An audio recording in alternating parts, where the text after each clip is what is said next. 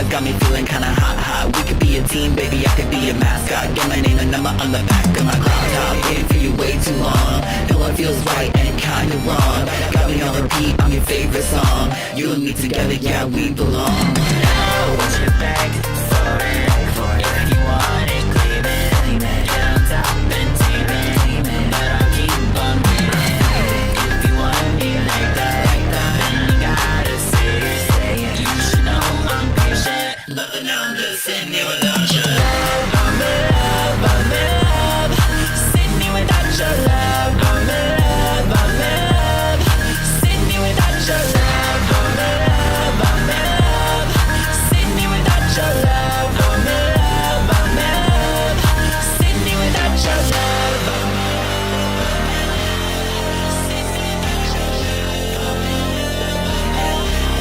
Sitting here without your love. Sitting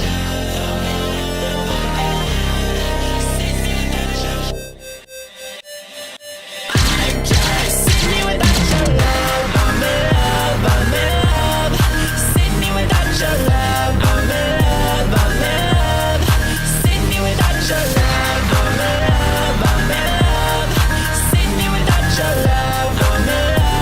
without your love. Sitting here without your love. Your love, I'm in love, I'm in love. Sitting here without your love. Hello, everyone. Welcome back. In like 2 seconds, I'm going to bring Ogre Boy on because I stumbled onto an article that I'm sure is going to rustle absolutely no jimmies, obviously. I got a new HDR monitor, true HDR, not that fake shit. The DVD logo is now like a rotating flashbang grenade. What is the thing that's gone up like 400%, if not more? Like, is it RAM or CPU shit? I don't know. There's a joke in there somewhere, right? Memory. Why did this happen? There have to be like tech bros in my audience.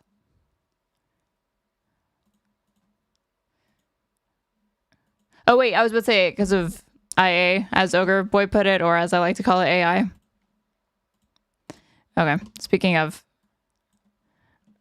Okay, you're live on air. Hello. Okay, hold on. I'm going to show you this thing that's surely not to piss you or anyone else off. Can you see? Are you looking at the screen share? Hold on. Give me just a second. Mm-hmm. No. Yes. Fucking no. No. It's, yep. Are you surprised?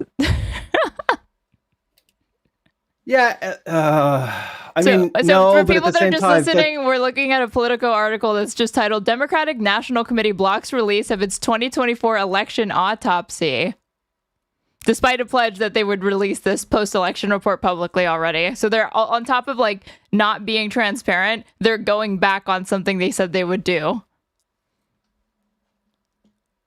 I mean, if you're a politics nerd for the most part, and you listen to enough people that comment on this, or any show that essentially talks to door knockers, like it's one thing if you have a favorite streamer and they cover politics or whatever the fuck, right? But especially, I will never not glaze the Majority Report.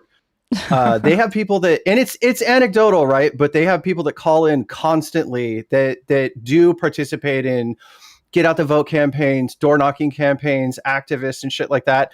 And they said several times, they had a lot of different callers that would call in and say, look, we were very enthusiastic to go out and knock for Kamala.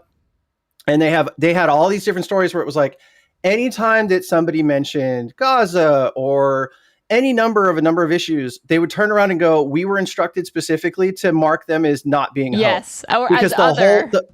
Yeah, or as other, because basically the whole idea was they didn't want to elevate any of the information up about what was actually pissing people off. Like they were told, just don't even bother with that shit. We're not interested. Yeah. And honestly, like, at that point, it tells you everything that you need to know. Because that is not something that, you know, door knockers are thinking to do on their own. That's something that they've been instructed not to do. So the people up at the top making that demand and request of them already know what the answer is going to be. They just don't want to hear it. I mean, yeah. I mean, this doesn't surprise me, but at the same time, it's like this. I don't know. At the end of the day, it's one of the only entryways into the two-party system. Like it's a cliche to say two-party system over and over again, but that's essentially what we have. Yeah. You're always going to have people that go in with altruistic reasons. They really feel like they want to help somebody. They think that that's the only route, and it's probably going to be for a long time if we're being honest about it. But then you have the people at the top, the quote unquote, the elites, the darlings of the party. No, not even the donors at this point. That's not even what I'm saying. No, you mean like the party bureaucrats or what? The bureaucrats, and then like the ones that everybody looks at and like those are our favorites, like the Buttigiegs and the Harrises and shit like that. Mm. The ones that they put the spotlight on. That I mean the level of like the like celebrity Dems, the like Dem aristocracy that it's kind of understood that like if you're a Democrat, criticizing them has to be done in a very, very specific way. A very, very specific way, but also like there were so many different articles that came out. Like one of them was from the Financial Times. I wish I would have saved it or printed it to now that I'm more in the mindset of it, I could have printed it to like PDF so I could have saved it forever. And I've tried that archive.is shit and it hasn't worked. But there was one specifically. I can't archive stuff either. I guess, okay, I'm glad to know it's not just my dumbass not being able to figure it out. But it was, there was a Financial Times article that specifically talked about how Kamala went to Wall Street, talked to CEOs, and basically was saying like, hey, at the end of the day, I'm going to be nicer to you than Biden was, suggesting that a lot of the regulatory shit or the domestic policy shit that Biden was doing that was good. Yeah. She didn't have the same interest in, and she was trying to woo their money away from them. So this was her away from them spending on Trump. Nothing will fundamentally change. Because remember when Biden caught a bunch of heat for saying that at some closed door fundraiser, or like it was captured at least like on some hot mic or something that was recorded like secretly. But if things actually did change under him because he enforced antitrust, Lena Khan appointment, etc. But she like when she says it, I think she means it. You know. She specifically told people like, hey, I'm going to go easier on you. I'm going to go more easily on you than Biden did. And if she's chasing down money to those people, does that even remotely sound like she's going to fight for like increased taxes or anything like that? Fuck no, she's not. So yeah, before you even get started, I'm already like, yeah, this checks, but nobody's gonna fucking okay. Anyway, go ahead. Okay. I'm reading this, just going. Of course, this is what was just the reaction to the title. Okay, so this was published this morning. The Democratic National Committee is refusing to release its autopsy of the party's major 2024 losses. It announced on Wednesday, breaking Chair Ken Martin's public pledge to do so. This is hyperlinked. So when did he do it? Dems like Ken Martin to lead their anti-Trump strategy. This was back in November of this year. This is a new DNC. We're taking the gloves off. Okay, dude. If I put autopsy or what, like pledge, release. Okay. In brief remarks to the press after his election, Martin committed to publicly releasing a postmortem of the 2024 campaign, which the DNC did not do after the 2016 election. Martin did not say how quickly the committee would execute the review. There has to be some lessons that we glean on that so we can operationalize it. Not just here in DC, but through all the 57 state parties, Martin said. We've got to look backwards and look forward at the same time. Okay, and I guess this is, he does not stand by these remarks anymore since he's completely reversed course on that. Put a pin in that. Yeah, put a pin in that because that's going to come up in a moment, I'm sure. The decision underscores the party's challenges in grappling with its electoral setbacks as it heads into what is expected to be a stronger midterm year. The DNC has completed post-election review of the party's melodramatic and botched campaign cycle is based on hundreds of interviews with operatives in all 50 states. During that process, some Democrats raised concerns about releasing the findings, according to a DNC official granted anonymity to describe the sensitive process. Okay, so let's just speculate. We already did a little bit in the intro as to why they don't want to release this now that they have the information and they've conducted it. What do we want to bet that if voters were just clamoring, and these operatives that they interviewed were just like, we need to move to the center. We really need to take a look at deciding to win and, take some lessons from there. We just need to love Israel more. What do you want to bet they would be blasting this shit everywhere? Literally, you would never hear the end of it. Turns out the Democratic base actually loves Israel, and they want to move to the center, and they want more like Joe Manchins in cinemas. You ran through all of the different donor people that contributed to that fuck ass report that a lot of the liberal commentators were uncritically fucking repeating, literally down to the line of like how they label themselves, which is a center left, which means fucking nothing if it includes a PAC that's like gets money from like the Walton family and Murdoch children and Michael Bloomberg. Or Tallarico that gets money from the Adelsons or Miriam Adelson. Like, okay. The DNC wanted to avoid another public debate over how the party lost the White House to Donald Trump. And instead, why? But like, oh wait, for a second, I misread this. It wouldn't be a debate. It would be pretty open and shut. They know what they need to do. They just don't want to do it. This is okay. So, and again, right, based off what you just read in the other tab, this is example number 37.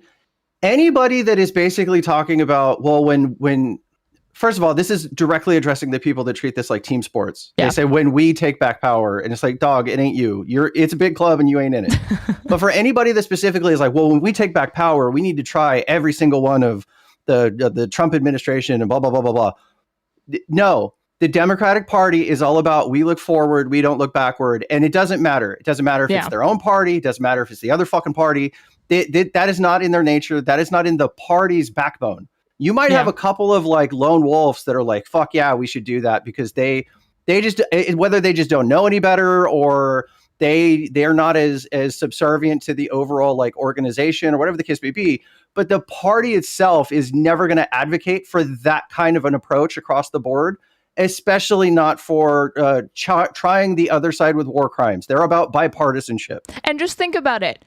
2008, peak popularity, hope and change. This war criminal Bush is abruptly replaced by this young black man and his beautiful family. Popular mandate. Everyone's excited.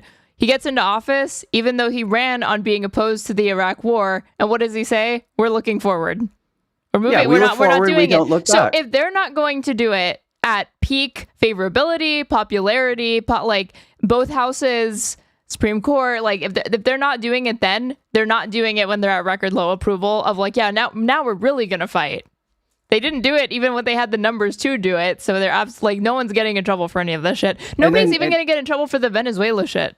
No one. Well, and then an extra tidbit on that was there was an episode of Majority Report where Jamie Peck, where Sam blew up at her because he got so pissed off, but he wasn't mad at her. She was like she almost sounded like she wasn't voting for Biden, right? No. They just got done watching a clip of Nancy Pelosi admitting that they knew at the time that George W. Bush was guilty of war crimes in Iraq. And then she played it off like nobody.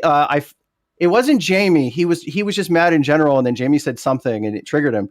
But the whole point is, years later, 18 years later, or whatever the case may be, Pelosi's sitting there going like, "Yeah, we all knew he did that shit, and we didn't do anything about it because we didn't want to. We wanted to move forward." And it's just there's so many examples where they never want to learn from their mistakes. They never want to try to actually improve. It's not about it's just. It's a team sport. It's protecting the party and not actually doing the work of being a public servant. Like straight up. That's all it is. I also think, and don't let the liberals hear this, let's be real, being the American president is doing crimes.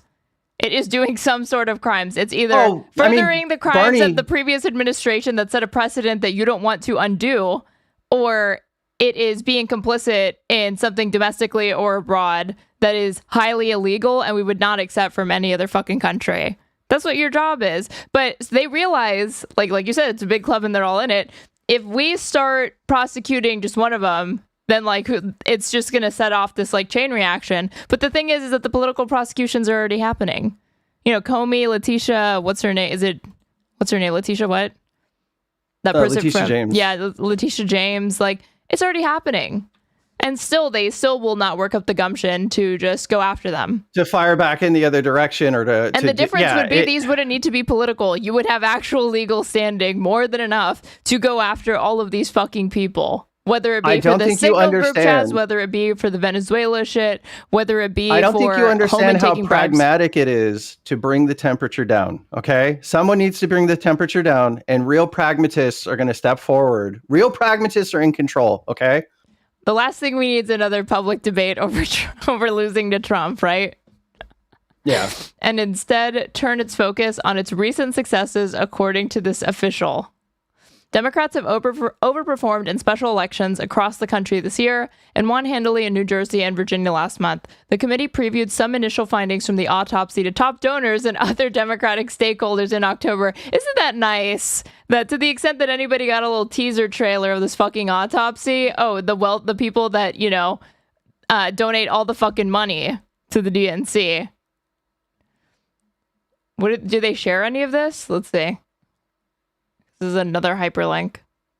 DNC officials argue Dems didn't spend early or consistently enough to engage and persuade voters. One of several problems the party faced in 2024, the committee said. Swapping Biden with Kamala Harris atop the ticket intensified those systemic long-term problems for the party, the official said, according to two people briefed by the DNC this week and granted anonymity to discuss those conversations. So far, Biden's age has not come up, they said. Here, hold on really quick. Mm-hmm. I'm just going to put it in the chat. I'm looking at it now. It's safe. It's barbarism critic. I looked at what she said, and it was like in passing, like in between menial tasks at the widget factory today.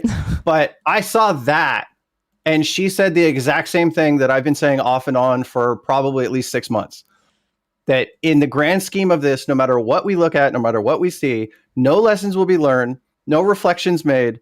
They are not going to change a damn thing. They are going to end up getting back into office purely off of the Republicans just being total shitters. But that last line is the important part. I want to see Democrats get in, believe it or not, regardless of whatever it thinks of my online reputation or whatever the fuck you want to say.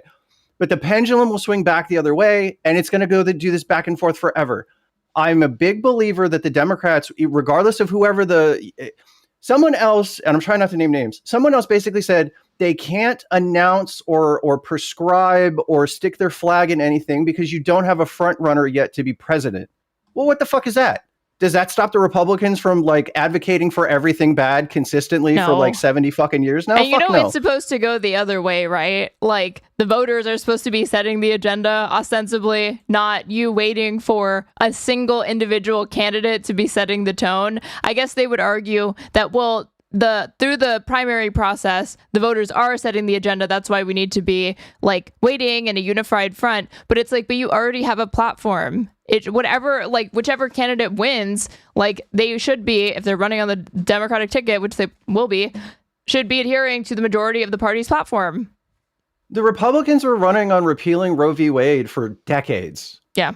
So my suggestion is, or to the extent that fucking my 4 viewer average Andy ass ever has, but I've advocated they need to pick a thing that is fantastical, that would be phenomenal, and say, look, we need to tie this to voter turnout. We need to tie this to seats in the House and the Senate. We need to, across the board, make people understand this is the goal we are building towards. So you start conditioning people now so that you get people thinking about something that would otherwise be impossible. You have to make that possible.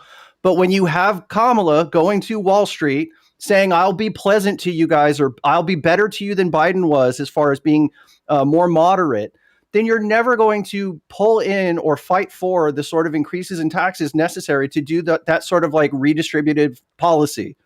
Like it's just not going to happen. They're not interested in doing this shit.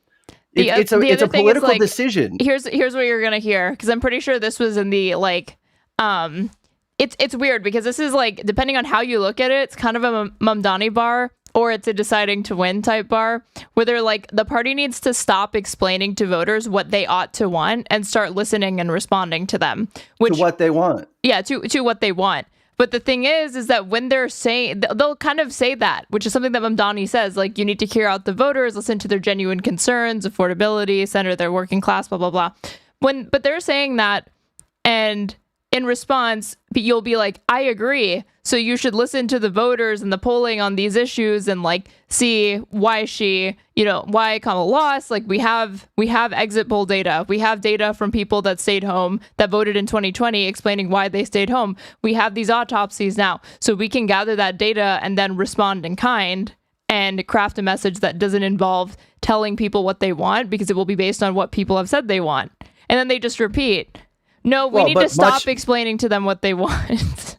Much in the same way that there's no job data because Trump held it back, the Democrats don't have any autopsy data because they're not fucking releasing that either. Yeah, and they didn't collect it properly in the first place. Because that's an other. Again, when you're against the genocide, that just falls under other. Yeah. What is it? Okay.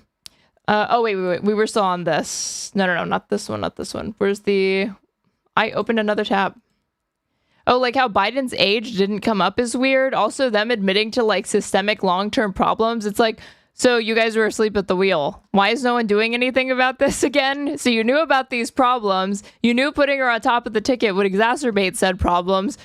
What was anyone doing in the background about fixing said problems? Nothing, it seems. I'm sure something was happening, but like, what, If you know this is true, there's what are these systemic long-term problems for the party? I can name them. Can these people name them? Can they articulate them? Can they explain how they're going to fix it? Or are they going to say, oh, it's too hard to? Or like you're talking about something that's so long-term that it's not even productive to talk about it now. The DNC official said the party's failure to respond to voters' top issues led to losses across once core constituencies, including working class voters. One of the people briefed said they understood that assessment to mean Democrats, quote, didn't talk enough about bread and butter issues, and instead we talked about social issues, social anxieties that could portend a DNC critique of the Harris campaign, which some Democrats said emphasized abortion and democracy over the economy and immigration. Dude, she didn't lean in enough talking about abortion. What are they talking about? And really, it's talking about like... No. It's the reverse. They're saying the amount that she put on abortion and democracy over the economy and immigration. They're saying that they didn't touch on economy and immigration enough. No, I know, but I'm saying that doesn't make sense because she didn't really lean into abortion, honestly. She didn't talk enough about like Roe v. Wade being overturned. She didn't talk enough about like how that's not popular in most states, so they want a federal abortion ban. Like, so she had segments where she would talk about it, and it was her strongest issue. It was supposed to, like, in my opinion, that should have been a slam dunk. Yeah, like in the grand scheme of things, that should have been the thing to where the country went, yeah, fuck it, of course. Like, we need to vote her in. There were female commentators the next day that were in shambles, and rightfully so, seeing how the country voted as a fucking betrayal. Because that basically said, hey, your rights, I don't give a fuck about that. Like, get fucked. Yeah. And the weird thing is that if they're uncomfortable about, abortion's one of those topics, you don't even have to make it about abortion then. You could have made it into a SCOTUS thing. You could have made it into the fact that McConnell went back on that bullshit standard that he instituted. They installed somebody to that seat that they fucking stole.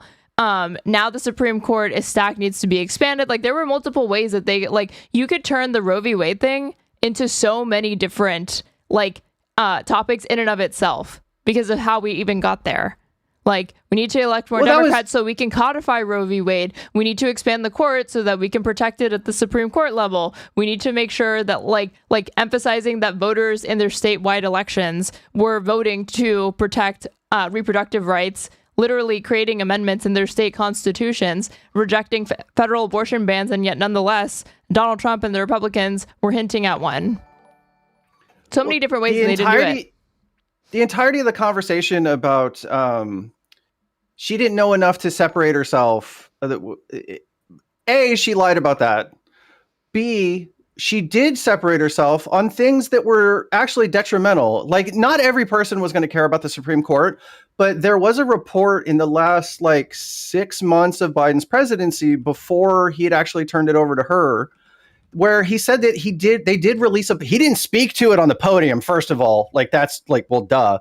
But they released a thing about like expanding the court, and to the extent that he had a plan of like tweaking what was there. I think it went hand in hand with what Bernie was saying about it promises a lifetime appointment, but you don't. It doesn't. The rules basically don't specify that it has to be on the Supreme Court itself. So one of the things that they were looking at was a plan to maybe start rotating people out to other positions, and then you would bring other judges in, like a federal judiciary or something. Yeah.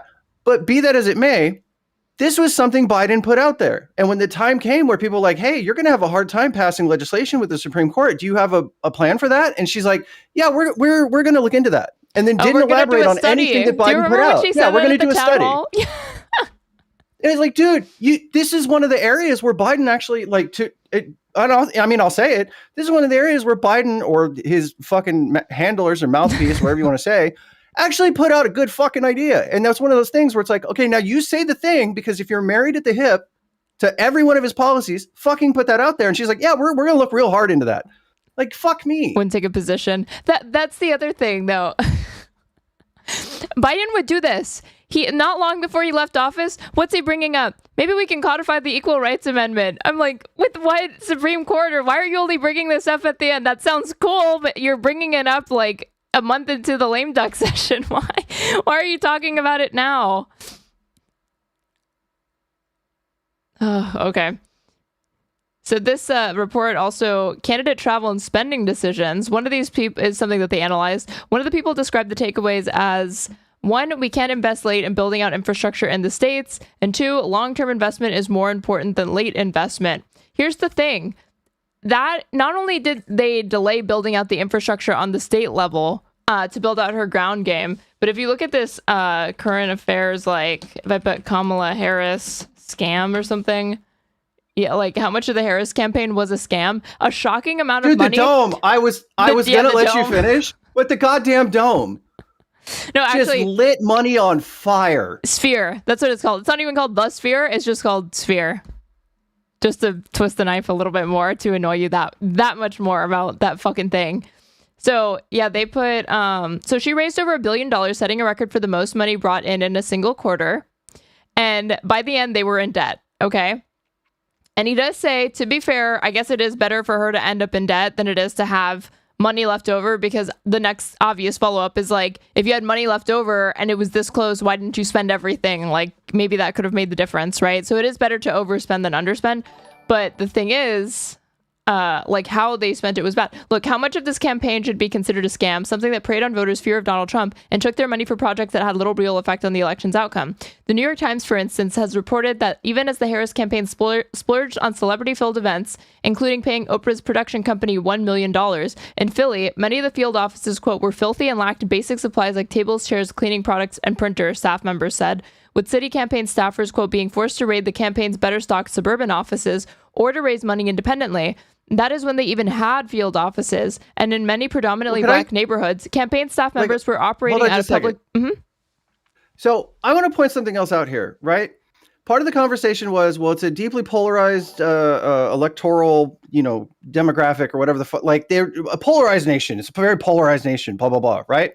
So they had to chase after Republicans. They had to chase after the never Trumpers, which by the very title that they give them is really fucking stupid, because they...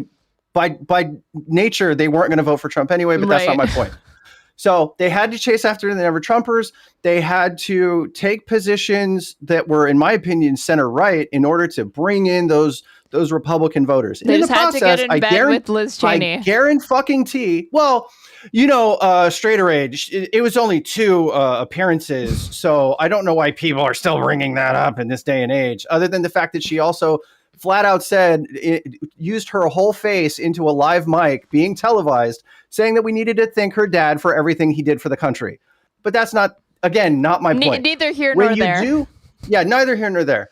So when you take into consideration all of the different areas where they moved, like not just to the center, but I would say center right, what you end up doing, there's a lot of people that donate their time, shit that working class people don't fucking have. Because they think at the end of the day that Harris would be easier to barter with, negotiate with, go to the picket lines and try to protest and get her to budge on issues.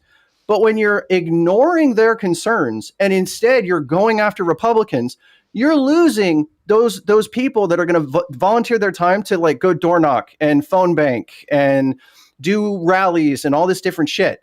So Yeah. on top of that, if you're showing me now that they also underfunded all of those campaign headquarters and said you get a folding table, some cobwebs, and a fucking a chair with 3 legs, and you'll like it, and fuck you, and you'll go door knock for us anyway. That's even further fucking reason that she lost in every last goddamn swing state. And this is the most effective way to convert people and get them to the polls. Is these like deep canvassing operations, door knocking. Like there's no replacement that we've found yet that is as effective as this method of mobilizing people. Like they're paying for all these digital ads, and the digital ads are important, but people are passively consuming those, and then before you know it, the election comes and goes, and they're like, "Oh fuck, I didn't register," whatever. It's just, flash in the pan. It was on their screen for 2 seconds, or they're aware broadly, but they're not even thinking. There's nothing. It's not like a solid pitch, What is this? There were no yard signs. There was no visibility. There were no t-shirts. There was nobody handing out literature. There were no bumper stickers. There was no sign that we were in the fight of our lives in the most important city in a presidential campaign. Because remember, this is in Philly.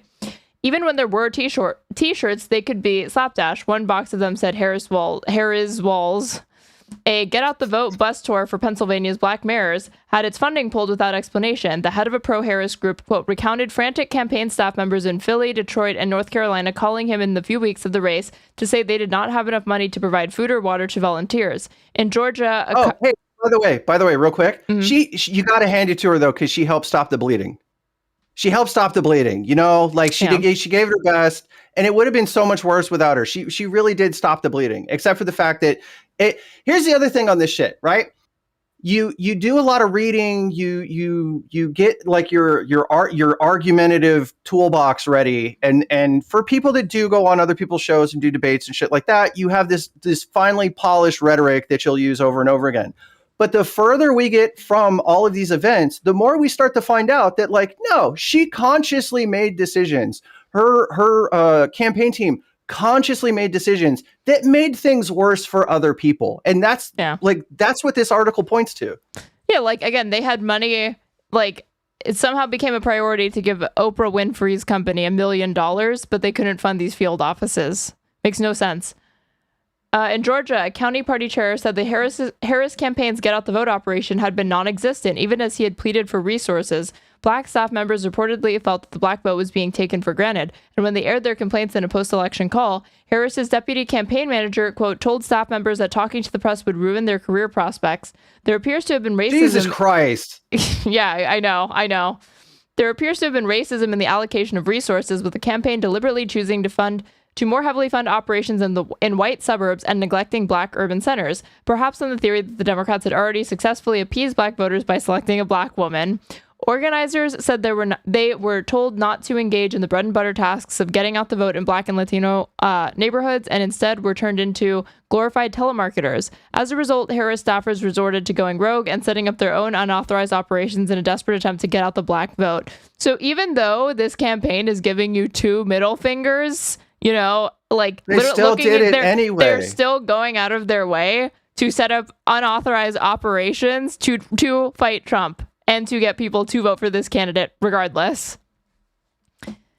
As operations targeting black voters were starved, the Harris campaign spent lavishly on other things, paying for an avalanche of advertising, social media influencers, a 4-hire door-knocking operation, thousands of staff, pricey rallies, a splashy Oprah town hall, celebrity concerts, and even drone shows. They spent roughly... real quick.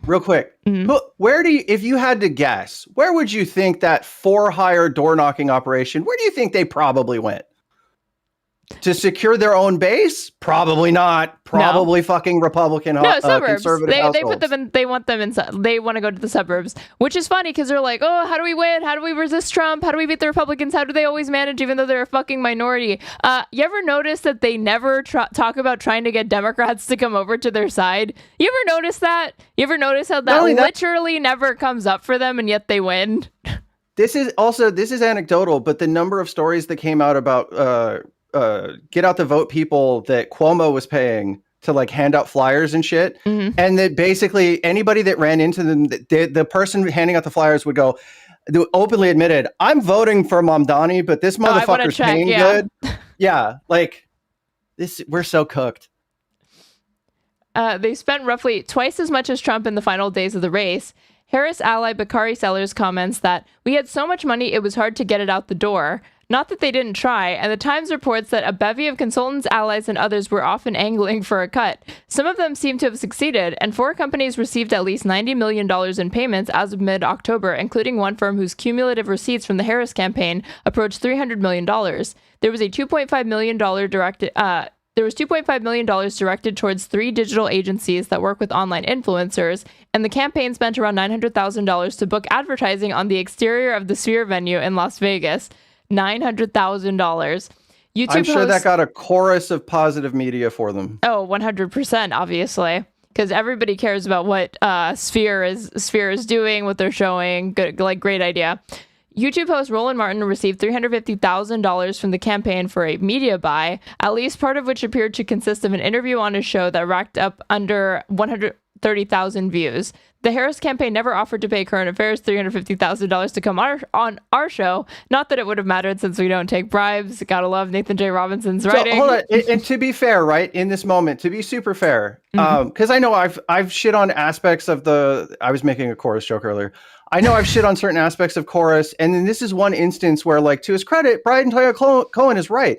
There are smaller shows that would have talked to her for free. Yeah. That would have been like, I'm almost quoting him verbatim because this was how much. Yeah, no, like that would have been acolytes, as he said, and they didn't have to spend this kind of fucking money. Yeah, and it didn't get them anything. That's the point. They fucking I made lost. That point the other day, and I had somebody call me racist and then come in to debate me because they thought I was saying that, like, Black people should be paid for their labor. But in reality, I was saying, no, you think that, like, Joe Rogan gets guests on and they're not paying the guest money is not exchanging hands between the guest and the host, as far as I know. Or if it is, all of these people are managing to keep it under wraps and not talking about appearance fees that are being exchanged. But it's like, it's mutually beneficial because they get their shit out because of exposure, and then he gets to have a guest on. His show is considered to have like massive cultural. It's like it's a extra. It's a goodie to go on his show. At least, I mean, still to a large extent. That's why everybody singles him out and wants to know about who the new Joe Rogan of the left is going to be or whatever. It's because he's like, for the realm that he's in, he's still one of the top. That's the point. Al Sharpton's nonprofit received $500,000 from the campaign ahead of his MSNBC interview of Harris, which was unsurprisingly friendly. Democratic mega donor John Morgan says the consultant saw the giant pool of money as being like getting the keys to the candy store, and concludes that much of the money was essentially stolen, albeit legally. What is it? We spent money in stupid ways because we had a really bad strategy, former DNC consultant told Puck. They even bought an expensive TV ad in Florida, a state Harris knew she wouldn't win, just to troll Donald Trump. Other aspects make the Harris campaign look little more than a multi-level marketing scheme. For instance, they spent $111 million in online ads seeking donations. In other words, ads asking for money to pay for more ads asking for money. I was struck over this campaign season how many texts I got just pleading with me to urgently send more money. I never did, even though I did not want Trump to win the election, because I had zero confidence that the money would actually end up being spent on anything useful. Turns out this lack of confidence was fully justified because your donation might as well have gone to a drone show production company or Oprah staff, or just to pointlessly build a set for a podcast, which reportedly cost $100,000, yet had cardboard walls, raising the question of who got the money, or just towards sending you even more texts. What it did not go towards, apparently, was adequately funding field offices in Black neighborhoods. And this was the part that I was thinking of when I pulled it up. That literally paying money for ads where they ask for more money. Yeah, and you know why? You know how you find yourself in that sinkhole? Because you're not actually offering anybody anything, and you're not running on actual tangible issues and transparent ways of making people get excited for you that doesn't involve an actuarial table and trying to figure out like whether or not you qualify for something. That's, fuck. This is so fucking frustrating. Not only are you not offering people anything, you're literally asking them for a handout.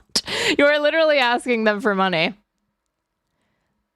What is it? This was, so one, we can't invest late in building out infrastructure in the States. And it's like, my dude, late? It sounds like in critical areas in swing states, you didn't spend any money. Like, they didn't at do all. anything. And two, long-term investment is more important than late investment. The problem with our side, we saw it in 2016, 2020, and 2024. The money comes late and we need the money to come earlier. The issue for our side is not the lack of money, it's how late it comes, the person added. But this is Hold on. So the issue with that, and this was the only logic about it had to be Kamala that everybody said and that I actually agreed with, is because of the time frame on when she took over, and because for all intents and purposes to overly simplify, it was because all the accounts were also in her fucking name. So it wasn't a matter of the money coming late. It got halted because all of the donors said we're not giving another fucking penny until Biden's gone because of how bad he did in that fucking debate. Yeah. So they gave it to her, and then she got inundated with fucking cash. So I don't understand this bit about like the money comes in late. The money was always hers anyway. Like, that doesn't make any fucking sense. It's also weird that's like, we saw this in 2016, 2020, and 2024. What do you mean the money comes late? Like from donors, or small dollar donors, from the large donors? Like, what does this mean? Even so, it's not clear how some of these conclusions square with reality. Even Politico is like, we can't fucking, even we can't make sense of this. The Biden campaign did only maintain a skeletal on-the-ground staff in some battleground states, worrying in-state Democrats, as Politico reported in December 2023. But Biden's campaign also started communicating with voters earlier than any modern presidential re-election campaign. Well, Biden's campaign also started noticeably absent from that campaign communicating with voters was Joe Biden, because he was like literally plummeting voter confidence in it every time he opened his fucking mouth or made a public appearance, and they knew it. Yeah, he was a liability on the microphone. It doesn't. But again, none of this actually squares with reality. She only had 107 days, and she didn't have enough time to establish herself, and blah blah blah blah blah. That's also bullshit, by the way. And she didn't have. I've also heard cope about she didn't have enough time to even figure out what she was going to run on. You're running alongside the oldest fucking president in America, in the history of the country. If you went in day one and you didn't have a plan B in your back pocket about what you were going to do in the moment that this old fucker kicked, that's also just malpractice in and of itself. Yeah, as it is, your pitch could literally have been that I don't have to wear a diaper to work because I'm like 40 years younger than this motherfucker, or whatever it is, right? Jesus. 25 million in ads, 30 million. Biden's team argued this early investment would activate key voters. What questions the DNC tackles in its postmortem, what conclusions it draws, and who it blames, if anyone, will inevitably inflame Democrats, reopening wounds over an election which the party lost ground with voters across every demographic and ceded every swing state. Yeah, because when you go out of your way to pick something that's scientifically middle of the fucking road, you piss everybody off. Yep, you alienate everybody and you pick up nobody. That's undefeated. Yeah, that's fucking undefeated. DNC Chair Ken Martin pledged to publicly release the results after he was elected in February, turning what would end up in the post-election review into a parlor game for frustrated Dems. Some hope the party will take aim at the consultant class, a position Martin ran on during his in-house race. Some Dems want the leadership of Harris's campaign to receive more direct blame, while others point fingers at Future Forward, the flagship super PAC that backed her bid, and others believe the DNC needs to more aggressively reevaluate its own role in the defeat. It's not clear if the report will tackle Biden's age. Remember, it hadn't even come up. A top attack line from the GOP that his team downplayed, but one that was put on national display during his disastrous debate performance, as well as his decision to not exit the race until 3 months before the election. So far, in these sessions, the DNC did not call out any person or entity by a name, these two people said, but one acknowledged, I don't know what's in the full document. Okay, so back to this, because now it exists, right? They only get, this was that was the backdoor, donors get a preview, right? No wonder the Dems are pushing so hard for the fucking Epstein files. They don't want to release how they fucked they fucked the couch and gave the fucking country over to Trump. Yeah, give me this. These are my Epstein files. Release these fucking files. Former President Joe Biden's decision to run for re-election, despite his advanced age and his disastrous debate performance, were not mentioned in some excerpts of the report's findings, which were shared with Politico. Democrats are still divided over what contributed to Kamala Harris's loss. It really is not that hard. It really is not that hard to understand why it is she lost. And you should not, and I'm not talking about like, oh, like some people don't know if it's because she was a woman or because she was black. Obviously, it's not that, or like, but I wonder if that's what they're signaling at. Especially after reading the two stories that came out in Huffington Post and Reuters in the beginning of November about them knowing about Gaza and the crimes against humanity that were occurring as early as like December of 23. Even with that, I'm still saying that at the end of the day, like, and to the extent that someone can come along and take away my leftist bona fides, I'm still saying like that sadly, the Dems are all we fucking have. I want them to win. But you can cheer on the Democrats, good, proper candidates. And then in turn, you don't have to fucking defend Harris. That is something that just irritates me. It's cock bullshit. Yeah. The decisions that were made, the choices there, it was so much there that she brought on a fucking CEO that she went and kissed their ass and then brought that person on stage to say, hey, I was going to give a bunch of money to Trump, but now I'm going to do it to Kamala instead because I think she's neat. As opposed to bringing on a single Palestinian American voice that still would have glazed the shit out of her, by the way, or a single trans person. So you turn around and you have people that go, I feel like they're just not listening to us at all. Like they're telling us to shut the fuck up and vote. Or literally, but they're not. They don't have our back anymore. Even if they don't want to go with somebody who's like visibly queer, visibly non-white or something like that, even just a fucking working class voter who can go up there and give a testimony of my life was fucking wrecked because I was forced to give birth and then my fetus, like my baby died instantly after giving birth in fucking Ron DeSantis's like Florida or something like that, right? No, they're campaigning with fucking Mark Cuban for whatever reason. Just just dumb choices all around. The person that the undecided movement wanted to put on, that they were, as I understand it, the undecided movement was working with the campaign up until the last minute, and then ultimately they told them to fuck off. Yeah. They had a vetted person that was a long time, like, who's running. She's running for Georgia mayor or something. Yeah. Yeah, I want to say it's like, it was one of the southern states. To be fair, it's been a while. I don't have it committed to memory that much. But she gave a tight 5-minute speech. She goes, look, this is what I was going to say. And at the end of the day, it was like turbo fucking pro Democratic Party. It was turbo pro Kamala. It was like, let's all move forward together and go out there and fucking vote. And the campaign just said, eat ass. And every single person that has naysayed that shit ever since was like, we can't let some random person just go on stage. And it's like, you didn't look into this shit at all. Yeah. If you're a commentator and you had that outlook, that means you don't give a fuck about this. And you didn't even bother to look into the woman or even play her speech for your viewers on stream. They don't want it to happen ever. They're like, there's no right way to have gone about that. They don't want it to happen, period.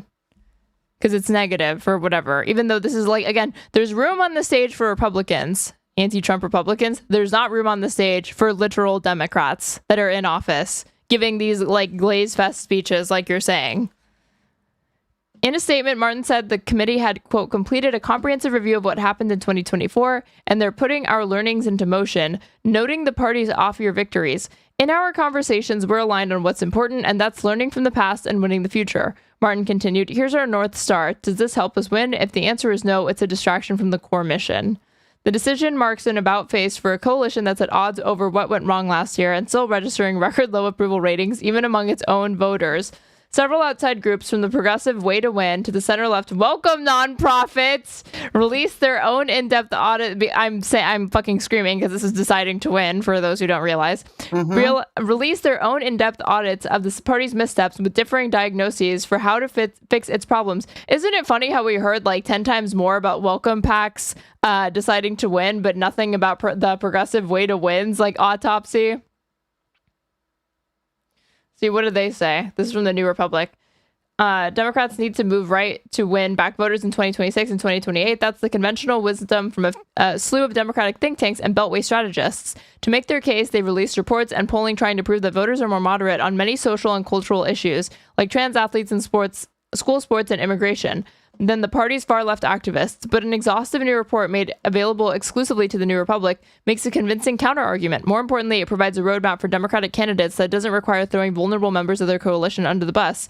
The report comes from Way to Win, a left-leaning strategic donor collaborative and strategy hub founded after the 2016 election. The report, a compilation and analysis of the surveys and focus groups they've done since the 2024 election, looks not just at swing voters, but the entire coalition, including those who voted for President Biden in 2020 and then sat out the 2024 election. This presents a fuller picture than analyses that simply conclude the electorate swung right last November. While some Biden 2020 voters did vote for Trump last year, a substantial number stayed home. This changed the composition of the electorate and made it look more Republican than it really was. Yeah, I remember hearing this from people that like there wasn't a rightward shift. It was like they called it like a couchward shift because people just straight up didn't even come out. It was double haters. They got really like, and to be fair, again, I think she could have won, but it was double haters. Yeah. They got super excited when she took over. And then by about the time that the fucking convention hit, they said, fuck this shit. I'm out. She's wanting to do stuff that doesn't make any sense. It wasn't so much like, fuck Kamala, I want her to lose. It was you were watching from at home, like you were watching a fucking horror movie and you're yelling to the main character that fucking Ghostface is right behind you with a knife and they're not listening. We're going to have the most lethal military. At a time when, like, yeah, you definitely feel that just the American public in 2024 was just yearning for intervention. Well, not only that, hold on. There's cope about that one, too, because you can't have conversations about this shit with fucking anybody anymore because the gut reflex to that statement when you talk about how fucking stupid that was is to go, do you want her to run on defunding the military? And it's like, no, dipshit. I'll agree with anybody that there's only a certain amount of pool of money out there. If we're being like kind of honest, in some respects, I don't think that's 100% the case, but that's a different conversation. My point is this: at a time when arguably there's like only a certain pool of money and people are going, holy shit, I don't have any money left over at the end of the month. You're talking about taking even more money and putting it towards the military when people can't afford gas. Yeah. Like that was a colossal fucking error, an unforced error. I'm spazzing you did me so dirty. I was in a good mood before this. Like, holy shit. Yeah, I knew this would brighten your day. Those who sat it out in November are much more politically aligned with Dems, but aren't motivated to vote for Vice President Kamala Harris and down ballot Dems. Determining what they want from future candidates tells a different story than centrists might hope. Way to Win pointed to three main problems that cost Democrats last year. Voters were upset not just about raising prices, but about longer-term economic trends and wanted change. Republicans on the far right have a built-in media advantage thanks to years of investments, which made it harder for Dems to break through, and movements on the left around issues like Gaza, racial and economic justice, and immigration weren't aligned with the party. Fundamental to the report is an important corrective. While many observers have argued that Democrats lost last year because the party had moved too far left, Way to Win makes the case that voters don't actually apply neatly defined ideological frames when they evaluate candidates' policies and choose whom to vote for. Their decisions are more complex and filtered through their social, family, and work lives. Complex is a generous way to put fucking incoherent, probably, idiosyncratic, and almost contradictory at times. But they're not wrong that it's more complex in like the most neutral sense of the term, which is that it is not neat, as it's saying. Well, I've said numerous times before, right? Like, no, I'm not saying this about your audience. Obviously, they're all really cool, fleshed out, thoroughly well-rounded people. But anybody else, nobody's like a big enough fucking nerd to constantly have your face in different people's live streams, constantly reading news feeds, trying to get like latest updates on bloggers and shit like that are analyzing all this stuff and giving breakdowns. A lot of people only maybe have a half hour a day tops to really pay attention to this shit. And they're only going to go out of what comes out of their mouths. Yeah. And Kamala wasn't hidden. A lot of people just thought, I lived through Trump. Kamala's not saying shit. Nothing's going to fucking change. I don't care. And they tuned the fuck out. Oh, yeah, and then the other thing I was going to point out really quick. I think it was either Ryan Grimm or David Dan. This is a totally anecdotal thing, by the way, right? But they were talking about how some mutual friend of theirs, they were talking to a guy that on the day of the election, they said that on his way to go vote, he hadn't decided who, like he had all the local shit just down pat, but he had no clue who he was actually going to vote for president. And he said, I'll decide based on whichever the last billboard I see on the way to the polling location. That's who I'll pick. And that's who normies are, and not the people that have these live streams that to thousands of people that they talk to every day, I think a lot of people don't understand that like nobody thinks the way that we do about this shit. And to the extent that us radical, crazy, tanky lefties or whatever moniker for the day that you want to give us, when we're yelling about this stuff, we're trying to say fucking keep it simple, come up with like not leftish in the way that Mamdani did. I don't even think what he did was left. I have a whole different like theory about that shit. But it was so much more naked and transparent and putting on a platter, here, is this what you care about? Well, this is directly what I'm going to do for you, as opposed to a tax break for first-time homeowners whose last names start with the letter M through fucking Q on the first month of every year. Like, you can't do that shit because somebody's going to look at that and go, that doesn't apply to me. I don't care. Yeah, I'm offering, what was Kamala's signature policy? It was like Pell Grant recipients for like recent college graduates in STEM fields that were female and also had a household income that fell under $150,000. It's like, dude, all of this shit, like they're trying, those policies pop up because they want to, these people are perpetual means testers and they want to micro target and make sure that money goes to where it ought to go, right? But then it leaves you with policies like that there's no way to communicate them to the general public in any way that doesn't sound like incoherent or like you're saying like, oh, so you're narrowcasting to like 13 people. Well, it doesn't sound like I fit into this. So why should I care about it? Because it's not this broad universal program, or it's not this exciting pitch. You know, plus, it's fiscally responsible. It's yay, tax credits. It's going to make Ezra Klein cream his pants, but it's not actually anything that you can, what does that matter if you can't actually sell it to the public? Yeah, and don't let people snow you on shit like, I mean, not you, mind you, but anybody in general. Don't let people snow you when it comes to shit like that. We have this wonderful mechanism for getting money back if it goes to somebody that already makes too much. It's called taxes. Yeah. We can claw back that money at the end of the year in taxes if somebody ended up getting too much. So in the meanwhile, you universalize things so that everybody benefits from the nice thing. You don't have finger pointing about like, hey, that person's not worthy, they shouldn't get it. And if they get too much, you take it back at the end of the year. It's literally that simplistic. Yep. A conclusion supported by much political science research. When you go knock on doors, you hear all kinds of stories, but they almost never have to do with detailed policies or ideological framing, the report says. This suggests a different path forward for moderating on some issues like immigration, the environment, or trans rights. While it might be true that the party's positions are to the left of the majority on some specific issues, there's no evidence that those are the issues that drove most voters to make their decisions last November. It's not that these issues don't matter at all, but they aren't decisive, and there's room to persuade voters as well. When we actually talk to voters and listen to them, which we did over the course of this year, it's that the other issues that we highlight in our report are just much bigger factors, said Jennifer, a co-founder and vice president of Way to Win. This was especially true of those who skipped voting in 2024. In the important Sunbelt states, these voters were 13% of the 2020 coalition, and a majority said they would have voted for Harris if they'd voted in 2024 rather than sitting out. These voters didn't want Democrats to moderate. They wanted a stronger economic message and wanted Dems to fight for them. But they often felt like they'd been supporting Dems for years and hadn't gotten results. In fact, moderating on some positions was more likely to reinforce Republican talking points and make Democrats seem weak, according to the report. If we want to build a bigger coalition, it's going to make it worse if we keep trying to look more like Republicans, or we keep trying to go into this triangulation direction.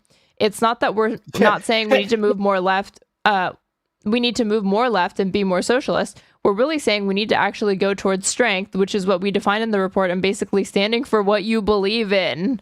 Well, but here's the thing that you're not taking into consideration is that I have a single poll that says Kamala Harris was too liberal. Checkmate, tanky. I fucking win, you lose. Done, mic drop. Thank you. Good night. The perception of Democrats as weak was partly shaped by Republican attacks rather than Democratic messages themselves. As an example, voters surveyed by Way to Win said that Harris's campaign was mostly concerned with trans issues. In reality, it wasn't a big part of her campaign, but trans issues played a starring role in ads from the opposition. Harris didn't work to counter that impression, and her actual campaign messages didn't break through either. Voters didn't hear her messages on the economy as much. They also want Dems in general to talk more about the bigger issues facing the economy, like inequality. One of the top performing policies or issues that were motivating for the skippers was strengthening enforcement against wealthy tax cheats and making the wealthy pay what they owe. It's making the case that the system is not working for a lot of people because of this inequality and this imbalance, and we have to make it more fair. Too often, Dem messages end up reinforcing the story that Republicans are telling, Owens says. The report pointed to the losing campaigns of Senator Sherrod Brown in Ohio and John Tester in Montana, who touted their support of conservative immigration policies. Instead, Democrats need to tell their own story when it comes to immigration, one that highlights that the contributions immigrants make and argues that legal immigration should be easier. But yeah, it is crazy how when you yeah, pretty much the conventional wisdom is oh, they need to move to the right or whatever, because we're the Dems are perceived as too far left on these issues, but objectively they are not too far left. Voters are out of touch with what the Dems even spent their time talking about, because the Republicans define the terms of the conversation. They set the parameters, they set the framing, they start the conversations, they get to pick the topics, and Democrats are only ever reacting. They're never actually agenda setting. They're constantly on the defense, and it never comes into the it never occurs to these fucking consultants that you can just be on the offense for once. Well, not only that, right? So the perpetual conversation is, you tankies want the moon and the stars. You're going to get nothing. I'm going to ask for 5% change and get everything you're going to see. And then they pivot to the center, or even further than the center. Yeah. They lose, get knocked on their ass, teeth all over the fucking concrete. And then we end up with another all Republican administration again, or another Republican trifecta. It's what, and we learn nothing. We learn nothing. As a society, as a people, we just keep repeating the same shit over and over again. Let's see. So that was the in-depth audit of the party's missteps with different diagnoses for how to fix its problems. Just last week, some DNC members called on the committee to provide more answers. The DNC official described some examples of the report's findings, including the party's organizing strategies, necessary technological upgrades, and its youth voter problem. Though the details shared with Politico were sparse and incomplete, excerpts from the review broadly described Dems as defensive on immigration and public safety, issues that generally favor Republicans, but didn't name-check a campaign, candidate, or entity for its role in this posture, at least not publicly. On the party's organizing efforts, and this is a fucking issue, why are you afraid to name-check people? Why are we afraid to actually hold anybody to account? Even just the way that they went about making this autopsy, the methodology seems highly flawed from the outset. Because why are you doing an autopsy when built into it are mechanisms to make sure that accountability and blame is obfuscated, or spread out among so many people that you can't really ever even point to one specific thing. It's all these vague generalities that are hard to say what's the concrete action that should be taken in response to that. Nothing says that they're a party that's learned their lessons and they're willing to change, not releasing those lessons and naming anybody that fucked up so that they can learn and change. At a certain point, you have to take figures and ultimately go, you know what? They tried real hard. They did the best they could. But at the end of the day, people didn't like that shit. And we need to pick a new direction. We need to move in a certain way, etc. There needs to be an admission that a lesson has been learned. Otherwise, we're just barbarism critic said, the pendulum's just going to keep swinging and we'll never fucking get anywhere. It's like I said, it's very fucking frustrating. On the parties. Oh, and the other thing. So they're worried about infighting, bad PR. It's dude, 107 Days has been released. Original Sin, Jake Tapper's book, has been released. The fucking press secretary has been released. Lindy Lee is on her take. Last one's a joke. But this idea that it hasn't already been a conversation talking about failure. Dude, when the presidential candidate that ran already has released a book giving her own account that downplays her role and her issues as a candidate or her direction, and again, just obfuscates even more and tries to say oh, it was because I didn't have enough time and it's not fair and all of these issues and blah, blah, blah. That's the narrative that's out there right now. And it's a totally self-serving one. And that scares me because that tells me, what, is Kamala Harris going to run again? Are you scared to put this out because this contests what she said in 107 Days? She put Owens in there. She's trying to take digs at Newsom for not responding to her fucking calls, and then all she did was reveal that nobody was lining up to be your VP. Isn't that pretty bad? Isn't it bad that nobody wants to join your losing ticket? Well, except for one person in particular, but she didn't want to take him on because of the risk involved. God, I hate it here. On the party's organizing efforts, the DNC's review urged campaigns to incentivize engaging conversations with voters over just the number of doors knocked and phones called.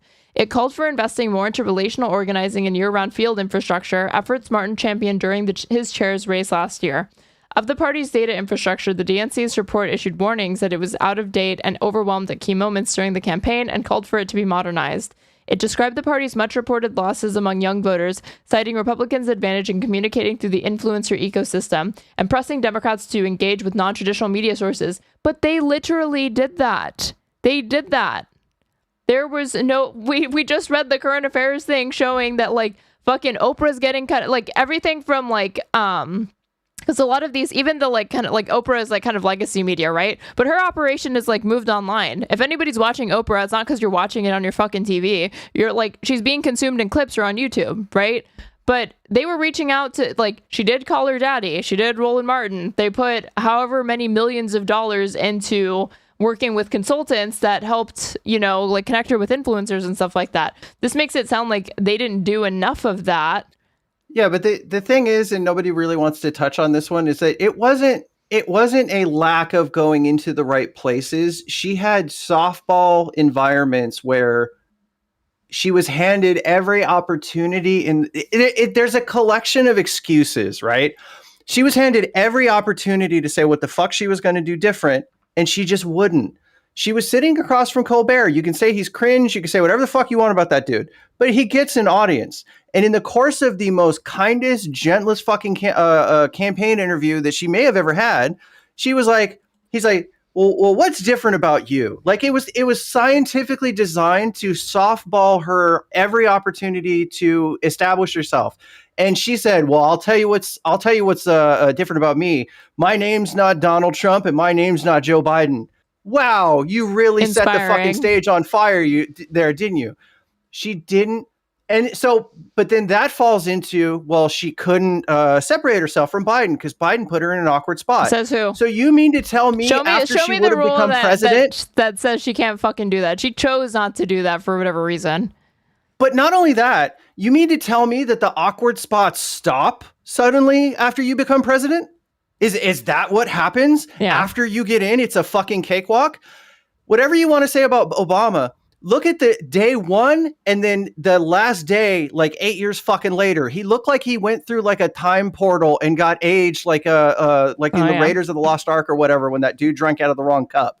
Like, it wasn't going to be an easy job by any stretch of the imagination. So you're saying if she just did the best she could because she was in an awkward situation, the awkward situations were going to be never fucking ending, especially if she was going to be fighting tirelessly around the clock for the American people. It's all bullshit. This one. That was me throwing my chapstick. Most presidents age significantly. Yeah, but it's really laid bare when you have a candidate as young and chipper as Barack Obama entering office and then leaving this way. To be fair, he's like mid-blink in this, but it doesn't change the fact that, yeah, he visibly aged, and this was not just a function of like... No, literally. It's not just a function of the fact that like, oh, well, it's been 8 years or whatever. It was like, that was a hard 8 years, clearly. And this is because this dude apparently woke up and like played basketball like 5 days a week for 30 minutes or whatever and like exercised. Where were we? Back in February, Democrats conceded the GOP was running circles around them online, but in describing its findings, the DNC doesn't go much further in clarifying its own public recommendations. This fall, the DNC held briefings with donors and other Democratic stakeholders on its initial findings. At the time, one Democrat who attended an October donor event confirmed that Biden's initial decision to run in spite of his advanced age was not mentioned by DNC officials as part of a review. It's not clear whether his decision to run for re-election is discussed in the private review. Biden's age was not mentioned in the excerpts of the review shared with Politico on Thursday, nor was it raised in other briefings on the report's initial findings. Most Democrats cite the last-minute candidate switch as a core reason for the party's sweeping losses. Hold on, really quick. Here, it's time-stamped. And you only have to play a couple seconds of this, but like, this was Anstead Herndon on the Majority Report. And I don't want to like pre-say the line, but just play like 20, 30 seconds of like what he says here. because this goes into literally what this article is saying about Republicans running the field and that Wait, they where'd you ran send away this? with the election. I just put it in the Twitch chat. Okay. So it goes in this. The article is basically saying like the Republicans, they ran away and they controlled the narrative and they did all this shit. But listen to what he says here. Was so reliant. They took I love as a Ested. fact how people were disinterested in this election and only going to come to it in the last week. And I was like, your actions are adding to the disinterest. Right.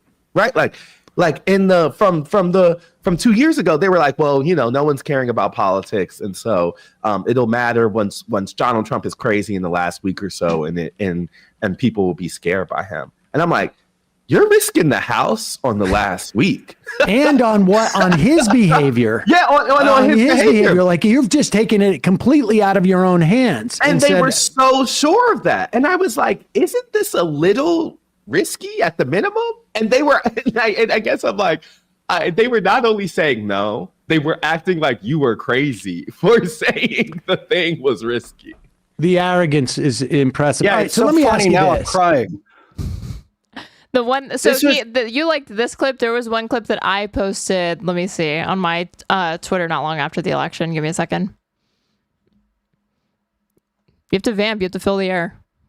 I mean, like I said, this isn't just a Kamala thing. And it's there's so many people that they want to cover, as opposed to just admitting flat out, like outright, like, hey, at the end of the day, we made some fuck ups, but we know what we need to do. We know what we need to improve, blah, blah, blah. If you just so much as sneeze the idea that the Biden administration fucked this up, Harris included, you have bald YouTubers flinging out of the fucking cracks in the wall to try to correct you, a 7-follower Twitter account, for something that you said in the moment. Like, you don't have to do this. For people that had been plugged in the entire time, there was enough there to show it wasn't a matter of saving your political capital and keeping your powder dry and blah, blah, blah. Well, that didn't work either, because you let the border, you let all of these different examples of things just go up in smoke to where they turned into no shit legitimate problems by the end of the presidency.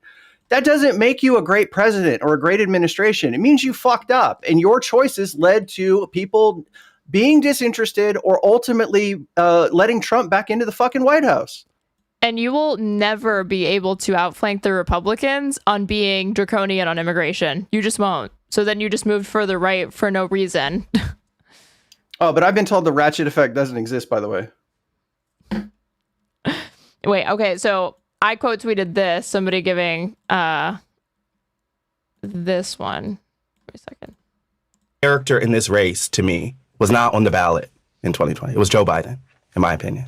Like, Joe Biden's refusal to do what he implied he would do in 2020 and transition to a different type of generation, allow Democrats to have a broader conversation about change, allow Democrats to be freed from the status quo, is not what happened. I think it would be easier for me to say that Donald Trump completed this mass realignment among the working class if we had a universe where the Democrats had a primary, where the Democrats nominated a candidate that was based around some set of ideas, and it was not tied to this administration so clearly and the status quo. But since that is not what happened, I think it has made the Republican ability to be the agents of change so much easier that I find it the biggest thing that has happened in this race. And I think speaks to what we're saying about what's happened over the last 3 months. The place that they were in before the candidate switch happened made it such that you could run a perfect race or whatever. And you are still playing on ground that brings you to 50-50. Because the biggest thing, in my opinion, that happened was they tied themselves to an unpopular administration, and with it, the status quo. That did not represent change. And there was a lot of evidence that that was a bad idea. Yep. At the end of the day, she turned herself into like an alternate Fortnite skin for Biden. That's what it was. And in the very rare few instances where Biden was actually like super fucking dope and said something that was right or had an idea that was actually really fucking good, I'm at home screaming at my monitor because as I'm watching these clips myself every night, those are the things where she went, well, we disavow that. We're not going to do that. Or we're going to look into that. We're not going to commit to that. Study. Like, we're going to do off. a study into looking into that, doing a study. I'll play this and then I want to address something I saw in chat. Okay. I think that in 2016, you could have told yourself that America didn't know what it was selecting. And I think now you can, right? Like, it's not just his literal return. It is the fact that he has been so explicit in the run-up to that return. The convictions, the sexual assault liability, you can go on and on and on, but there's not a lack of evidence on who Donald Trump is and what he is promising. And so I think that that is the thing that largely sits with me. And I think on the other side, the Democratic refusal to see the unpopularity of Joe Biden, the dismissal of anyone who talked about a primary, the demanding of party loyalty. And that is the thing to emphasize, because if the responsibility lays solely with Biden's decision to not step aside, then the only takeaway is like, well, what were we supposed to do? Like, we couldn't make him step aside, or it happened or whatever. But it's like, no, but there should have been an apparatus and an ecosystem and like architecture around him that forced him out sooner, or that made him reckon with that and pressured him internally. And the fact that like nobody wanted to admit that, it was what was disturbing. All of that looks ridiculous. And the national picture that shows a consistent desire for change, I think has to be read as, first and foremost, a rejection of the current administration. And there was a lot of signs that pointed to that for a long time. And so in the same way, I think there is an active embrace of Donald Trump you can ignore. I think you also have to point out that the strategy that Democrats took, the self-belief that they had, that they were certain of, has put them in this situation. I think that what I wanted to address in Tasway, but I agree, but at the same time, you don't get shit for admitting you were/are wrong. And this is the other thing that might just probably be an uncomfortable truth, which is that, yeah, you never see Republicans really do this sort of like soul searching out in the open or out in public. It kind of just happens like while they're in the middle of like the MAGA civil war. That's what they do instead. It like gets all like bottled up, clamped down. They don't talk about it until it literally like a pressure valve bursts, and all of a sudden it just can't be ignored anymore. And they're fucking fighting with one another. There was talk of one in 2012, because after Romney. Obama got in the second time, there was conversation about a GOP autopsy, because a lot of people were basically saying like, we're never going to see a Republican president again. And there was minimal discussion on like by pundits in the news. It was basically saying like, we got to start being nicer to Latinos and shit like that is basically what it came down to. And then 4 years later, they got Trump. Yeah. So yeah, it didn't mean it, they gave a little bit of breath to it, but it ultimately didn't mean dick. You know what's funny is somebody was talking about this. When you think about like I can't even remember who it was, but the early roots of Charlie Kirk and TPUSA, it might have actually been Sam Cedar. I don't know, but they were saying that like he used to go up on stage with like the black conservative guy who was gay, and he used to be more secular. Like their whole thing was like trying to win back youth Republican voters, or, you know, manufacture them, because Republicans were like, it's so funny that like the conversation has moved to like Democrats are too far left on social issues, where for a long time Republicans were struggling because evangelicals make up a significant portion of the base, and they were the ones holding the party back on being able to be more in line with where the country is as far as like marriage equality, for example. Like, you've got George Bush saying we need a constitutional amendment to make this fucking illegal. You have all of these like Kim Davis types that are in all of the fucking swing states and like Rust Belt states that are the bread and butter of the base saying, no, we need like, or like agreeing with that and still openly expressing their contempt for marriage equality. A Supreme Court that's going to work against them. And they can't let go of that position, but they're alienating they look like out of, what is it? Like, you don't just look conservative at that point. You look like draconian, even to new voters, or like the fact that is clearly a function of like religiosity, right? Like, people don't see, unfortunately, the opposition to trans equality as rooted in like Christianity or Christian nationalism. They understand it to be almost like this secular thing, or like, oh, you can find like atheists that are opposed to it. You can have all these different reasons for opposing trans equality because it's yucky and weird and gross, as opposed to the opposition to same-sex marriage, which pretty much starts and ends with religious people being homophobic and clutching their Bible to justify it, right? Yeah, My understanding on that always was, and this was just one of those passing comment. Like it may not entirely be true, but this was one of the things that so many different like pundits ended up saying. But it was the moment when enough of like, I don't want to say big gay, but for the meme value, I will. It was basically when Big Gay got enough money to be an influencing donor. That was when you saw Obama change his tune and basically start pushing that in the other direction. Like, but it was always donor money that nudged and helped like further push an already existing drive to want to see marriage equality happen anyway. Martin's decision to withhold the report doubles back on a pledge he made just hours after he was elected to be the DNC's chair in February. In comments to reporters, Martin committed to the public release of the 2024 report. At the time, he was also questioned why the DNC hadn't released its 2016 autopsy. When he questioned what happened with that, was there any utility in doing that? Of course it'll be released, Martin said in February, referring to a future review on the 2024 election. There has to be some lessons that we glean so we can operationalize it, not just here in DC, but through all the 57 state parties and of course the county parties, so people have a sense of what we need to do. I mean, it's so fucking transparently obvious that they just don't want to change literally anything. They're a corporatist party at the end of the day. That is what the core of not the voters, but the politicians themselves. They would much rather try to preserve the status quo and try to just ignore the fall off as more people fall into the fucking poor people crushing machine like year after year. You have to have people dedicated to fucking rocking the boat. Like, that's it. And this thing that also bothers me, this would be less of a public reckoning so much as it would be just making information available to the politicos within these fucking states that probably need access to guidance on what to do at the state level. Because that's what he's saying when he's making a pledge to release it. This is not about giving an exclusive to the fucking Times or anything, or even to Politico.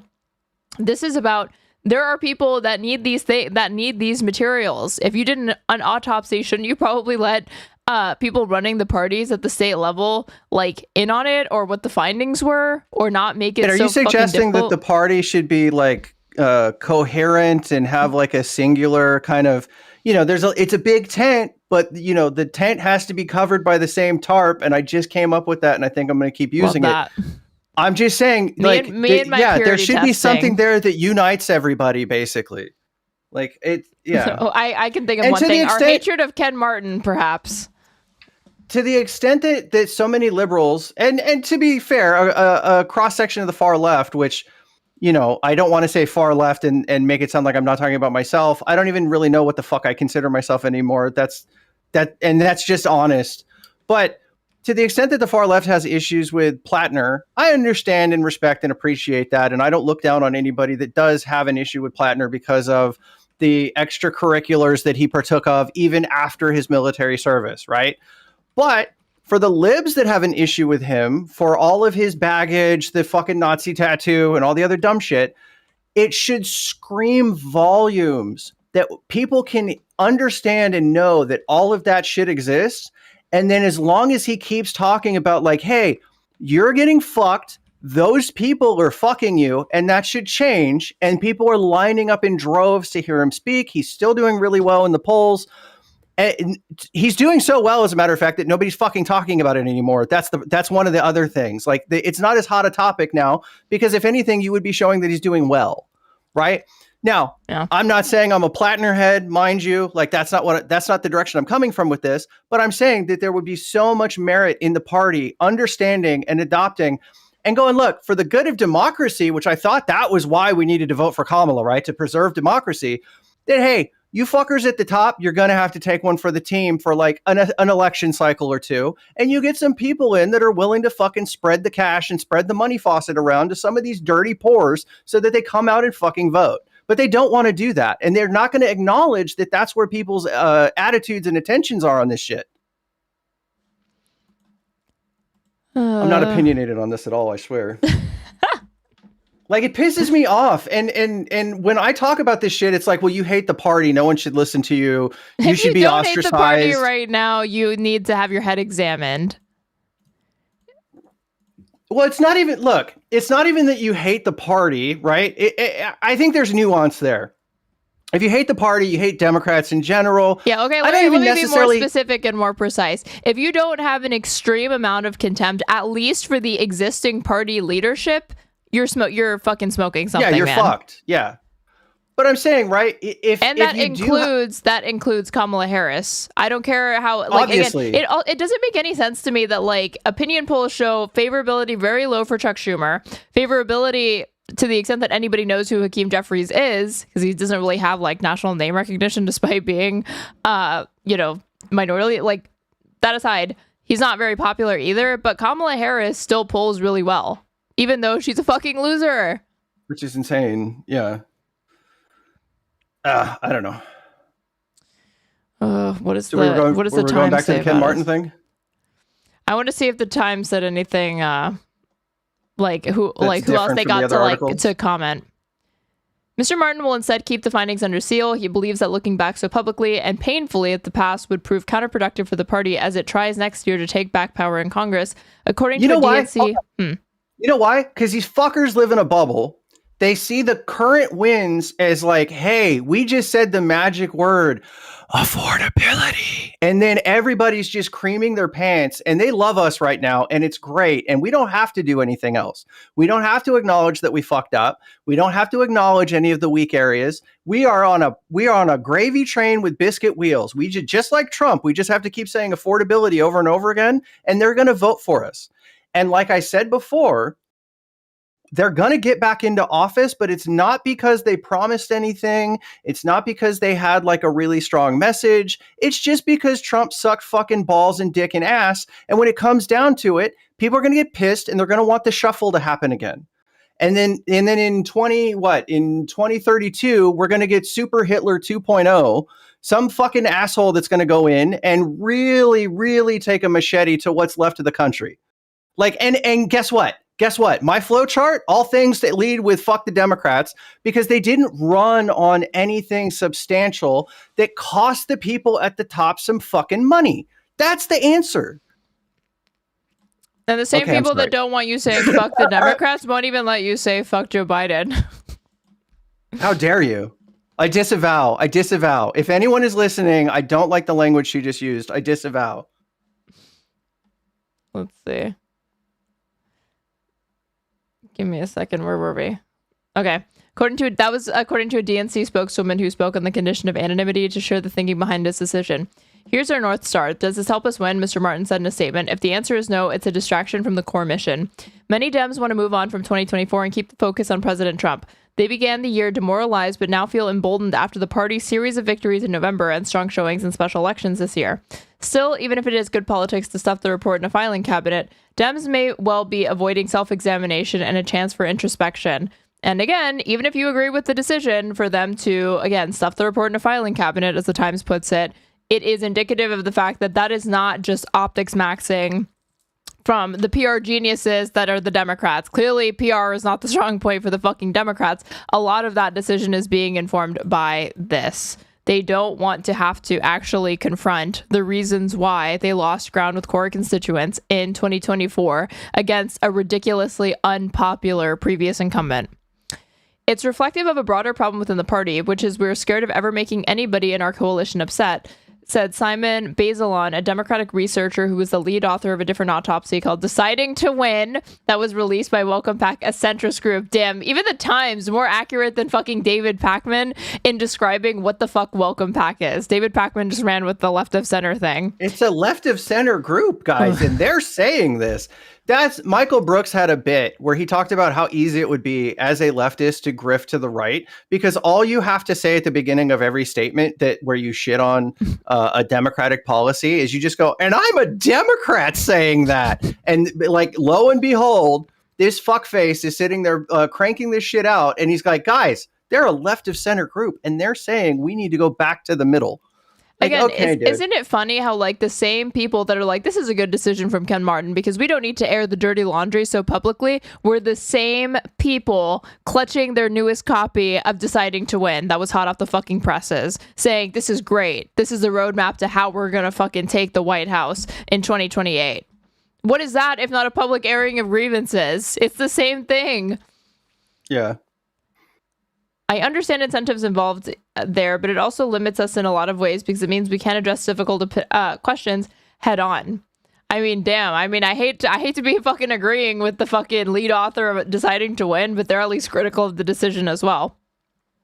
Others cheer the show, but even though they could, again, they could also be saying, like, forget that autopsy, listen to our autopsy, but they're not. Yeah.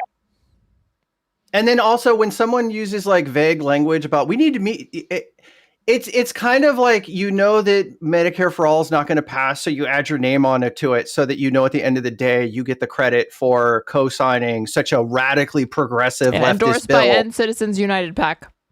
Yeah, so and that's easily what they could be doing here. But the other thing is, like, if you look at we got to address difficult questions head on. Well, their answers to those difficult questions are we need to go to the center. Like, they don't finish the statement. They don't finish the sentence or the prescription. Like, they get quoted like this, and it sounds like they're way more different in their lens and framework and how they're trying to prescribe than what they're actually saying. Well, if that was the findings, again, bet your bottom fucking dollar it would have been released. So that can't have been what they found. But then it also, again, like, the methodology just seems so flawed because how is it that Joe Biden's age is not coming up in this fucking autopsy? How? Yeah. Haven't we rehashed 2024 enough? No. Fuck off. Said Daniel Wessel, a former comms advisor to the DNC. We just won a bunch of elections this year. There was a lot of good to be learned from there. Oh my God. The arrogance of this fucking statement. Only they could put this in like such a fucking plainly like cynical, out of touch way. Spinning these recent elections, which were clearly able to be a referendum on Trump because his policies and the government shutdown were proving to be extremely unpopular, and he didn't even like go and campaign for these people. He didn't do rallies. He barely even endorsed anybody. He was like hiding amongst all the Epstein that last shit. chat message. Like, this is coming from a person that has voted both ways in the past and doesn't just vote straight red or blue. I didn't vote for Harris because I didn't know what she stood for. She was too much of a wild card. I knew what to expect from Trump rather than the unknown of Harris. You knew to expect fascism, so you went with the devil you do know versus the devil you don't. So what gave you the impression that she's like a wild card? Because like, what's funnily enough is that she didn't define herself, not because she's I can like... steelman that. Okay, go for it. I can steelman that. First of all, that was a very common thing. People had a general sense that during the 4 years of Trump, they were pretty much okay. But part of that is because I don't think a lot of people, and I'm not necessarily calling this people like dumb or anything, and that's not my point.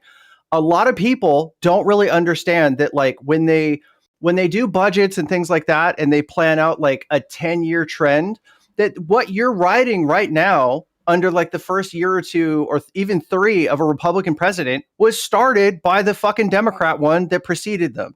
Like, a lot of times all they have to do is just not fuck up the domino effect. And sometimes things will get better or stay stable for people. So that's one. Saying that like he knew what to expect from Trump. A lot of other people, even like Hassan, for example, they were like, they knew Trump was going to be bad. They were predicting a lot of things were going to be really fucking bad. But at the end of the day, they didn't know it was going to be this goddamn bad this fast. Alternatively, Harris wouldn't commit to anything. Like I said, it was scientifically designed to be as inoffensive as possible, so much so that it didn't look like she was actually taking any goddamn positions at all. That, if I had to guess, that's what I think that message meant. Mic drop. Mic drop. Meanwhile, in chat, what an idiot. They are dumb. What the fuck? I'd rather vote to destroy the country I live in than do a simple Google search. Please call them dumb since it's true. I mean, does that win us votes, guys? No, here's the thing. And this is what I'll say. A lot of people that you 9 times out of 10, unless you have something to look at, like, I don't know who Thudicus, that great name. I don't know who Thudicus is. I don't know what their background entails, right? I'm going to start from a position where I'm going to just take that comment for what it is. And I'm going to move forward from there. But like, yeah, you know what? Like, for the most part, people just hear whatever the fuck comes out of the mouths of the candidates in the moment that they catch it. And then they make an opinion off of that. And people aren't taking this shit like it's a homework assignment, right? Like, Kamala didn't interest them. The argument for Trump was that there was always some part of the system that was going to keep him from doing the really crazy shit. And then even small business owners, to a large extent, they kind of understood that, like, yeah, workers get fucked, but guess who gets to fuck the workers? The business owners, even sometimes small business owners. So there was a perception there that, like, they could survive through Trump, but they didn't like the trajectory that the country was on during the final years of Biden. The other thing is that, like, this, what you just said reminds me of how, like, I think the reason why the pitch that, like, Trump was going to ruin democracy, even though, like, again, they were literally, like, Project 2025 was right there. They were running on that agenda. They were promising mass deportations. I felt like people didn't want to believe it because the guy had already been president and the guardrails held, in the sense that he wasn't able to burn it all down in the first one. So they're like, I mean, it sounds like they're kind of just crying wolf, right? But what people forget is that at the end of that fucking tale, what actually happens? The wolf actually does eat the person. Does end up eating everybody, yeah. Because nobody listened. So I just think that, like, there was a way to kind of, like, ring the alarm bells on democracy. And it was obviously not the way the Democrats went about doing it, because they equated protecting democracy with protecting institutions at a time where there was clearly no appetite for that sort of politics. You care about the institutions when you feel like they're fucking elevating you. When you don't see that, again, like I think I've said in the past, if it was me and if it was Biden and I get this infrastructure bill across, I'm smearing the logo feces of Build Back Better on every filled in pothole. I'm going to have Build Back Better on every fucking street sign, every street lamp. There's going to be something there that everybody knows every day when they go to work or whatever the case may be, that something got changed 3% for the better in their daily lives at a minimum. And they get reminded that it was something that I did. Joseph Robinette Biden. Yeah, brought to you by Build Back Better. But where the fuck was that? It didn't exist. And when he was up on the thing, you didn't know if he was going to talk about that or start blending into talking about NATO or confuse the fucking the president of fucking Mexico with the leader of Egypt. It was just a wild card, baby. He would go out there and you didn't know what the fuck you were going to get. You didn't know if you were getting Brandon or if you were getting a Sleepy Joe. It just depended on what adrenochrome they gave him that day. The party's brand still appears deeply damaged in the eyes of many voters. A national poll from Quinnipiac University this week found that only 18% of voters approved of how Dems in Congress were doing their jobs, a record low. Since the day of his election in February, Martin promised the audit. We saw that. It would skirt past it was like already, I guess, predetermined that like they weren't going to touch on the age. There has been subsequent tussling behind the scenes about both the audit scope and who should take the brunt of the blame for Ms. Harris's loss. I guess this kind of already like within it is like, it's like assumed that like, it almost sounds like we're starting from the position that we can't blame Harris. Some senior Harris officials declined to be interviewed. I mean, like, honestly, still, I don't even entirely blame Harris. I still place more blame on Joe Biden. The DNC had warned over the summer that any analysis of its report was premature. Why? What do you mean? Why? Because like, why? he didn't why fucking step aside. Okay. Would you not at least say, though, that she had the room? It would have been a tight race, would have been a tight moment. But don't you think, had she basically said, look, appreciate you, but when they look at us for the reasons why we have to vote and hold our nose and pull the lever and shut the fuck up. And in fact, I've heard some commentators say you had to smile and tap dance when you went to the fucking voting booth. Okay. Yeah. They tell that to us for the sake of democracy. But in the reverse of that is never true. That in this example, she couldn't behind closed doors look at him and say, look, I'm not going to drag your name, but I got to do what I got to do, son. Democracy's on the fucking line. And then go ahead and do what was necessary to win the race. I mean, I'm still like, it comes down to the person running the campaign, and she had all the opportunities. The thing is, she is had that like kid gloves interviews. I don't know. Here's where I'm like blaming Biden, that. because in her book, she talks about how the Biden admin like did not like her getting positive press. Okay. And like, I mean, I feel like I have no reason to not take her at her word for that, especially given the fact that she does substantiate it to an extent and talked about the way that like Biden's team was telling her how to do comms. And then here's where my blame for her comes in, which is that if you're going to be the leader of the free world, I think when you're experiencing that behind the scenes, you need to say, hey, fuck off, stop getting in the way of my campaign. I need to do what I need to fucking do and put up or shut up. And I think that failure can be attributed to her. But consistently, I see the common denominator with so many of the criticisms of the campaign as ultimately being Joe Biden's refusal to step aside and the fact that the people that he chose to surround himself with were, I mean, you want to talk about Trump being surrounded by sycophants? It's not put in these terms because Biden doesn't have a cult of personality, obviously, in the way that Trump does. But what is it, if not loyalists surrounding you, if people are not willing to tell you you're too fucking old to run again and you're struggling, like, it's going to be hard for you to campaign, let alone govern? Like, can you imagine if it's just the polar opposite effect, though? Like, it's the same outcome. But on the one hand, you have like the narcissistic authoritarian wannabe strongman that will fire anybody in a moment's notice if they tell him that his idea is fucking dumb and that it won't work. And then the alternative that we just got done dealing with is instead they have like Wilford Brimley, but slightly more senile. And they're like, gosh darn it, we just don't want to break his old heart. He's trying so hard. Look at him trying to bicycle. Look at him go. We can't tell him he can't run. I don't know. And meanwhile, right now, the president is literally, our sitting president is literally being treated like a fucking 12-year-old at a birthday party. You seen these photos of him in that fucking like cowboy hat? Well, not only that, the awards that he's getting, like this made up FIFA award, which is supposed to be, I guess, like his version of the fucking Nobel Peace Prize. Yeah. His participation trophy. I was so good, they came up with an award just for me. I'm trying to find this picture of him in the fucking... No, that wasn't, I mean, obviously it wasn't real, but I think I know the one that you're talking about. Yeah. They superimposed like an 8-year-old Roy Rogers looking ass like cowboy hat, complete with a little string that goes under the chin. Mm-hmm. And I think they even gave him like the little toy pistols, if I remember correctly, but I might be superimposing that last one. They need to do like the soy pill edit where they put the little propeller cap on him. Yeah. But I'll find it or something. Let's see. DNC warned over the summer that any analysis of the report was premature. Folks might be better off holding their applause or their criticism until we've had a chance to complete our work and people can actually read it. A confidant of Mr. Martin's, who had taken the lead in researching and prepping the report, said at the time, now those people will never get the chance. Rising dissatisfaction with Mr. Trump and the economy could be a recipe for Democratic success in 2026, even if voters continue to have misgivings about the party. In the Quinnipiac poll that showed record low approval of congressional Dems, voters said by 4 percentage points that they would prefer Democratic control of Congress to a Republican majority.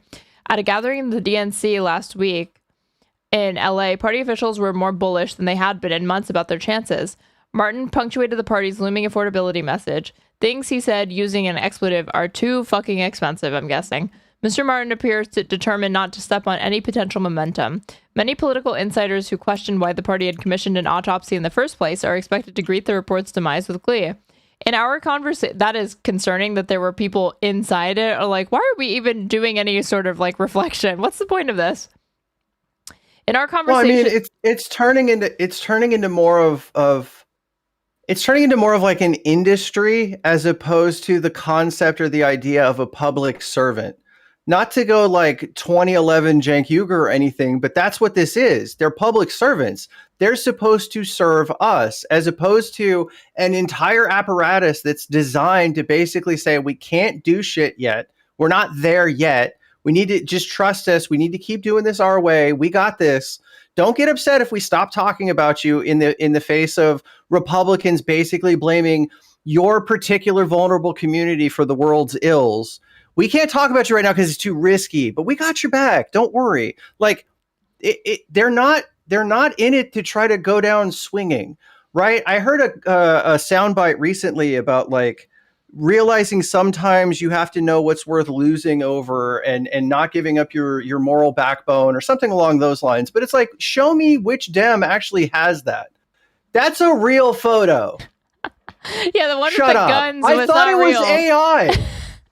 Yeah, well, the one when you said the guns, I was like, oh, that's what he means when he's talking about edited, or maybe you saw a version that the hat was bigger, but no, this is a real picture. No, come the fuck on, dude. I haven't seen this.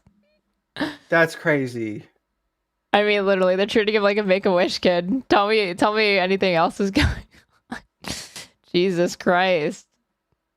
I mean, but it's only the shitty celebrities that'll show up in the White House and like take pictures with him and stuff, you know? Like he is a Make-A-Wish kid, but at the end of the day, it's only Kid Rock that'll show up and like, or Hulk Hogan prior to, you know, going someplace warm indefinitely. Yeah, he's a cowboy, baby. Fucking hell. This is such a boomer meme, but it did give me a laugh. Oh, is this Biden in a helmet? This is real. It looks autographed. This is even funnier. Yeah. Yeah, it's autographed down the middle. Yeah, so somebody just presented it to him, Dude, but it's so funny as shit. He's so petite that this fucking helmet looks like it weighs like half as much as his body weight. I mean, yeah, if you gotta develop neck muscles over time if you're hauling a lot up there, you know. I it's what I've heard. This would have been funny to Photoshop in. Oh god. Jordan Wishy. Okay, there is something different about this, the context of this photo, or am I just like sweeping for Biden? No, I don't remember. He didn't sit at the fucking. This wasn't in the Oval Office, and it was for a moment, then was taken off. Yeah, I'm pretty sure it had to have been something. Hold on, let me Google foo. Google foo. Yeah. It was Look for at a his Super haters. Look White House Super look Bowl at this. thing. He's Keith Edwards totally owned. BTFO'd. Here. Twitch chat.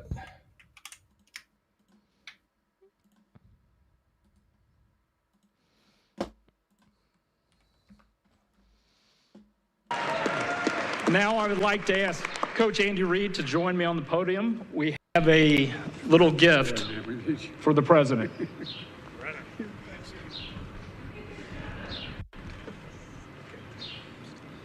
God, you can keep playing it. He looks, when he's just pivoting in a circle to like what's on his other side, he just looks so awkward.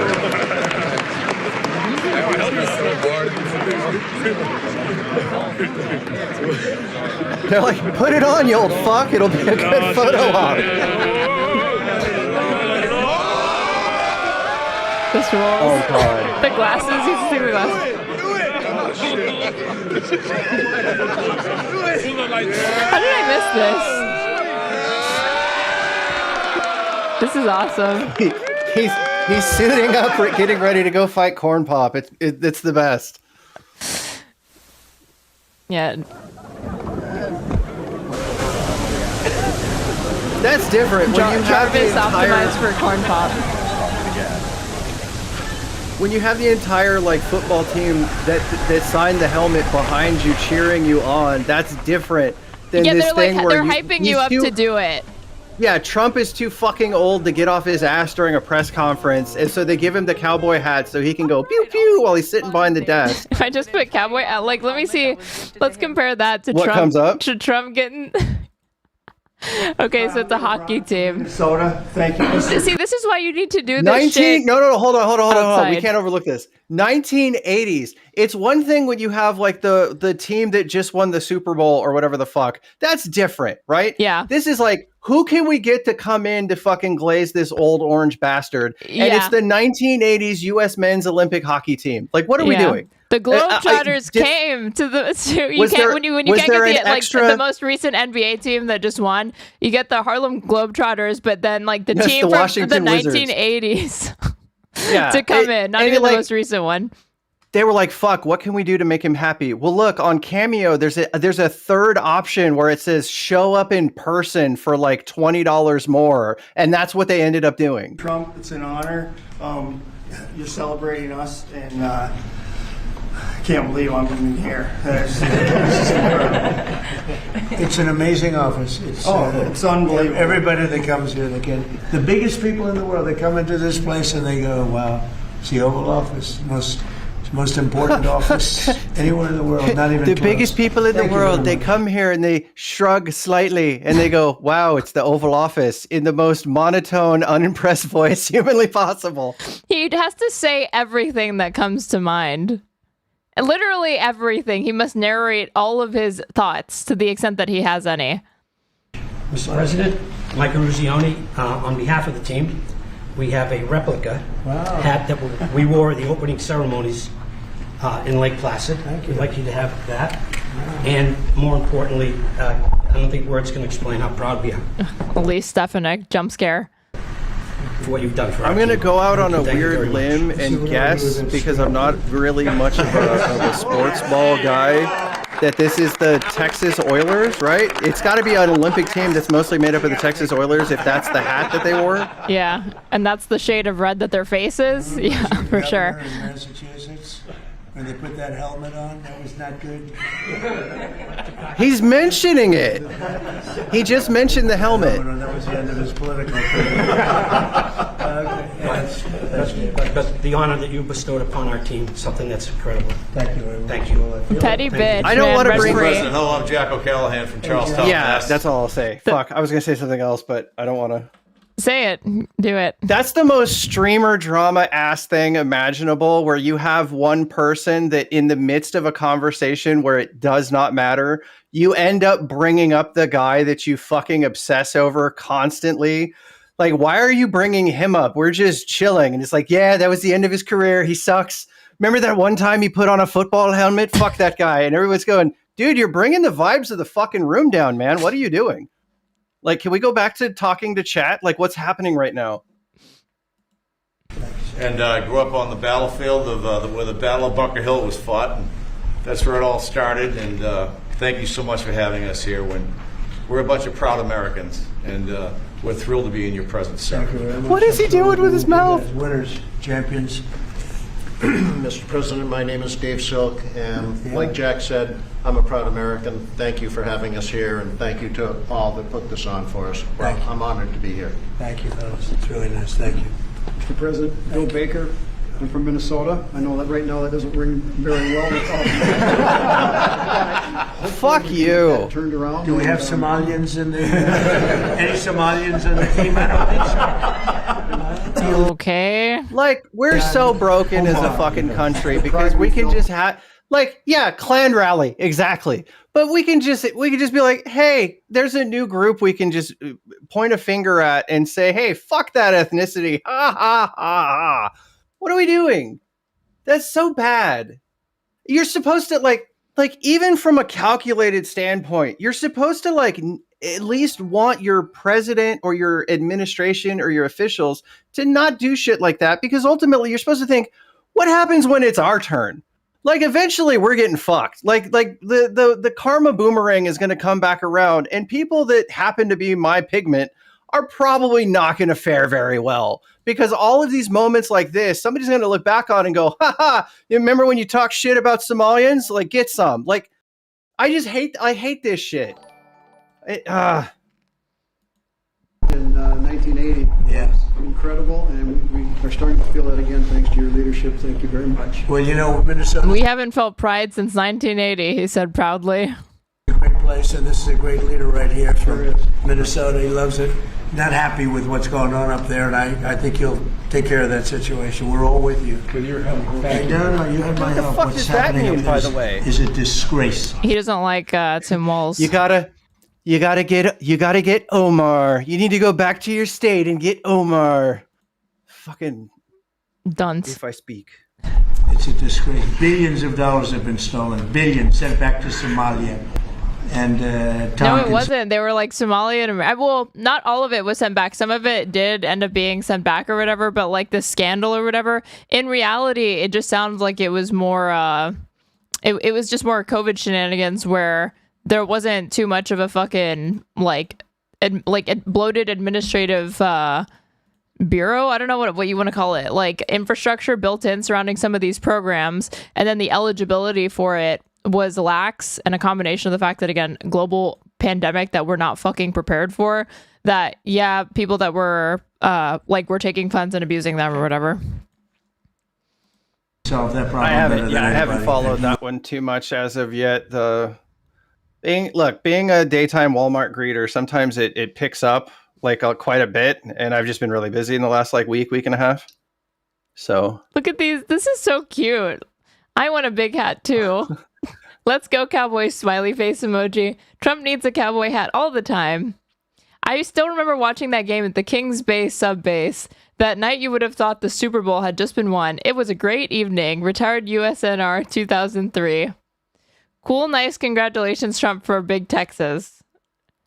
USA all the way, baby. Like, these people are just like, it's just, you know how they just keep releasing Pokemon games that suck because they know that there's a built-in audience of people that are just will buy it because they just want that like nostalgic quiver to go down their back as they boot up the shitty game because it reminds them of a better game they played in their childhood. As they try, and they think about that as they try to distract themselves from the shitty Pokemon game that they're currently playing on their Switch or whatever. It's the same thing. People just see this and they love it because it reminds them of an America that didn't fucking exist, that they didn't live in.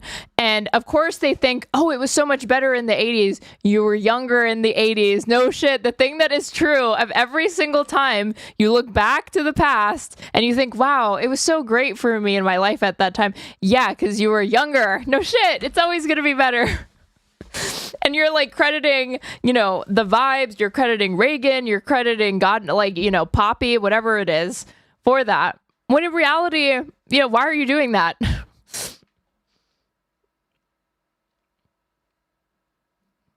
The hat stays on. Hold on. Did you read that? Trump needs a horse. What? I think it was 2 or 3 more up from there. Yeah, Trump needs a horse so he can ride around the whole house. Amen, brother. And I want a big hat too. Let's go, Cowboys. Hell yeah. Yes, sir. American Patriots. So this is even more embarrassing than I could have possibly imagined. And the hat ended up being the least embarrassing part of it, funnily enough. I don't give a damn what you say. That hat made him look cool. It's not like that phony President Biden wearing a football helmet so he doesn't fall over and bust his dome. You're a little too good at that. God, fuck. Stupid people will always be happier than you, okay? Like, that's what this boils down to. I yearn to have the mind of somebody who's like genuinely entertained by Candace Owens and thinks that she's doing like the Lord's work. In our conversation, I mean, I worked with somebody for like 2 years at one point during the first Trump admin. And he genuinely believed that Trump was crucial to, it took so much coaxing, and I'll never see this person again in life, and I'm not going to give his name, so I don't feel bad about talking shit about him because he was a fucking idiot. But he one day he's like, I have a very specific set of like religious beliefs, and I just put my fingers under my chin, interlocked like Jon Stewart, and I'm like, go on. He's like, no, we're all adults here. I won't make fun of you. And he proceeded to tell me that he believes in a version of the end times prophecy that Trump is directly connected to. So much so that like he specifically said that like Trump had to get in two terms that was part of the prophecy, which we're all fucked, by the way. I just want to let you know. But part of the conversation was like, I would go home. I'm not a very religious dude. I have like I hope there's a heaven, not a I've done the research and I have faith and blah, blah, blah. Right. But I would come up with some new thing. I would look at like biblical quotes about immigration that prove immigration is good, and that, you know, like basically Bible backing up like open borders, for example. Not that I'm saying that's what I want, but like that was what I would go research so that I could quote, you know, Himalayans 25:17, and doesn't it say this? And he would have like 3 other passages that basically was like, well, when you read these, it says that like Trump can kill anybody that comes over the border, basically. Like they always had an answer as to what they cherry picked out of the Bible. You're never going to be able to like out cherry pick a fucking lifelong Protestant when it comes to Bible quotes. I promise you. Yeah. So then you fast forward to the election. Biden ends up winning, and then we all go back to work the next day, and we're so ready to fucking spike the football in this dude's face, because this was something that we had been talking around the office for like fucking months and months and months. And then so he just very dryly, without missing a beat, looked at us and he said, he didn't have he said the prophecy didn't say he had to win 2 consecutive terms. And then we all just laughed at him and was like, get the fuck out of here, fucking loser. You fucking loser. And then years later, I still keep in touch with some of those people because, like, you know, shit happens, people leave jobs, et cetera, et cetera.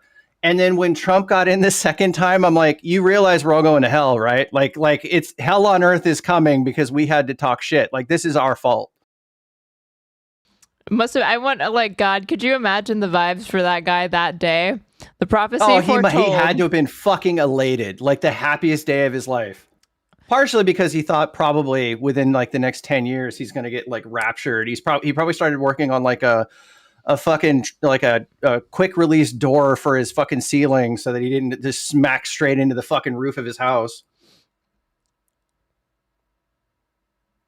The amount of like memes we shared in a group chat of like people just elevating into the sky constantly. And and then that was the other thing. We didn't have it at the time, but like the language of like, dude, you're so turning into clothes. Like that would have been another one that we would have just overused the shit out of. This is bizarre. Read this. The DNC's finances remain precarious. Mr. Martin's candidacy for chairman was opposed by some major donors, and this fall he took out a $15 million loan to keep the party funded. After the loan, the party entered November with just $18.3 million in cash on hand, meaning it had only about $3 million after accounting for the debts. The Republican National Committee, by contrast, had $91.2 million and no debts.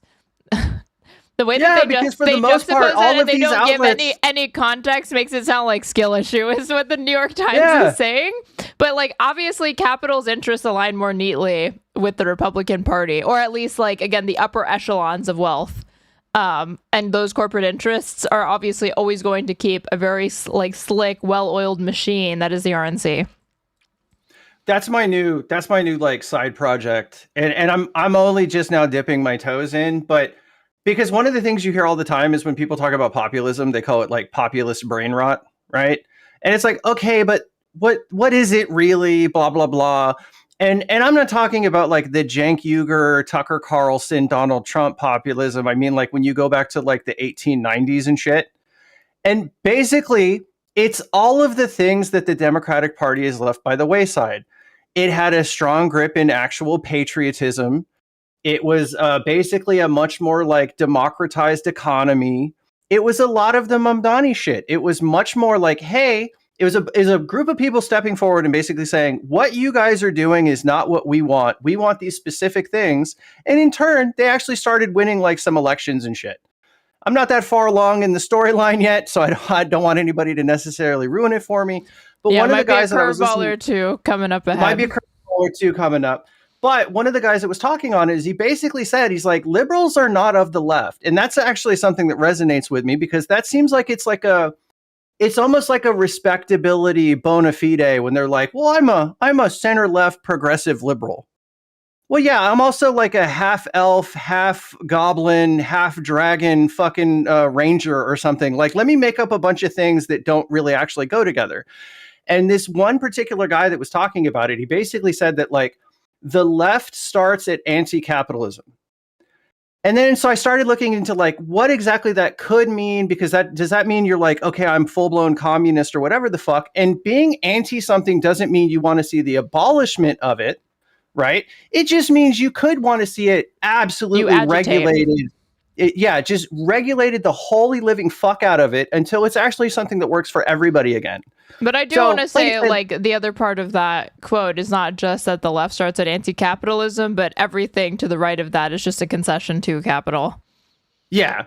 It's Republicans want to like let capitalism feed like a greedy little gluttonous pig, and then the liberals, by and large, they want to continue to allow that to happen. They just want to smooth out the rough edges. Is basically exactly what the guy said, and that's kind of one of the I like the moments. I've never said I'm fucking smart. I'll always say that I'm a fucking dumbass, and I do love moments when people basically take the generalized gobbledygook that lives in my brain, and then they crystallize all those individual parts into like something that I go, that's everything that I've been saying, but like in fewer words, and it sounds way fucking smarter. And that was something that guy did, and I'm like, holy fuck. Because yeah, like I said, it's just this thing that really drives me nuts. People will pick and they'll say, well, I'm a liberal, but I'm of the left. Okay, well, what do you think about like a democratized workplace? What do you think about workers' rights? What do you think about everybody, having more of a stake and shit like that? And you'll hear people that immediately jump to like, well, the guy that fucking started the business, he's taking the most risk if you think about it and fucking blah, blah, blah. And it's like, all right, shut up. You're not of the left. You call yourself a centrist. There's nothing wrong with that. You can take pride in centrism. Fucking stand tall with your chest stuck out, Show but me that's how not you what they take want to pride in do. centrism. Very center of the road. That's how you fucking do it. I don't know. I'm not that guy, so I can't do it. But A humble, modest centrist. Yeah, make your fucking thing that you want to be. Make it mean something. I don't know, but stop taking my shit.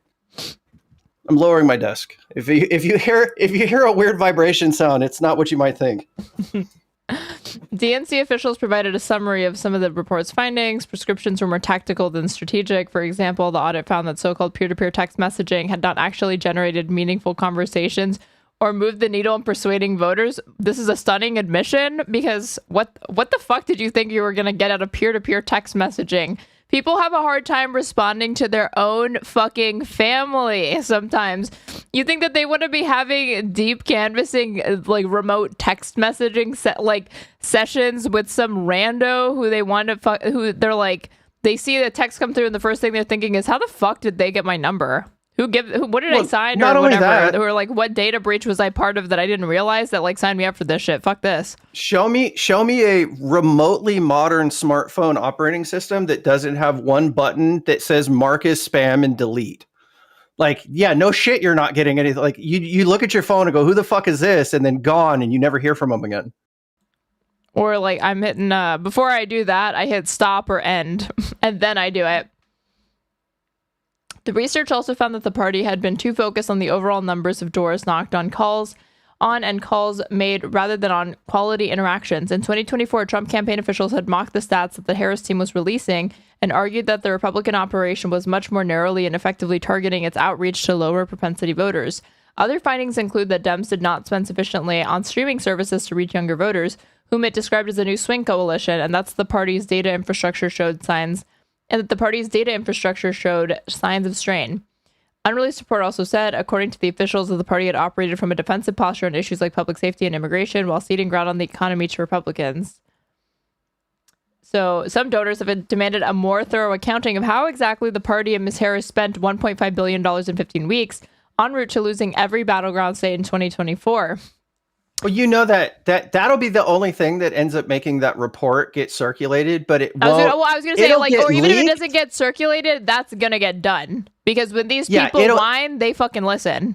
Both the Times and the DNC. The report will get circulated to, like, select people, and then somehow it'll get leaked in, like, 6 months. Since the election, it's come out that a former top aide to Mr. Biden, Mike Donnellan, received $4 million in the campaign, even though he did not work meaningfully with the Harris campaign after Mr. Biden left the ticket. I read about that. Ms. Harris said of Mr. Donnellan's compensation in an interview last month with the New York Times. That was before I got there. Convenient. Donnellan was also big on, like, lefty hero, like progressive hero. No, he was really instrumental in, like, pushing for Biden to move further left. But I guess the cost of doing business is that he's going to cut himself a $4 million check or twist some arms so he can get that. Yeah, no, he was of the left. Oh my God! This is a threat. No, this is a threat. This is a threat. No, I read this and I got very mad, but I will. I missed this. This came out 10 years ago, or 10 days ago. Yeah. May as well have been 10 years ago with how fast the fucking media moves. But hold on, if I put Don, there's a couple of paragraphs in there where they're actually basically saying, like, the short version is like, no, she fucked up. There was a couple of things where Kamala says this, but really, if you look at it, and they kind of take a jab. Yeah. All you need to know is after she loses, her team goes on Pod Save America and basically says, we knew we had to separate her. We knew we had to separate ourselves. We had to separate her as a candidate, but we couldn't do that because she was so closely tied to everything that there was no way to say what she was going to do different. without making it seem like everything that had been done up until that point was wrong or flawed, essentially, right? That she couldn't say she was going to change courses without talking about how her involvement up until this point wasn't effective or was She couldn't bad. do the really popular thing. Yeah. So meanwhile, she goes on her fucking book tour. I have these 2 clips saved. She goes on her book tour and then she looks right dead ass at the other people on the panel. And she says, look, I just didn't appreciate how important it was for me to distinguish and separate myself from the administration, because I thought everybody just knew that, what I was all about as a candidate. And meanwhile, it's like, dude, you're just lying. You're just lying. And don't get me wrong, Trump lies more, right? I don't feel like I should have to do the fucking mea culpa. I know Republicans are worse anytime I give a criticism, for fuck's sake.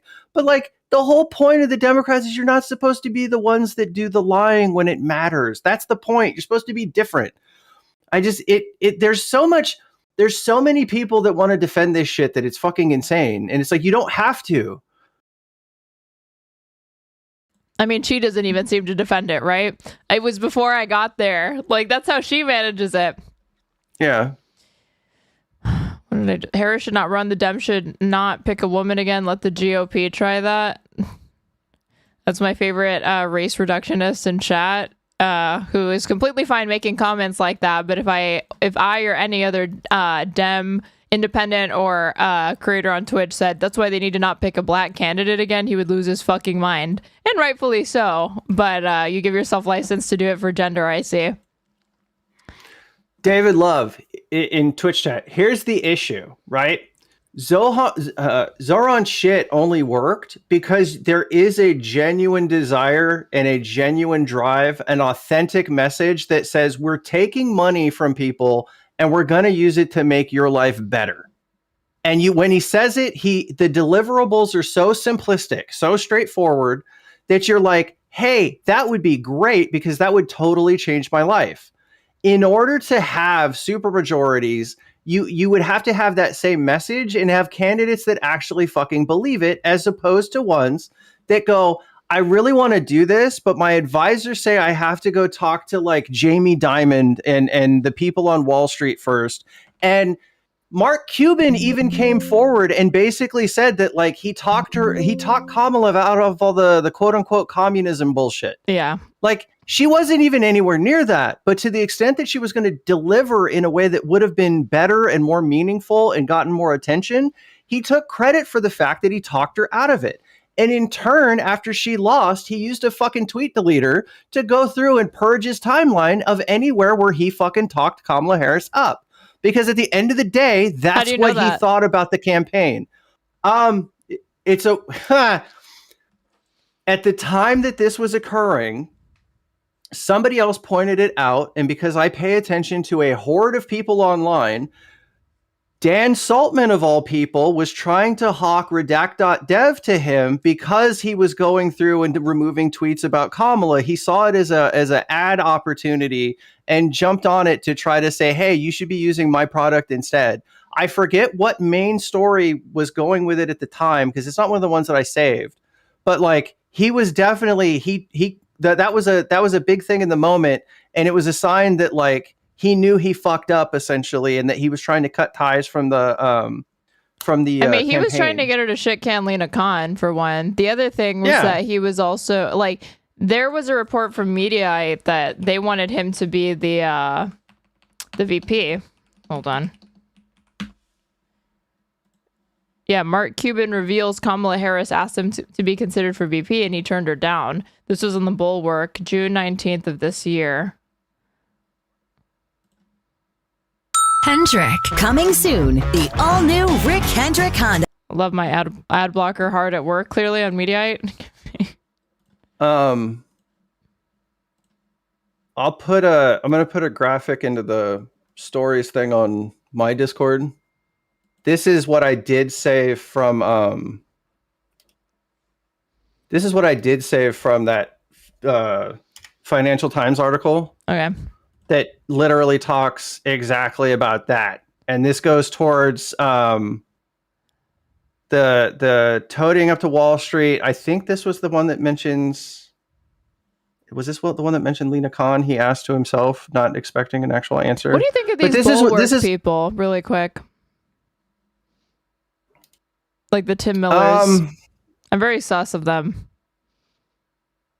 I mean, when you go and look at their contributors and like their founders, isn't it McChrystal? What was the fucking general's name? I don't know. Aren't these like but they're like, are they anti-Trump Republican types? No? Yes. They're like Lincoln. I bet they're like Lincoln Project acolytes as well. Yes. But there's I'm trying to think of his fucking name. If you Will Summer? While you do that, I'll look it up over here. If you go to the Bulwark's like actual page and look at like their contributors and shit, you look at like who their normal squad basically, and it was like Bill. I think it's Bill McChrystal, and he's on their about page. Honest news, smart analysis, good faith. You may have noticed that shit has gotten weird the last few years. Fox News hosting a white power hour, Twitter turning into Pepe Town alt-light X. An entire political movement obsessed, and to people who are just listening, Pepe Town alt-light is like, there's a strike through. An entire political movement obsessed with drag queens and bathrooms, pandemics, insurrection, and a bad orange man. At the heart of all this weirdness is a reconsideration of liberalism and democracy that started in Europe and has migrated to America. The Bulwark was founded to provide analysis and reporting in defense of America's liberal democracy. That's it. That's the mission. That's the line, sweaty. That's the thesis. We publish written articles and newsletters. We create podcasts and YouTube videos. We give political analysis from experts who have spent their lives in the business. Is Tim Miller a fucking expert in anything? Some of what we do is behind a paywall. Most of what we do is not. That's because we're a mission-based org first and a business second. Also a lie. And you can't help save democracy from behind a paywall. The Bulwark is a reader-supported publication. Sign up to receive blah. Founded in 2019. The idea then and now was to tell you what we think with honesty and good faith. Country over party, to know we're all in this together. They're on that High School Musical type beat. And to build a home for the politically homeless. They need to i.e. you don't want to call yourself a Republican, but you don't like what the Democratic Party is doing. We've been supported by tens of thousands of people who not only decided to become members of the Bulwark Plus, but to engage and create the kind of community that's not supposed to be possible on the internet. A place where people oppose tribalism and polarization, have respectful conversations, and show empathy for one another. The people who work at the Bulwark may be the brains, but the Bulwark community is the spine of the org. Honest news, smart analysis, and good faith convos. The Bulwark is the place for you. Come join us. We've got a country to save, and the only way to do it is together. So the only way you can save this country is by paying money to the Bulwark, when in reality, the only way to do that is by subscribing to me on Twitch, gifting subs throughout the chat, super chats, and YouTube. You guys already know. Look so going back to your original question, what do I think of Tim Dillon? All you need to know about Tim Miller, sorry. Tim Dillon has his moments where he's actually funny. Yeah. Tim Miller, all you need to know about Tim Miller, he follows Hutch on Twitter. There you go. That's it. That's the tweet. Wait, what am I supposed to extrapolate from that? I mean, I don't know. He's a great guy. He's my boy. Like, you know what? Actually, yeah, I'm fucked up right now. That means he's a good guy, actually. So there you go. He's based. Tim Miller is based. From gossip at MSNBC. You ready for this? You ready? I wouldn't tell you this if it wasn't like pretty good. Like somebody I kind of trust said that they asked you to send in VP vetting papers, and you said no, the list would be too long. Is that true? It is true. Why didn't you consider? I mean, you ended out there campaigning with their advisor. Well, the second part of that is, my response was, I'm not very good as the number two person, and so the last thing we need is me telling Kamala, the president, that no, that's a dumb idea, right? And I'm not real good at the shaking hands. And kissing. Well, I don't know. I mean, he didn't really hold back on doing that, so why he's acting incredulous and like that wasn't the exact role that he occupied with respect to her campaign is bizarre, and I guess Tim Miller is just not going to push back on that. Cool. How about that, man? I was talking to people. There's a source, by the way, and it's from Kalshi of all people, so you know it's true. But yeah, that was November 11th, 2024. Pollsters have gone into hiding. Mark Cuban has deleted all of his Kamala tweets. Bias was everywhere except prediction markets. So it's basically a Kalshi ad. But they're like, yeah, that's at least one data point to back up that I wasn't completely full of shit. That is funny. Mark Cuban behaves like a person who is concerned certain information will be made public. Just saying. What are you saying here, 9-foot couch? Shit, they're giving the okay hand gesture and wearing a MAGA hat. They have a MAGA hat. What you mean? Also, you don't have an issue with fucking AI header. Love that. You do not have an issue with any sorts of sexual allegations coming to light. Your boy is literally was besties with Epstein. Buttigieg a couple weeks ago, and I was like, I want to, give you a time machine. We're gonna go back in a DeLorean. Like, what could we do different? So I want to ask you that same question, but also in the context, like, if it was you instead of Tim Walz, who the hell knows? I don't know. It feels maybe different. I mean, obviously, it would have been. If it was him, hold on. If it was him instead of Tim Walz, does she still go to swing states with fucking Cheney? That's my first question. Mm-hmm. Because arguably, if she would have gone with even fucking him, it would have been better. The thing is that I 100% agree with you. It was clear to me that Walz was not even that hot about it, because didn't he sit down with Jon Stewart and he was like, is the tent too big? Can it not include the Cheneys? And he kind of laughed and he was like, listen, we got to do what we got to do. But he didn't give like a full-throated like affirmative defense or pitch for it. He kind of just was like, what am I going to say? The thing, and it would have been even worse loss with Mark Cuban, because again, failing to at least, again, Walz was one of the better decisions the campaign made, obviously, in my opinion. The other thing is that this was not the election cycle, even though again you've got a corrupt billionaire on the ballot for the opposing team. This was not the you should not have been campaigning with celebrities. You should not have been campaigning with these elites, right? With billionaires like this. You can take their money, right? Voters will be permissive of you taking their fucking money, unfortunately, but you cannot be campaigning with them.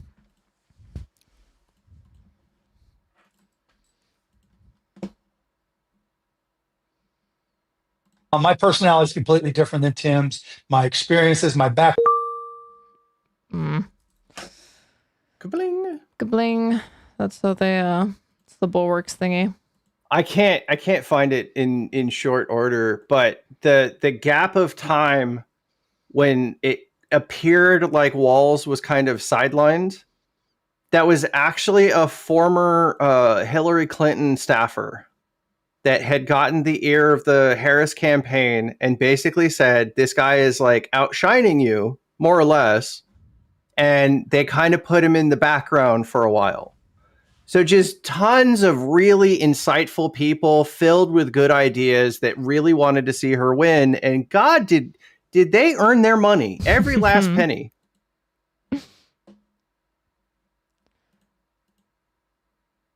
All right, well, you're relieved of your conversational duties. I do appreciate you coming on last minute for what was supposed to be a short little convo, but you and I are fucking yappers, so turned into a 2.5 hour segment. But I mean, no complaints here. Okay, it ended up being an impromptu episode of Just Press Play. I am going to have a fuck ton of free time starting next week, so we can figure something out if you want. Well, I'm going to be busy because I don't know if you know this, Lycan's a veteran, and I'm going to be seeing if there's some sort of fraud he can commit to be getting his $1,776. And, we take the week off, go crazy, obviously, and then I'll come back to streaming. That's enough to get a set of tires or, 1/4 of a car payment or something. Yeah, it's awesome. It's going to be awesome. We're going to be living large for Christmas this year. What is it? The Warrior Dividend. That's what it's called. The Warrior Dividend. Yeah. And then the fucked up part is you could tell this was so slapdash. When you go and actually search for Warrior Dividend, there's actually a stock in particular that really, I didn't know that. I'll have to look into that. No, you know what it was? It was that fucking Ethan video that I tweeted that I had no idea was going to pop off like fucking gangbusters. That tweet of yours got 100,000 views. Not likes, but views. I don't know how it got so many. And then the funny thing is, the content crash out account from TikTok they didn't say anything to me. They just came and followed my Twitter account. So now I'm in the snark web now. I have deep snark contacts. Oh shit.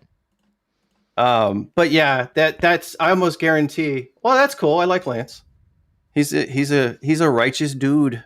Anyway, I'll let you get your react juices going. And now that I said that out loud, I regret it because it sounded super awkward. Toodles doodles. Bye. What a nice chat. All right, quick reminder before we get into I feel like we started with the potatoes, turned into the meat. Now we're actually going to be getting into the meat.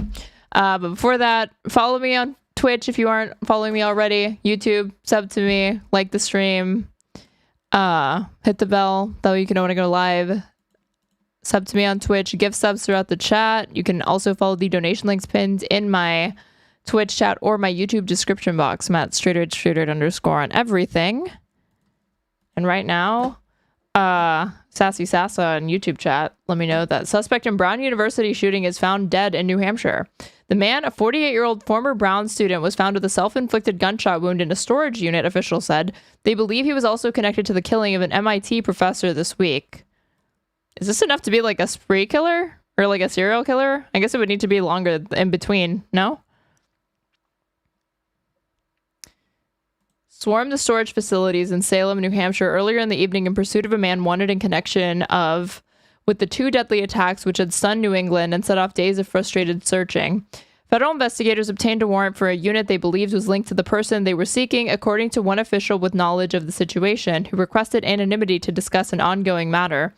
Colonel Oscar Perez, the police chief in Providence, Rhode Island, where Brown's campus is, said the suspect had died by suicide. Colonel Perez identified the person as Claudio Manuel Neves Valente. He said the man was a 48-year-old former Brown student whose last known address was in Miami. The motive was not clear for the attack at Brown or the shooting Monday night of the MIT professor in Brooklyn, Massachusetts. But Christina H. Paxson, Brown's president, said it was safe to assume that the suspect had, during a brief stint as a graduate student in the early 2000s, spent considerable time in the campus building where the Brown attack unfolded. Law enforcement's rush to Salem on Thursday had raised hopes that officials might be near ending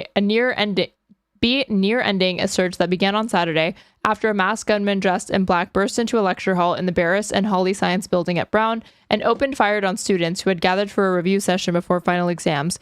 2 students were killed, 9 others were injured. 2 days later, the authorities in Brookline were called to the home of the MIT professor, Nuno F.G. Lorieto, who had been shot. He was pronounced dead on Tuesday morning. Ted Dox, the special agent in charge of the FBI in Boston, initially said there seemed to be no connection between the attack at Brown and the doctor's death. And the manhunt, that's what they get into, but...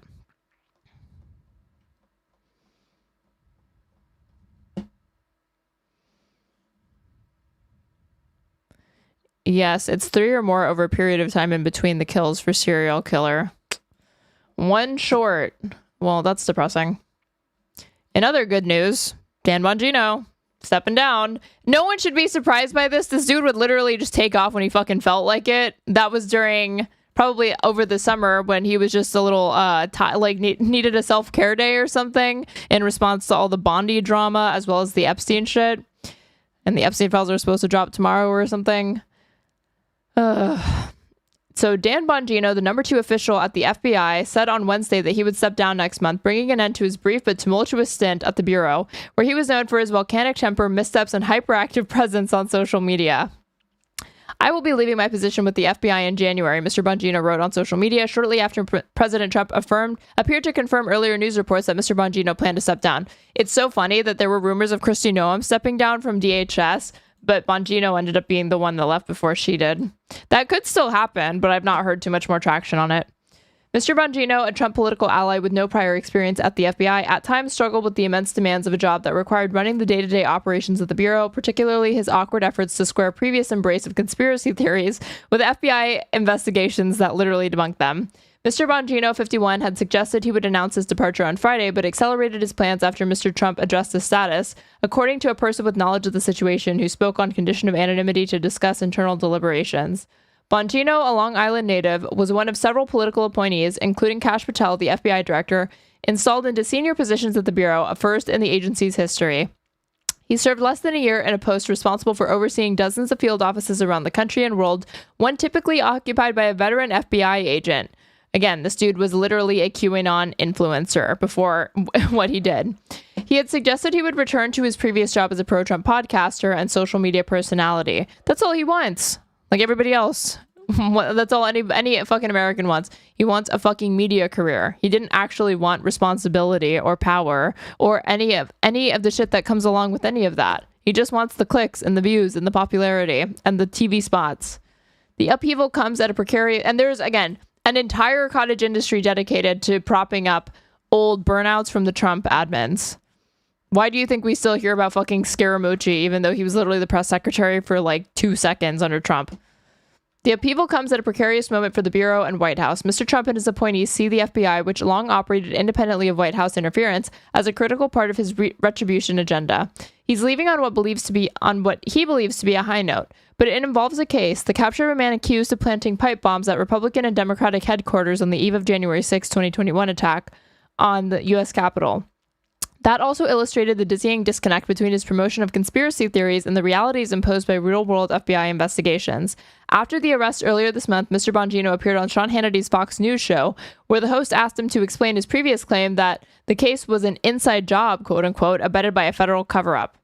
I was paid in the past, Sean, for my opinions, but that's clear, and one day I will be back in that space. As I was reading this is exactly the moment that was flashing back in my mind. I was like, didn't he make some like insane admission on TV just the other day? What do you want to bet that like, do you think that he was making that because he knew he was already on the way out, or that was the thing that led to him getting fucking ousted? But that's not what I'm paid for now, Mr. Bongino said. He added, I'm paid to be your deputy director, and we base investigations on facts. The willingness of Mr. Patel and Bongino to execute White House personnel directives, including firings and forced transfers without cause, alienated many current and former Bureau officials who have accused the pair of sacrificing the well-being of agents to preserve their place in the Trump pecking order. The Trump admin has purged the Bureau's rank of supervisors who have resisted efforts to fire agents involved in investigations related to Mr. Trump and the storming of the Capitol on January 6, 2021. Mr. Patel has upended norms by authorizing polygraph tests to determine if his subordinates had said unflattering things about him. That's fucking cool. How did I not know about this? The FBI is using polygraphs to test officials' loyalty. Some senior officials who have taken the test have been asked whether they said anything negative about the FBI Director Kash Patel. Literally a child of fucking meme administration. This was reported back in July and I somehow fucking missed it. Mr. Bongino's obsession with his own image, as projected through a constant stream of gung-ho social media posts, landed flat in a proud law enforcement agency where working hard and keeping a low profile has been a calling card of leadership. In a lawsuit filed in September, the former head of the Bureau's powerful Washington field office, Stephen J. Jensen, said he was taken aback by the quote-unquote intense focus that Mr. Bongino devoted to increasing online engagement through his social media profiles in an effort to change his followers' perception of the FBI. To what, like epic and based because he was the deputy? Mr. Jensen worried that Mr. Bongino spent more time on creating content for his social media pages than on FBI investigations. Mr. Bongino's departure seemed inevitable after the White House in August hired the Missouri Attorney General Andrew Bailey to share his job as deputy director. It was an unusual arrangement at the Bureau for a job that had never been shared or held by someone other than a veteran FBI agent. I mean, well, given that's the case, doesn't this seem like this needs to be, it may be unusual, but the necessary arrangement? Because again, oh yeah, somebody has to actually do things. Somebody has to actually run this agency. There are supposed to be adults in the room that are actually doing things with the posts that they were assigned to. And these people were influencers. Mr. Bongino, a former Secret Service agent, fell out of favor after lambasting Attorney General Pam Bondi over her handling of the Jeffrey Epstein case and alienating Ms. Bondi's friend and ally, Susie Wiles, the White House Chief of Staff. Bongino's departure represents a tempered victory for Ms. Bondi, who accused him in a contentious meeting over the summer of planting negative stories about her in the right-wing news media after the Justice Department issued a memo stating that the Epstein files warranted no further investigation. Mr. Bongino, apparently upset by the exchange, did not show up for work the next day, and that is what I was referencing when I first started reading this article, which is that all the way back when that was fucking happening, it was reported that he literally just didn't show up because he didn't fucking feel like it, because he was having a spat with a fucking coworker. After Mr. Bongino was appointed, he told FBI employees that he would not act as a quote-unquote partisan political figure, but he was installed at the FBI by a president who demands loyalty above all else, making his promise seem far-fetched. Former and current agents said that Mr. Bongino failed to put his personnel politics aside as he promised and pushed right-wing rhetoric with his comments on social media. Even in a reduced role with less direct supervision of senior agents, he lacked the sophistication and depth of knowledge to oversee complex investigations, the agents said. well, if this agent thinks that of Dan Bongino, wait till I tell you who the head of the FBI is. And what he also fucking lacks, like too busy going on Katie Miller's fucking AstroTurfed podcast instead of doing his job. I guess to be fair to him, it was probably pre-recorded, but they're morons for releasing it now. Mr. Bongino once complained that it was hard work running the country's largest and most important law enforcement agency and lamented having to look at four walls every day, an office, while being away from his family. Oh my God, this dude is he's literally Vito in The Sopranos in that scene where he's like, it's after he's been outed and he goes and like escapes to the fucking city where he has to do, it's like, it's not even the city, it's like rural, like a rural area of the country, and he's in hiding. And he's doing manual labor, and he looks at the clock, and it's been like 20 minutes. And he has to be there all day, and he can't fucking take it. That's Bongino. What the move means for the FBI under Mr. Patel, who has drawn criticism under his lavish spending on government-funded travel and his use of FBI SWAT teams to protect his girlfriend, Alexis Wilkins, is unclear. Alexis Wilkins, who is, again, like suing people for insinuating that she's a Mossad honeypot. Mr. Patel has recently told associates he plans to stay on at least through the 2026 midterm elections, but has acknowledged that the president could change his mind at any time. One factor perhaps working in Mr. Patel's favor, Mr. Trump's top domestic policy advisor, Stephen Miller, considers Mr. Patel to be a compliant purveyor of his directives on personnel and policy matters. The surprising announcement that Mr. Bailey had been tapped to be co-deputy director of the FBI was regarded by Justice Department and Bureau officials as a clear vote of no confidence in Mr. Bongino and, to an extent, Mr. Patel. Mr. Bailey, who has had a good relationship with Ms. Bondi and Ms. Wiles, is regarded as a more conventional choice for the job, with experience overseeing a major law enforcement agency. But like Mr. Bongino, he lacks the status of having moved up through the ranks of the Bureau, long a prerequisite for the job. Late last year, Mr. Trump interviewed Mr. Bailey for the FBI director's job, but was unimpressed and opted for Mr. Patel. Jesus fucking Christ. Trump personally interviewed these motherfuckers, and his brain said that Kash Patel was not only like qualified to be the head of the for anything, but over this guy and the head of the fucking FBI, who once wrote a children's book portraying him as a king. Some officials expressed astonishment that Mr. Bongino, who had promoted conspiracy theories about Mr. Epstein, the disgraced financier, before swatting them down in his official role, lasted this long. At the FBI, he pined for his well-paid days as a podcast host, and he seemed eager to maintain good standing among the right-wing influencers who cheered on his appointment. Mr. Bongino took public responsibility for the Epstein investigation, diverting dozens of agents to examine documents and video despite previous investigations that had concluded there was no foul play in Mr. Epstein's death. The findings disputed the baseless contention echoed by Mr. Bongino and Mr. Patel before they joined the FBI that the government had suppressed a list of Mr. Epstein's sex trafficking clients. Ay. I'm here for the Sopranos reference. Should drop more of those. I've seen the show enough times. Fucking meme administration. Let's see. And this warrior dividend, dude.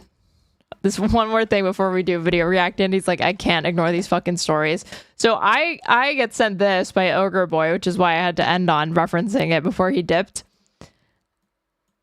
But this was stunning. Because of tariffs, along with the just passed One Big Beautiful Bill, tonight I am also proud to announce that more than 1,450,000, think of this, 1,450,000 military service members will receive a special, we call Warrior Dividend before Christmas, a Warrior Dividend. In honor of our nation's founding in 1776, we are sending every soldier $1,776. Think of that. And the checks are already on the way. Nobody understood that one until about 30 minutes ago. We made a lot more money than anybody thought because of tariffs, and the bill helped us along. Nobody deserves it more than our military, and I say congratulations to everybody. And by the way, because of... And we'll never know what he said. JK, we will. Is like in discharge, unfortunately. There will be, again, moronic personnel that are like, Trump really cares about us because, look, he's sending us a check for Christmas. Warrior dividend. How do people send you stuff like videos? Only Twitch chat. If you join the Discord, you can send me stuff in the Pond General chat and then tag me. Or you can drop them here. If you try to drop links in YouTube chat, it won't show up. So Trump's warrior dividend for troops will be paid for by Pentagon housing funds. This is reported yesterday. A warrior dividend bonus check that President Trump announced on Wednesday would go to more than 1.4 million active duty service members by the end of the year, is being funded by money Congress allocated earlier this year for military housing stipends, officials said on Thursday. The $1,776 payments will cost about $2.6 billion, will arrive before Christmas, Mr. Trump said. The checks are already on their way, Mr. Trump said in his address from the White House. We made a lot more money than anybody thought because of tariffs. Remember when he said that literally all Americans were going to be getting this, and now it got whittled down to just the active duty military people. Very cool. The president also said a signature domestic policy law helped us along.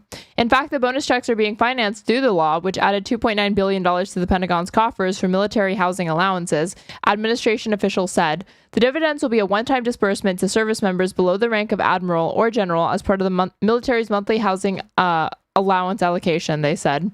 The announcement appeared to be the administration's latest attempt to dangle cash payments to buoy voters' view of the economy amid concerns about the rising cost of living in America. In recent months, as inflation soared, Mr. Trump repeatedly suggested the possibility of sending cash stimulus checks to millions of Americans. That's what this turned into. The payment for active service members, $1,776, was intended to honor the year of the United States founding, Mr. Trump said. In Mr. Trump's first term, the admin sent out 2 rounds of cash stimulus checks to many American households, part of an effort to stabilize the economy during the COVID-19 pandemic. All right, let's get into this ghoulish fucking, what is it?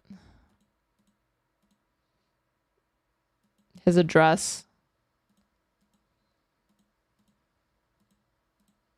Where is that? And then we'll do candy. Oh, wait, I sent it to myself.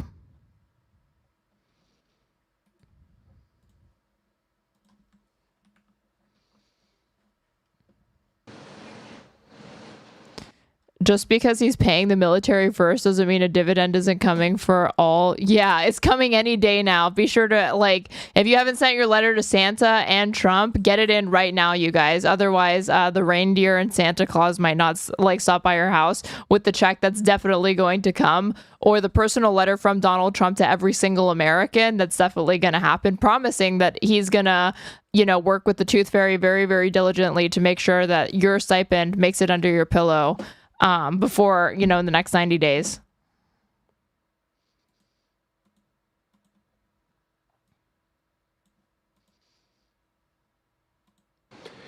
Good evening, America.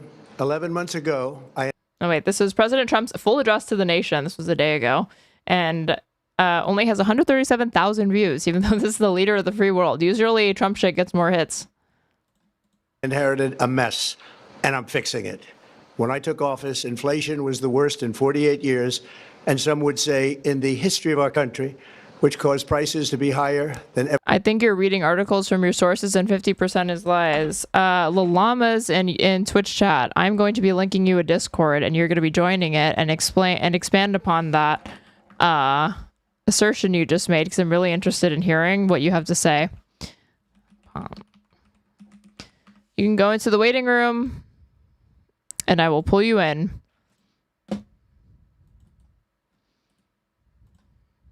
And you can tell me, you can inform me and educate me on like what sources I need to be looking at, because I guess the paper of record doesn't suffice. Ever before, making life unaffordable for millions and millions of Americans. This happened during a Democrat administration, and it's when we first began hearing the word affordability. Our border was open, and because of this, our country was being invaded by an army of 25 million people, many who came from prisons and jails, mental institutions, and insane asylums. They were drug dealers, gang members, and even 11,888 murderers, more than 50% of whom killed more than one person. This is what the Biden administration allowed to happen to our country, and it can never be allowed to happen again. We had men playing in women's sports, transgender for everybody, crime at record levels with law enforcement, and words such as that just absolutely forbidden. We had the worst trade deals ever made in our country. Hi, did you talk about the Brown shooter? Yeah, but you missed it. But it was brief. I mean, I just like read off the article. I don't have too much to say about this stuff. It's like, what is there to say? It's fucking depressing. I didn't even have much to say about the Bondi shooting. Was laughed at from all over the world, but they're not laughing anymore. Over the past 11 months, we have brought more positive change to Washington than any administration in American history. There's never been anything like it, and I think most would agree. I was elected in a landslide, winning the popular vote and all 7 swing states and everything else with a mandate to... That is unfortunately a fact-check true moment for Trump. ...take on a sick and corrupt system that really just took the wealth from people and crushed the dreams of the American people. For the last 4 years, the United States was ruled by politicians who fought only for insiders, illegal aliens, career criminals, corporate lobbyists, prisoners, terrorists, and above all, foreign nations, which took advantage of us at levels never seen before. They flooded your cities and towns with illegal aliens. They decimated your hard-earned savings. They indoctrinated your children with hate for America. They just released a level of violent felons that we had never seen to prey on innocent. They caused war. They caused mayhem. They caused a horrible situation all over the globe. But now you have a president. Am I reading into this, or am I the only one that hears that he sounds like his breathing sounds slightly labored, having to speak at length for this long? He almost sounds like he's running out of breath a little bit. President who fights for the law-abiding, hardworking people of our country, the ones who make this nation run, who make this nation work. And after just 1 year, we have achieved more than anyone could have imagined. Starting on day one, I took immediate action to stop the invasion of our southern border. For the past 7 months, 0 illegal aliens have been allowed into our country, a feat which everyone said was absolutely impossible. Do you remember when Joe Biden said that he needed Congress to pass legislation to help close the border? He was always blaming Congress and everyone else. As it turned out, we didn't need legislation. We just needed a new president.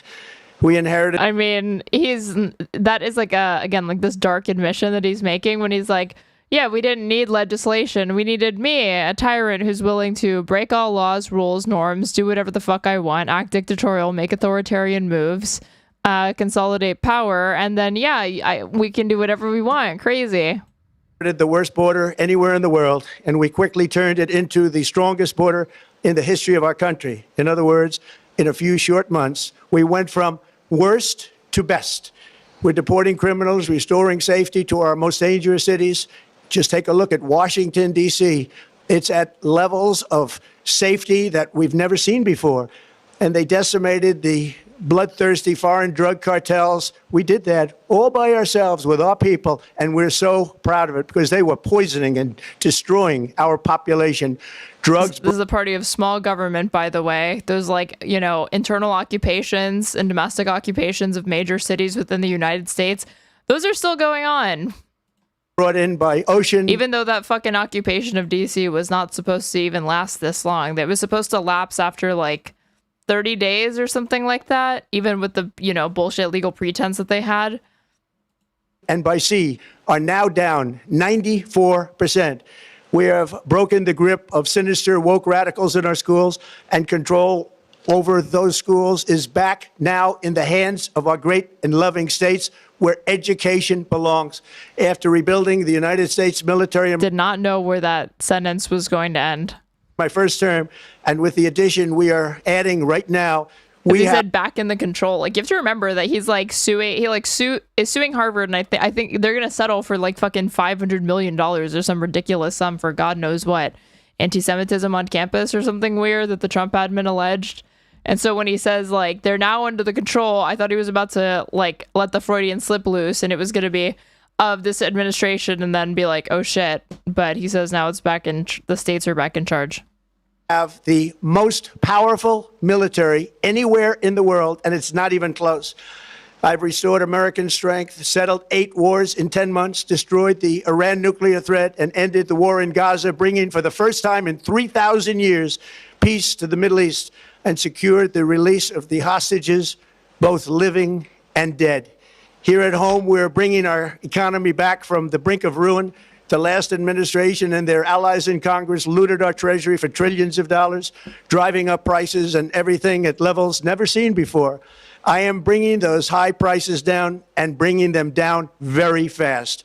Let's look at the facts. Under the Biden administration, car prices rose 22%. Is this something that Dems need to be doing every single time they do addresses? Do they need to be grading themselves on a curve this overtly to be able to remind people of like the benefits of a Democratic administration over a Republican one? Just be shameless about it and be like, see, under Trump, you didn't have this shit. Or you had fascism, or you had this thing, or you had that bad thing. 2%, and in many states, 30% or more. Gasoline rose 30 to 50%. Hotel rates rose 37%. Airfares rose 31%. Now under Yeah, this shit. Harvard and the Trump admin are nearing a settlement, including a $500 million payment. This was reported on August 13th of this year. They had disputed this initially, saying that the sum was not that high, but then it actually was that high. This is going to be around the amount that they settle for, and it is for fucking, again, anti-Semitism. Leadership, they are all coming down and coming down fast. Democrat politicians also sent the cost of groceries soaring, but we are solving that too. The price of a Thanksgiving turkey was down 33% compared to the Biden last year. The price Colombia for $200 million. Of eggs is down 82% since March, and everything else is falling rapidly. And it's not done yet, but boy, are we making progress. Nobody can believe what's going on. Here are just some of the efforts. Will he be able to get through the next 10 minutes? Because this is not even a long address. It's less than 20 minutes. It's 18 minutes. Will he be able to get through it without having mentioned the Walmart Thanksgiving deal that happened earlier this year, even though it's not Thanksgiving anymore? That we have underway, you will see in your wallets and bank accounts in the new year. After years of record-setting falling incomes, our policies are boosting take-home pay at a historic pace. Under Biden, real wages plummeted by $3,000. Under Trump, the typical factory worker has seen a wage increase of $1,300. For construction workers, it's $1,800. For miners, we're bringing back clean, beautiful coal. It's $3,300. And for the first time in years, we're also seeing like mass layoffs. He's ignoring that there was an unpopular federal shutdown because of his government's unwillingness to fucking negotiate with Democrats over the budget. And also leaving out, again, inflation that has not gone away. Wages are rising much faster than inflation. Remember that. The wages, just look at it. Wages are going up much faster than inflation. How big is that? Very importantly, there are more people working today than at any time in American history, and 100% of all jobs created since I took office have been in the private sector. Think of that. 100% of all jobs. That's not good. Have been in the private sector rather than government, which is the only way to make a country powerful and great. This historic trend will continue. Already, I've secured a record-breaking $18 trillion of investment into the United States, which means jobs, wage increases, growth, factory openings, and far greater national security. Much of this success has been accomplished by tariffs. My favorite word, tariffs, which for many decades have been used successfully by other countries against... Like he's reading off a teleprompter, but his brain can't help but tell him, yeah, say that. Say my favorite word, tariffs. Right in the middle of this address. Do it. Us, but not anymore. Companies know that if they build in America, there are no tariffs. And that's why they're coming home to the USA in record numbers. They're building factories and plants at levels we haven't seen. AI, automobiles. We're doing what nobody thought was even possible, not even remotely possible. There has never, frankly, been anything like it. 1 year ago, our country was dead. We were absolutely dead. Our country was ready to fail, totally failed. Now, we're the hottest country anywhere in the world. And that's said by every single leader that I've spoken to over the last 5 months. Next year, you will also see the results of the largest tax cuts in American history that were really accomplished. Literally one of the largest transfers of wealth upward. Through our yes, you will see the impact. He's not wrong about that. big, beautiful bill, perhaps the most sweeping legislation ever passed in Congress. We wrapped 12 different bills up into one beautiful bill. That includes no tax on tips, no tax on overtime, and no tax on Social Security for our great seniors. Under these cuts, many families will be saving between $11,000 and $20,000 a year, and next spring is projected to be the largest tax refund season of all time. Because of tariffs, along with the just passed One Big Beautiful Bill, tonight I am also proud to announce that more than 1,450,000, think of this, 1,450,000 military service members will receive a special, we call Warrior Dividend before Christmas, a Warrior Dividend in honor. But 80 viewers, you need to turn off ads, lol. You just lost 20 viewers playing an ad. Well, if you sub to me, then the ads magically go away. Isn't that something? Of our nation's founding in 1776, we are sending every soldier $1,776. Think of that. And the checks are already on the way. Nobody understood that one until about 30 minutes ago. We made a lot more money than anybody thought because of tariffs, and the bill helped us along. Nobody deserves it more than our military, and I say congratulations to everybody. And by the way, we now have record enlistment in our military, and last year we had among the worst recruitment numbers in our military's history. What a difference a year makes. In addition, I'm doing what no politician of either party has ever done, standing up to the special interests to dramatically reduce the price of prescription drugs. I negotiated directly with the drug companies and foreign nations, which were taking advantage of our country for many decades, to slash prices. Yeah, it was the United States that was not coming out on top of the trade deals that we had. We were actually the ones getting fucked in the ass. That's so true. On drugs and pharmaceuticals by as much as 400, 500, and even 600%. In other words, your drug costs will be plummeting downward, and I use the threat of tariffs to get foreign countries who would never have done it to pay the cost of this giant dollar reduction. They stopped ripping us off, and it began as of 4 days ago. There has never been anything like this in the history of our country. Drugs have only gone up, but now they'll be going down by numbers never conceived possible. It's called... This will probably end up being the biggest lie that he tells throughout this if he doesn't bring up the fact that he didn't, like, he won in 2020. Most favored nation, and no president has ever had the courage or ability to get this done until now. The first of these unprecedented price reductions will be available starting in January through a new website, TrumpRx.gov. And these big price cuts will greatly reduce the cost of health care. I'm also taking on the gigantic health insurance companies that have gotten rich on billions of dollars of money that should go directly to the people. The money should go to the people. That's you. So they can buy their own health insurance, which will give far better benefits at much lower cost. It will be far better health. He's talking about this at a time where we're about to see healthcare premiums skyrocket because the Republican Party is refusing to extend those ACA tax credits, which apparently was the whole point of the fucking shutdown, was to raise awareness for this, according to some analysts.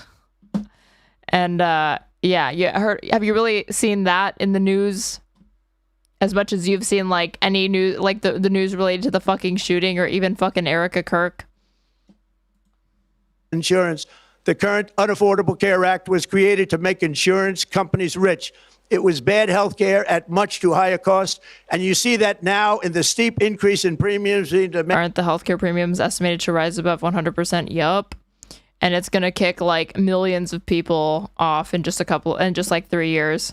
By the Democrats, and they are demanding those increases, and it's their fault. It is not the Republicans' fault. It's the Democrats' fault. It's the Unaffordable Care Act. It's amazing how they can reframe pro-business policy into being a pro-consumer. I mean, it is the one thing that Trump is good at, right? It's like being a fucking huckster and being a scam artist. And everybody knew it. Again, I want the money to go directly to the people so you can buy your own health care. You'll get much better health care at a much lower price. The only losers will be insurance companies that have gotten rich and the Democrat Party, which is totally controlled by those same insurance companies. They will not be happy, but that's okay with me because you, the people, are finally going to be getting great health care at a lower cost. Another major focus is the cost of energy. For years, the radical left Democrats exploited the green energy scam as an excuse to funnel many billions of dollars. A green energy scam is not as good as his previous moniker for it. The green new scam. Green energy scam, it doesn't hit the same, you know? Into their own massive slush funds as their energy restrictions drastically drove up prices, and they drove them up at record levels. Electricity costs surged 30 to 100% under Biden, and the typical family lost $5,000 to $10,000. Green New Steel is right there, just for the taking. $1,000 in higher energy costs. Think of that, $5,000 to $10,000 you lost. On day one, I declared a national energy emergency. Gasoline is now under $2.50 a gallon in much of the country. In some states, it, by the way, just hit $1.99 a gallon. And within the next 12 months, we will have opened 1,600 new electrical generating plants, a record, and it's a record that won't be beaten by practically, I would say, by anybody, or certainly not very soon. Prices on electricity and everything else will fall dramatically. The Democrat inflation disaster, again, the worst in the history of our country, also robbed millions of Americans of home ownership and indeed the American dream. The yearly cost of a typical new mortgage increased. The American dream is coming back in a huge way, folks. You know, again, healthcare premiums and subsidies about to go up because of the big, beautiful bill and their unwillingness to extend those fucking tax credits that Republican and red states majority benefit from. This dude was also talking about introducing, what was it? Like, it was like a 50-year mortgage.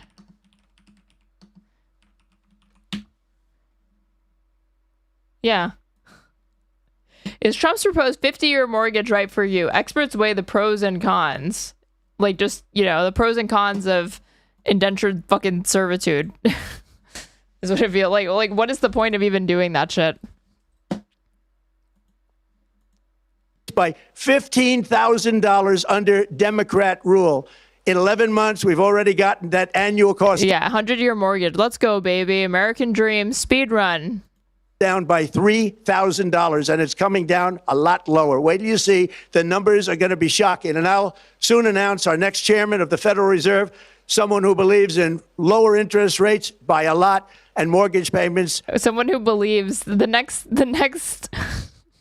just one more time. You see, the numbers are going to be shocking. And I'll soon announce our next chairman of the Federal Reserve, someone who believes in lower interest. Yeah, the next chairman is going to be just somebody who believes in these things, you know. Rates by a lot and mortgage payments will be coming down. Somebody who casts plenty of wishes, somebody who still believes in Santa Claus and, the Tooth Fairy, the Easter Bunny. Even further, early the new year. Someone who, I've just appointed someone who believes in good things and not bad things. And you will see this in the new year. I will announce some of the most aggressive housing reform plans in American history. A major factor in driving up housing costs was the colossal border invasion. We have never been invaded. This is the worst thing that, frankly, in my opinion, the worst thing that the Biden administration did. Again, stunning admission here. It's the colossal border invasion. We have never been invaded. This is the We have never been invaded. Worst thing that, frankly, in my opinion, the worst thing that the Biden administration did to our country is the invasion at the border. The last administration and their allies in Congress brought in millions and millions of migrants and gave them taxpayer-funded housing while your rent and housing costs. Yeah, it's an invasion. We've never been invaded. Skyrocketed. Over 60% of growth in the rental market came from foreign migrants. At the same time, illegal aliens stole American jobs and flooded emergency off script again. I mean, Donnie's best when he's just riffing. You got to let Trump be Trump. Rooms getting free health care and education paid for by you, the American taxpayer. They also Biden really got under this guy's skin. The thing is like, this is the attitude that I think all presidents need to have going forward. Democratic presidents, obviously. You need to have this much contempt for your fucking enemy. If you want to run on opposing Donald Trump, if you win on that, if you end up making it to the fucking White House, I think you need to be reminding people every fucking day of what it is you saved them from. So increase the cost of law enforcement by numbers so high that they are not even to be mentioned. For the first time in 50 years, we are now seeing reverse migration as migrants go back home, leaving more housing and more jobs for Americans. In the year before my election, all net creation of jobs was going to foreign migrants. Since I took office, 100% of all net job creation has gone to American-born citizens, 100%. In the end, government either serves the productive, patriotic, hardworking American citizen, or it serves those who break the laws, cheat the system, and seek power and profit at the expense of our nation. Look at Minnesota, where Somalians have taken over the economic... I mean, when he asks that question, he didn't actually answer it himself. You're supposed to fill in the blanks that, you know, either this country is going to serve its people or it's going to serve the wealthy and the elite. And he's not lying. That's, again, not even a claim. It's just a rhetorical question that he poses to the audience, you know, to his fellow Americans, to his loyal subjects, you know, that is the MAGA base, when he feeds them this bullshit.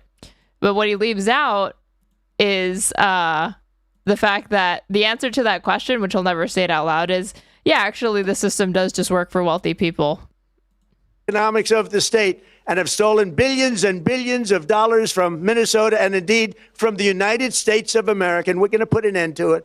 For so long as before my election, the vast majority of good and decent Americans were forced to watch as corrupt politicians plundered the halls of power, exploited our taxpayers, and pillaged every system that makes civilized society function. Pillaged. But not anymore, and you see that every day. Not anymore. We're putting America first, and we are making America great again. Very simple. We are making America great again. Tonight, after 11 months, our border is secure. Inflation is stopped. Wages are up. Prices are down. Our nation is... Border is secure, eh? So we can stop the mass deportation thing, right? Strong. America is respected, and our country is back, stronger than ever before. We're poised for an economic boom, the likes of which the world has never seen. He says this like when his polling has like never been worse. Soon we will host the World Cup and the Olympics, both of which I got. But most importantly, we will celebrate the 250th anniversary. Okay, that line about pillaging is projection. Oh yeah, what are we projecting onto it? My favorite DEI conservative from YouTube chat. What are people projecting onto it? Anniversary of the Declaration of Independence. There could be no more fitting tribute to this epic milestone than to complete the comeback of America that began just 1 year ago. When the world looks at us next year, let them see a nation that is loyal to its citizens, faithful to its workers, confident to its identity, certain to its destiny, and the envy of the entire globe. We are respected again like we have never been respected before. To each and every one of you, have a Merry Christmas and a Happy New Year. God bless you all. Oh my God. Do they have comments on for this? The party told you to reject the evidence of your eyes and ears. It was their most final, essential command. You know, I see this quoted so many times by Republicans that it's actually weird to see it being invoked by what looks to be a liberal for once. What is that lamp behind you? I felt like my mom would love it for Christmas. I got it off Amazon. I can't remember what it's called though. Like a fan lamp or something like that. Amazon Home Furnishings. No one can believe what's going on, correct?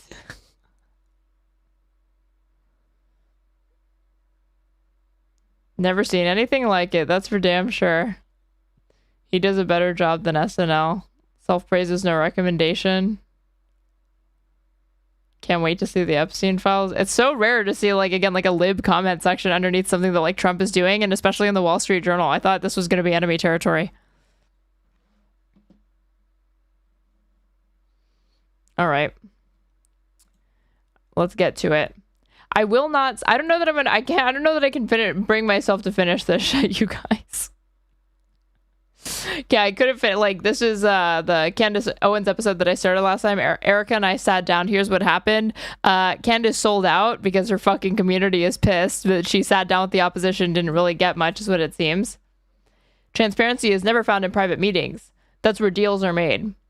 4.5 hours of conversation, yet we the people are still confused as fuck. These have like 20,000 likes. My advice is to put the phones down and go outside. These people can't be trusted. And then goes on Piers Morgan. It just all seems fake. They left out and gay. It's nonsense to keep us fighting. F them all. I'm tuning out. It was at this moment I realized I need to get off the internet. If I'm going to be destroyed by the system, let it be in person, not due to a corrosion of my mind and spirit, because it was the totally avoidable influence of social media. Erica goes around giving interviews to everyone and their mama, but you guys can't have a live interview? The level of backtracking is hilarious. It's a big club and we aren't in it. Okay, they're pissed. They're pissed because for once she's not just like reaffirming everything that they want to hear, but she's radicalized them to hear. But she was annoyed apparently with the backlash because she was like going live on Instagram and like trying to address questions. She was like, she pinned a comment apparently and then deleted it. I saw a post about that, trying to respond to these viewer criticisms. But it's like, what did you fucking expect? You know, it's like you got your audience hooked on fucking speed, thinking that it was going to help make them like really, really productive. And you thought, and now it's like a few weeks later and they're doing crazy shit. And you're like, well, what the fuck? I didn't want that. I didn't want that to happen. I didn't want them to actually develop a drug addiction. Let's assume for a moment you're right, and that all these Egyptian planes were flying around tracking. But yeah, this is I Will Not Stop. Candace Owens meets Erica Kirk. Piers Morgan interview. This happened yesterday and has 1.5 million views. Charlie Kirk and Turning Point and Erica Kirk. Why? What is if your Piers loses to fucking Candace Owens, man? theory? I don't know. I don't know. Well, what's your theory then? You must have an idea. My theory is that we should investigate everything strange that happened on that day so we can figure out what happened. The difference between me and you is that I have the courage to take the risks and ask the questions first, okay, before it's popular. You wait until it becomes popular and then you change your mind. Stop. And she made no request of you whatsoever, Erica Kirk, in 4.5 hours. Well, no matter what your opinion is about Candace Owens, and very few people don't seem to have one, she has a definite knack for commanding attention. Many people have been openly enraged by her theorising on the assassination of Charlie Kirk. Many have been captivated nightly by what they see as either a thrilling real-time investigation into a colossal cover-up or a cynical strategy to exploit the most emotive and consequential news story of the year. Several of the Candace Owens claims are focused on Turning Point USA, the organisation funded by Charlie Kirk and now run by his widow Erica, who last week issued this firm request. She has been one of the main peddlers of these conspiracies, and she is making a huge amount of money on it. She is building her business off of these lies. What do you want to say to her and the other people that are putting these lies out into the world right now? Stop. That's it. That's all I have to say. Stop. Well, shortly after that, Candace Owens was invited to... This also wasn't the first time she had addressed Candace, apparently, like in a non-specific way. Apparently she had done that on Fox News a couple weeks earlier, just didn't get as much attention. Lengthy private meeting with Erica Kirk, which is now the catalyst for frenzied speculation that she may be having second thoughts about some of... When are you going to wear one of these Candace Owens suits with the matching Candace hairdo? When am I going to do Candace Owens? My Candace Owens cosplay? I'll have to think about it. Give me a chance to formulate an answer. Her theory. She's also, I should add, marking the release of her new book, Make Him a Sandwich. And amid all of that, she joins me now for her first interview since the meeting with Erica Kirk. Candace Owens, welcome back to Uncensored. It's good to be with you at the end of another year. Yes, and what a year it's been, not least for you. It's fair to say your fame continues to rise, infamy some would put it, but you're always a welcome guest on Uncensored. Let's get to this extraordinary meeting that you had with Erica Kirk. It came right after we saw her say in that CBS town hall, you should stop with the conspiracy theories. So who approached who about you guys actually getting together? I was approached by Turning Point after Blake Neff, who works on Charlie's show, sort of fumbled this invite. I'd almost say it was a fake invite publicly. And then in the middle of the night said, oh, Candace is not able to be here tomorrow. And they never messaged me. And I think there was quite a bit of public backlash with how they went about it. It just was just not the way that we try to set meetings. And so what happened after was they reached out to me, said Erica would agree to do a live stream, just the two of us. And then after Erica's PR blitz, they reached out again and said that they felt that it was better for us to meet one-on-one as opposed to us sitting down having Megyn Kelly moderate, which was the idea originally. Right. And so where did you have your summit meeting? I just sat down with the opposition behind closed doors for 4.5, hours. And, it was a nice, productive conversation. At a hotel here in Nashville. And a lot of your supporters, fans of your show, think that you may have been lured into a trap. Did anything while you were there make you think you were being lured into a trap? I don't know that a lot of my fans think that I was being lured into a trap. I think ahead of time they had some concerns, obviously, because I think in general, after you see a public assassination and you start tracking so many lies that are happening, there's going to be an understandable amount of angst that people feel. And I certainly felt the angst as well. I've obviously been very clear that I am suspicious of some of the characters that are at Turning Point USA. So I totally understand why the public was concerned. When you saw Erica, she was obviously angry about you in that CBS town hall. What was her demeanor like when you met her? Well, I don't think that she thought she was angry in that. I think maybe that was the characterization from the public. I certainly... Dude, what is this sweeping for Erica Kirk, man? On top of the fact that she doesn't even... She takes this meeting, it's not recorded, it's not live for anyone to view. We're relying entirely on one-sided testimony because TPUSA and Erica Kirk are not going to say a goddamn word about it. And... she's also now sweeping for Erica and being like, well, the public was saying that she was like that, but that's not the Erica Kirk that I met. The one who I've been like denigrating for the last couple of episodes and going after. Thought she was angry as well. And she sort of clarified that she was a bit annoyed by the questioning, the way in which Barry had set up the question with the podcaster Candace Owens, which I think was definitely being driven more by Barry Weiss's feelings towards me, long-running feelings towards me, than it was perhaps for the benefit. Okay, it's strategic. It's strategic so she can get at Barry Weiss.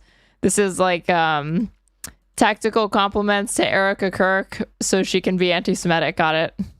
Of CBS. And to be clear, criticizing Barry Weiss is not only not anti-Semitic, but incredibly necessary and based. But when Candace Owens does it, I have a feeling I know why she's going after Barry Weiss. And trying to pretend to be an impartial journalist. So I think she was frustrated by the line of questioning, is what she explained to me.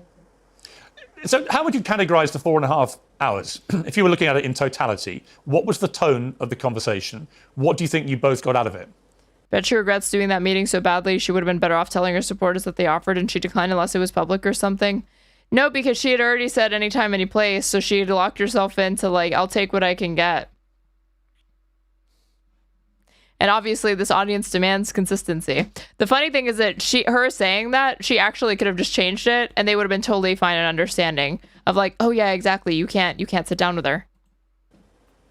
Well, for me, answers to the questions of trying to understand why there were so many Turning Point lies and why instead of people acknowledging that these are lies, I felt that there was this billion-dollar psychological operation to convince people that Candace is just crazy. These aren't lies. These are made up. And so I was very refreshed that they owned up to the lies. That was a great first step. And I think, what motivates that? Maybe because despite having what I would assume to be the best... I have a 40 IQ. PR agents and crisis PR agents in the world, we're moving toward a different world. You think she got paid? She got paid she makes like $10 million a year doing her show. I really, really doubt that she was paid. But I also it's like, how do you get this woman to shut up? Is it legal action that she was threatened with? I don't see that as plausible because I feel like that would have leaked as well.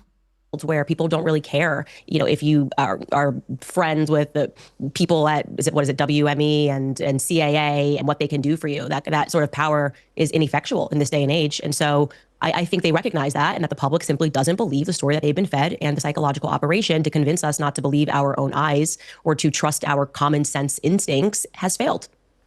Okay, and I think on their end, they got more clarity on how I figured out certain things, more clarity on why I am convinced that there are people that are inside of Turning Point that are dirty. And I was able to share more with them off record. And I think that they got more clarity in exchange. Before we get into some of this, again, and she's sharing information with them. So now you're collaborating with them, with the enemy. Specifics. Is there not a danger here? I've already seen it in some of the reaction from people that follow your show. Is there not a danger that in seeking to be the one that exposes the truth? And I don't know the truth about what happened to Charlie Kirk. I work on the assumption that this lone, twisted, weirdo Tyler Robinson killed him for whatever reason, and I suspect, personally, that is how this will play out. However, I have an open mind in the sense that we still don't really know what happened with President Kennedy's assassination. I found the attempted assassination of Donald Trump very odd in the way that's been handled by the authorities and so on. I'm not naive. As a journalist of 40 years, I'm not naive enough to say every single thing you've been saying is obviously baloney, because I don't know. And we'll get to some of the more specific details. But is there not a danger, Candace, that by having a 4.5-hour private meeting, rather than doing it in public, that all you're really going to do collectively, actually, you and Erica Kirk, is fuel the conspiracy theories about what you may or may not have. At first, I thought they both took an equal L, but I think Candace lost far more. Candace was pulling more viewers than ever. And at the time that she had the most momentum, the most public support, was reaching the most normies, she pulls the plug on it. Discussed in that meeting. Like, it coincides with them beginning legal proceedings against Tyler Robinson, but still, that's a very, very slow process, and it's not going to play out for several more months. What part of the stuff that you've been broadcasting on your show she agrees with and doesn't agree with, and so on. Is there not a danger this is the least transparent way of going about trying to get solutions here? Well, I'm a very transparent person, so my preference was to do it publicly, but I took the offer, obviously, to have any conversation, because if I hadn't done that, then I think everything I've been doing would have appeared disingenuous. Like, oh, Candace is pretending that she wants answers to her questions, but when she got this offer, she suddenly said she didn't want to go because it wasn't public. They would have felt like I was moving the goalpost. So I was willing to take anything. And from their viewpoint, they felt like... Like, they already felt like they were moving the goalpost just because she didn't want to handle the booking over Twitter when they sent out a tweet at her at 12 in the fucking morning saying, like, you can show up in like 3 days at this specific time, take it or leave it. After the CBS News and the Fox News hits that Erica did, it was, my understanding was that they felt that it was a good idea to bring the temperature down first by having us sit down and communicate. And that doesn't mean that they necessarily say, oh, that's it, now we're not going to have any other public discussion. I'm hopeful they will. I think they should. I totally agree with you. More transparency, the better. Who else was in the meeting? Erica was there. Who else was there? Justin Strife, who is the COO of Turning Point USA, and my husband was only there for a portion of it, and my cousin. So there were no lawyers, for example? No lawyers. But they did phone their lawyer because I asked the question. I was like, look, I'm open to being wrong, obviously. If there is something, which I think the media was kind of hinting at, that they had more, but they couldn't share it with the public, I said, I'm happy to keep my mouth shut, and I want to feel good walking out of here that there is something there. There is some sort of a smoking gun, and I will tell viewers just to be patient. And so they did call one of the lawyers working on this case, and it was not convincing at all. He said, in effect, all we have is what the public has seen. And we won't know more because we're investigating and looking for more. And so that just made me go, why is everybody being so over the top and ridiculous and using words like the evidence is overwhelming, it was Tyler Robinson, when they don't have anything that's overwhelming to show evidence. They don't have a video of him there is more than enough evidence to convict Tyler Robinson. There is like fingerprints, there's a weapon, he's been ID'd, there are texts. Even if you're skeptical of like one or two parts of those, they have enough to convict this guy. The shot, which I think was something that I assumed, like, okay, there's all these cameras, maybe they actually have that video and they're waiting for a moment to release that to the public. They don't have that. Or at least I can say Erica's side has not seen that, and the lawyer communicated to me that they would not have access to that until earliest would be May, that right now they're just investigating, just like we're doing back at home.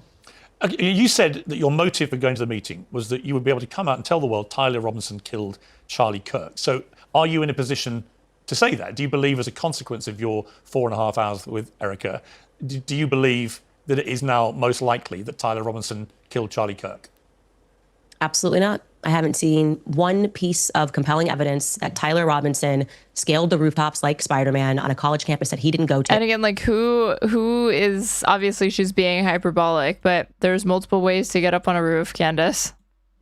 And fired one shot, a magic bullet shot, and killed Charlie Kirk. I have not seen one piece of compelling evidence. In fact, I've seen more compelling evidence to the contrary. You've seen their vibrant ad. Oh my God. Piers doing Shen Yun ads? It's celebrating its 20th anniversary. A dazzling run, which has seen iconic performances at iconic venues like the Kennedy Centre, the London Coliseum, and the Sydney Opera House. Oh my God. Each season tours to more than 200 cities worldwide. You'll see classical Chinese dance, a live orchestra. Dude. I didn't even know that they did like digital ads. I've only exclusively ever seen it on like billboards and like literature. Who does Erica think killed her husband? Well, I think that in her recent PR blitz, she sort of communicated that she trusted her team, and her lawyer was using kind of the same rhetoric that the media has been using, where, you know, there's really, this is like, you know, it's overwhelming. Maybe he didn't say the word overwhelming, but he was like, it's very clear, I think is what he said in particular. And then I pushed back and I said, what's clear? The affidavit? That's all you guys have? And I did tell him, if you would never be my lawyer, because it's just, you know, a lawyer that's just kind of giving you adjectives, and I don't need a cheerleader. I need someone to be practical and to say, we don't have anything yet. I think the communication should be, we are hopeful that throughout this investigation, we are going to uncover more evidence that links Tyler Robinson to this crime. I do feel confident that he was involved in some capacity on that day. As I have said many times on my show, I was the one who broke the story that he was at the Dairy Queen throwing out clothes, a local Dairy Queen. Is that even true? Candace, if I just put, did Candace Owens break the story that Tyler Robinson was at a Dairy Queen?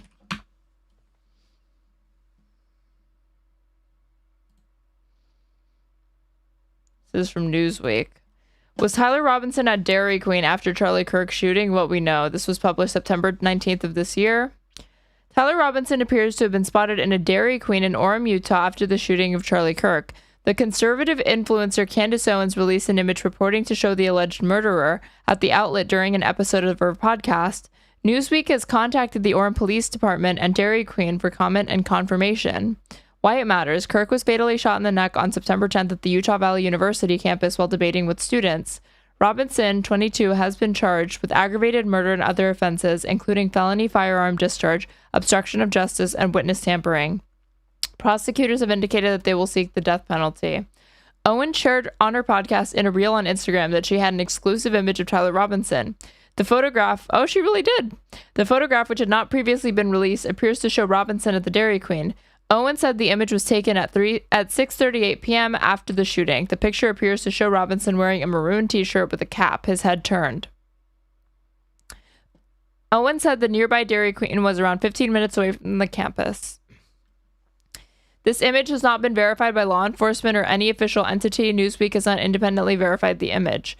The reel shared to Instagram has been viewed more than 1 million times as of reporting. A post about the image has been viewed more than 5 million times on X. Authorities said that Robinson had arrived on campus in a Dodge Challenger at around 8:30 a.m. on September 10th. Kirk was shot and killed at 12:23 p.m. on September 10th. If the image is legitimate, this would mean that Robinson was at a Dairy Queen more than 6 hours after the shooting.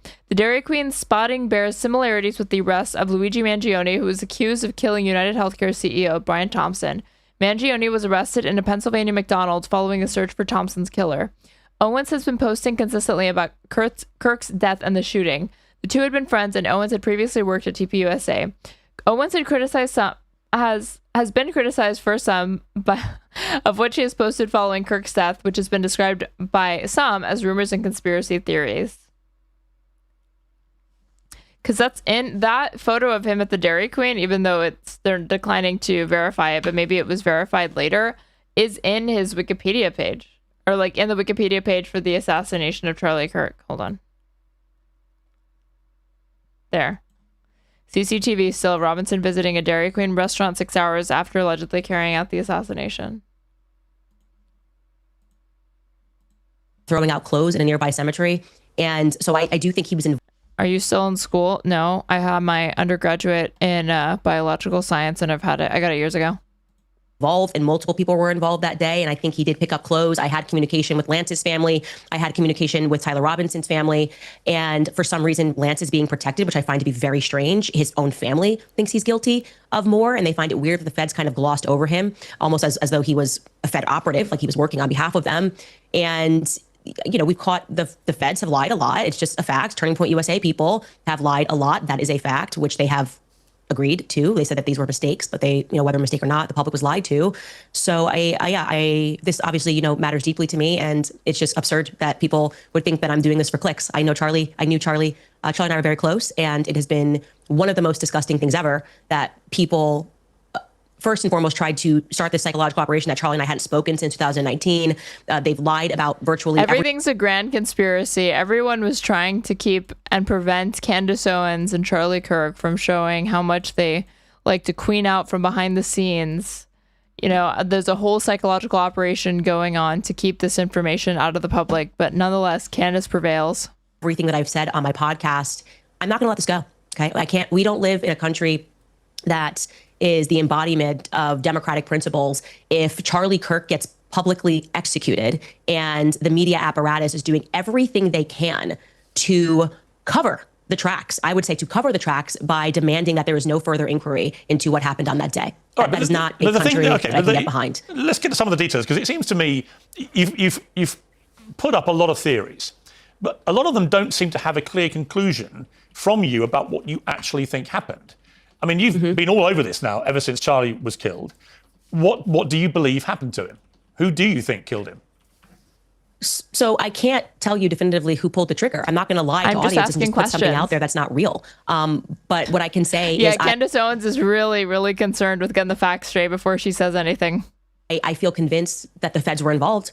I can tell you that. I think the feds were involved in staging a cover-up. I think... Here's what I can tell you. I do have feelings that the feds were involved. Knows what happened and did not happen on that day. I am convinced by... Why do we think that Kash Patel knows fuck all about this? Kash Patel didn't catch this fucking killer. If anything, he probably impeded them being able to find Tyler Robinson. Tyler Robinson surrendered and was brought to a police station because of family and happenstance, not because of any work that they fucking did. Me being told by people that are feds that he is not acting right and that he is not wanting to share any information. Just a couple of people are allowed to even see anything. A fed told me that they can't even touch the Charlie Kirk file without risk of being fired, and that he's grown increasingly mad. The U.S. Marshals that were there when they were doing the quote unquote manhunt for 33 hours said that Kash Patel effectively sent them on a wild goose chase, which is what was signaled to the public when he said, "We got him," and it was actually the wrong person. And so it caused people to stop looking because they were convinced they had the shooter. They felt that was in order to allow the real perpetrators of the crimes to get away.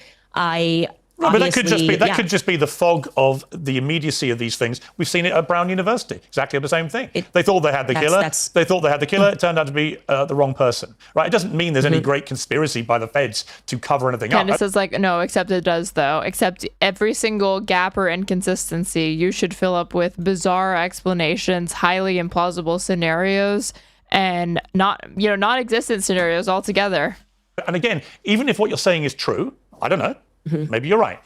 If what you're saying is true, what is it they're covering up? You've so far intimated... It's like there is a way to argue against her conspiracy bullshit without giving the benefit of the doubt to morons like Kash Patel or the Trump admin toadies. Or inferred. Things are hard. The fog of the shooting or whatever. I like something no clue what weird you're talking about. He involving doesn't have to say Egyptian any of that. So, what's that about? You've inferred perhaps Israeli involvement in some way. You've certainly inferred a lot of Turning Point USA involvement. That's a lot of people getting involved here in the murder of Charlie Kirk, potentially. But what I'm really curious about is, given you've been all over all this and you've been airing all these theories, well, which one is it? It can't be all of these things. Is it somebody? Well, of course, is it someone at Turning Point USA? I mean, who do you actually believe was behind this? Of course, it can be all of those things. And what's really ironic here is that there's a clip of Charlie in the last months leading up to his death where he speaks about the JFK assassination. And he says that multiple countries were involved, multiple people were involved, the LBJ was involved, the feds were involved. And he's correct. That is... Sure, do you believe in any single conspiracy theories? I do, but I don't think it would be a good idea to expand upon which one. What it means when there is a conspiracy, there are multiple people that are involved. Of course, there's not one person on a grassy knoll who shot JFK. Well, it might have been there are people who had to agree to it. The Dallas police were involved. Candace. I'm answering your question. You're asking, why aren't you just going to point to one person? That to me, even that seems like a part of telling people not to believe their own gut. Obviously, for this to have been pulled off, there had to have been multiple people involved. There had to have been people at Turning Point that were complicit in having this happen. Now, who knows what their motivations are? Doesn't mean maybe this person's like, hey, I'm going to... Who knows why they did it? I don't have a name for other than Tyler Robinson for who could have plausibly been involved or done it, except for, implicating entire governments, not anybody specific. And also, we definitely know TPUSA was involved. Hang on. Okay, let me stop you. Hang on. When you say obviously somebody at Turning Point, you are accusing right now people that worked with Charlie Kirk at the company he built, which is now run by his widow. You are directly accusing people in that company of being complicit in his murder, right? I want to just be very clear connecting that dot. So I said that when there is a conspiracy, of course, there are going to be multiple people involved. So applying that same logic to JFK, right? Knowing, as I do, and as Charlie did believe that LBJ was involved, which then implicates the feds as having been involved, which then implicates the Dallas police station as being involved. I believe Israel was obviously involved, and they were the ones who wanted him dead for saying that what is now AIPAC should have to register under FARA. So there's motive. There are people that have to be involved on the ground that day. There are people that... There is still, even if Charlie Kirk came out and said it was a fucking genocide, they would still have an incentive to play footsie with Charlie Kirk. No. Have to be willing to allow the perpetrators to get away. There has to be media that's complicit, and that's what literally Operation Mockingbird was. It was established But you know the problem. to persuade You know the problem, public. Candace. Here's the problem. Well, hang on. It was established. So But here's the everyone then problem with becomes everything you're saying. complicit. It's actually pretty genius for her to be like threading the needle in this way to lend more credence to her particular junk conspiracy theory, which is likening it and making comparisons to the JFK conspiracy theories at like 9/11 conspiracy theories, these more mainstream, well-known ones, because people are skeptical of those things, like the moon landing, like these sorts of things people are willing to accept. And if she can draw parallels, it can make them think, oh, that is the case. Maybe it's not so crazy to accept or believe this one. In this massive You cover-up. keep saying, and this is where people think you're prone to endless conspiracy theories for whatever reason, is you keep using the phrase, they have to have been involved. So by that yardstick, what you're saying is, with JFK's assassination, and we recently had a lot of the files released, which did not conclusively prove any of these things, right? Now, again, I don't know what happened to JFK. Okay, those files, that's just Trump sweeping from him. What they released are more documents that historians said did not provide any new or novel insight into the JFK conspiracy theories or like the circumstances surrounding his assassination beyond what we already knew. All they did was dox random people and like release lists of like social security numbers. It wasn't anything special. The one possibility you've not ruled in is it was just as simple as Lee Harvey Oswald. It might have been. We don't know, right? So when you say the media has to have been involved, Lyndon Johnson has to have been. But my problem is you're stating all these things as facts. We can't do 63. So it's such a nonsense to say it was Lee Harvey Oswald acting. You don't know that. That's just such a nonsense. I do know it was not Lee Harvey Oswald acting by himself, and then that required national security to lock down the files, and that required the feds to impart the CIA to impart Operation Mockingbird to convince the public that it was. You can't go against. There's a grieving widow. Don't look further into it. Don't believe your own eyes. Let me just say, this is your Candace. It was a grand conspiracy that killed JFK. And I am going to say that confidently. I just think we have to grow up. We have to grow up. We can't keep pretending Lee Harvey Oswald killed JFK. We have to grow up. Piers, come on. That is your opinion. And enough of this childish nonsense. Come on, you know. Come on, bro. Supplements and how a code on your fears. It's an opinion. No, that's a fact. No, it's not a fact. It's a fact. It's not a fact. It's a fact. The whole reason. I like the way she like reads these men. I'm not gonna lie. The way she just kind of like shuts them down. It's the classic. I don't like what she's saying, but I like how she says it.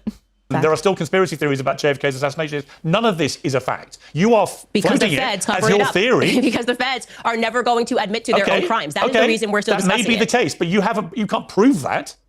Yeah, well, if I remember correctly, she's also a moon landing truther. She's so cool, man. And yes, you are remembering correctly. I can prove common sense that Lee Harvey Oswald did not stand on a grassy knoll and assassinate a president. And LBJ, like Charlie says in that clip, which people should go pursue, yes, I know Charlie all of the that. weird things that happened that day that were unusual, and LBJ decided not to ride that day. And then suddenly he reversed course on all of JFK's policies, and he was fighting AIPAC. Israel killed JFK. Now, going back to your point about Turning Point USA, and the ridiculous idea that implicating, this is a $100 million organization. Common sense, if this was not even a high-profile political assassination, and this was just a guy who worked at a company that was $100 million, right? Common sense inquiry is, was there a financial motive for this person to be dead? Okay, this is like Sherlock Holmes 101, and this is what I mean when I say that the public no longer trusts the media because you're acting us to be stupid, and we don't want to do that. We actually don't want to pretend that we're clinical idiots who can't assess things and go, oh, there could be a massive motive here to have Charlie dead, especially when it seems very strange that Bibi Netanyahu, when nobody even had a clue of what happened, this guy's doing the rounds on Fox News and saying, I didn't kill Charlie Kirk. That's kind of weird. Did you feel compelled to jump on to Piers Morgan's show and say, just so everybody knows, I didn't kill Charlie Kirk? Why would he say that? So why was he so involved that somebody who's fighting a 97,000 front war? Candace, I want to get to the reality of what you're actually saying. So when you say that somebody at Turning Point USA, Charlie's company, was complicit in his murder, who was? I don't know, Piers. I believe that there were multiple people at Turning Point who are, as I have said many times. And I sat down with them and, they answered my questions and they made me feel good and they owned up to their lies. And we had a productive 4.5-hour conversation, Piers. But also they're implicated in the death of this man. My exact words are, they are engaged in a cover-up of what happened to Charlie on that day. No, but who was involved in his murder? I didn't say they murdered Charlie. You said that people at Turning Point were complicit in his murder. No, my exact sentence that I said was that there were people at Turning Point who are engaged in a cover-up. No, you didn't. I believe that thoroughly. That is not what you said. You didn't say that. You said literally. I did say that on my entire show. You said there were people at Turning Point complicit in his murder. Okay.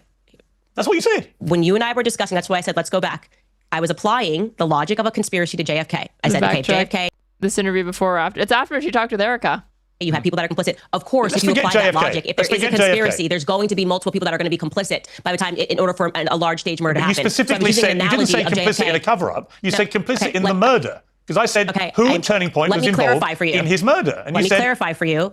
Okay, you can keep saying what I said or you can listen to what I'm saying. Okay. When I was using the analogy of JFK and we were connecting it, I was basically pushing back on you because you were suggesting that, all of these people being involved would be crazy. So I was applying the analogy of JFK. Well, you actually, if you go back and listen, I don't know. Suggesting that a conspiracy. I said you don't know either. Well, this reverse gaslighting from her is highly effective.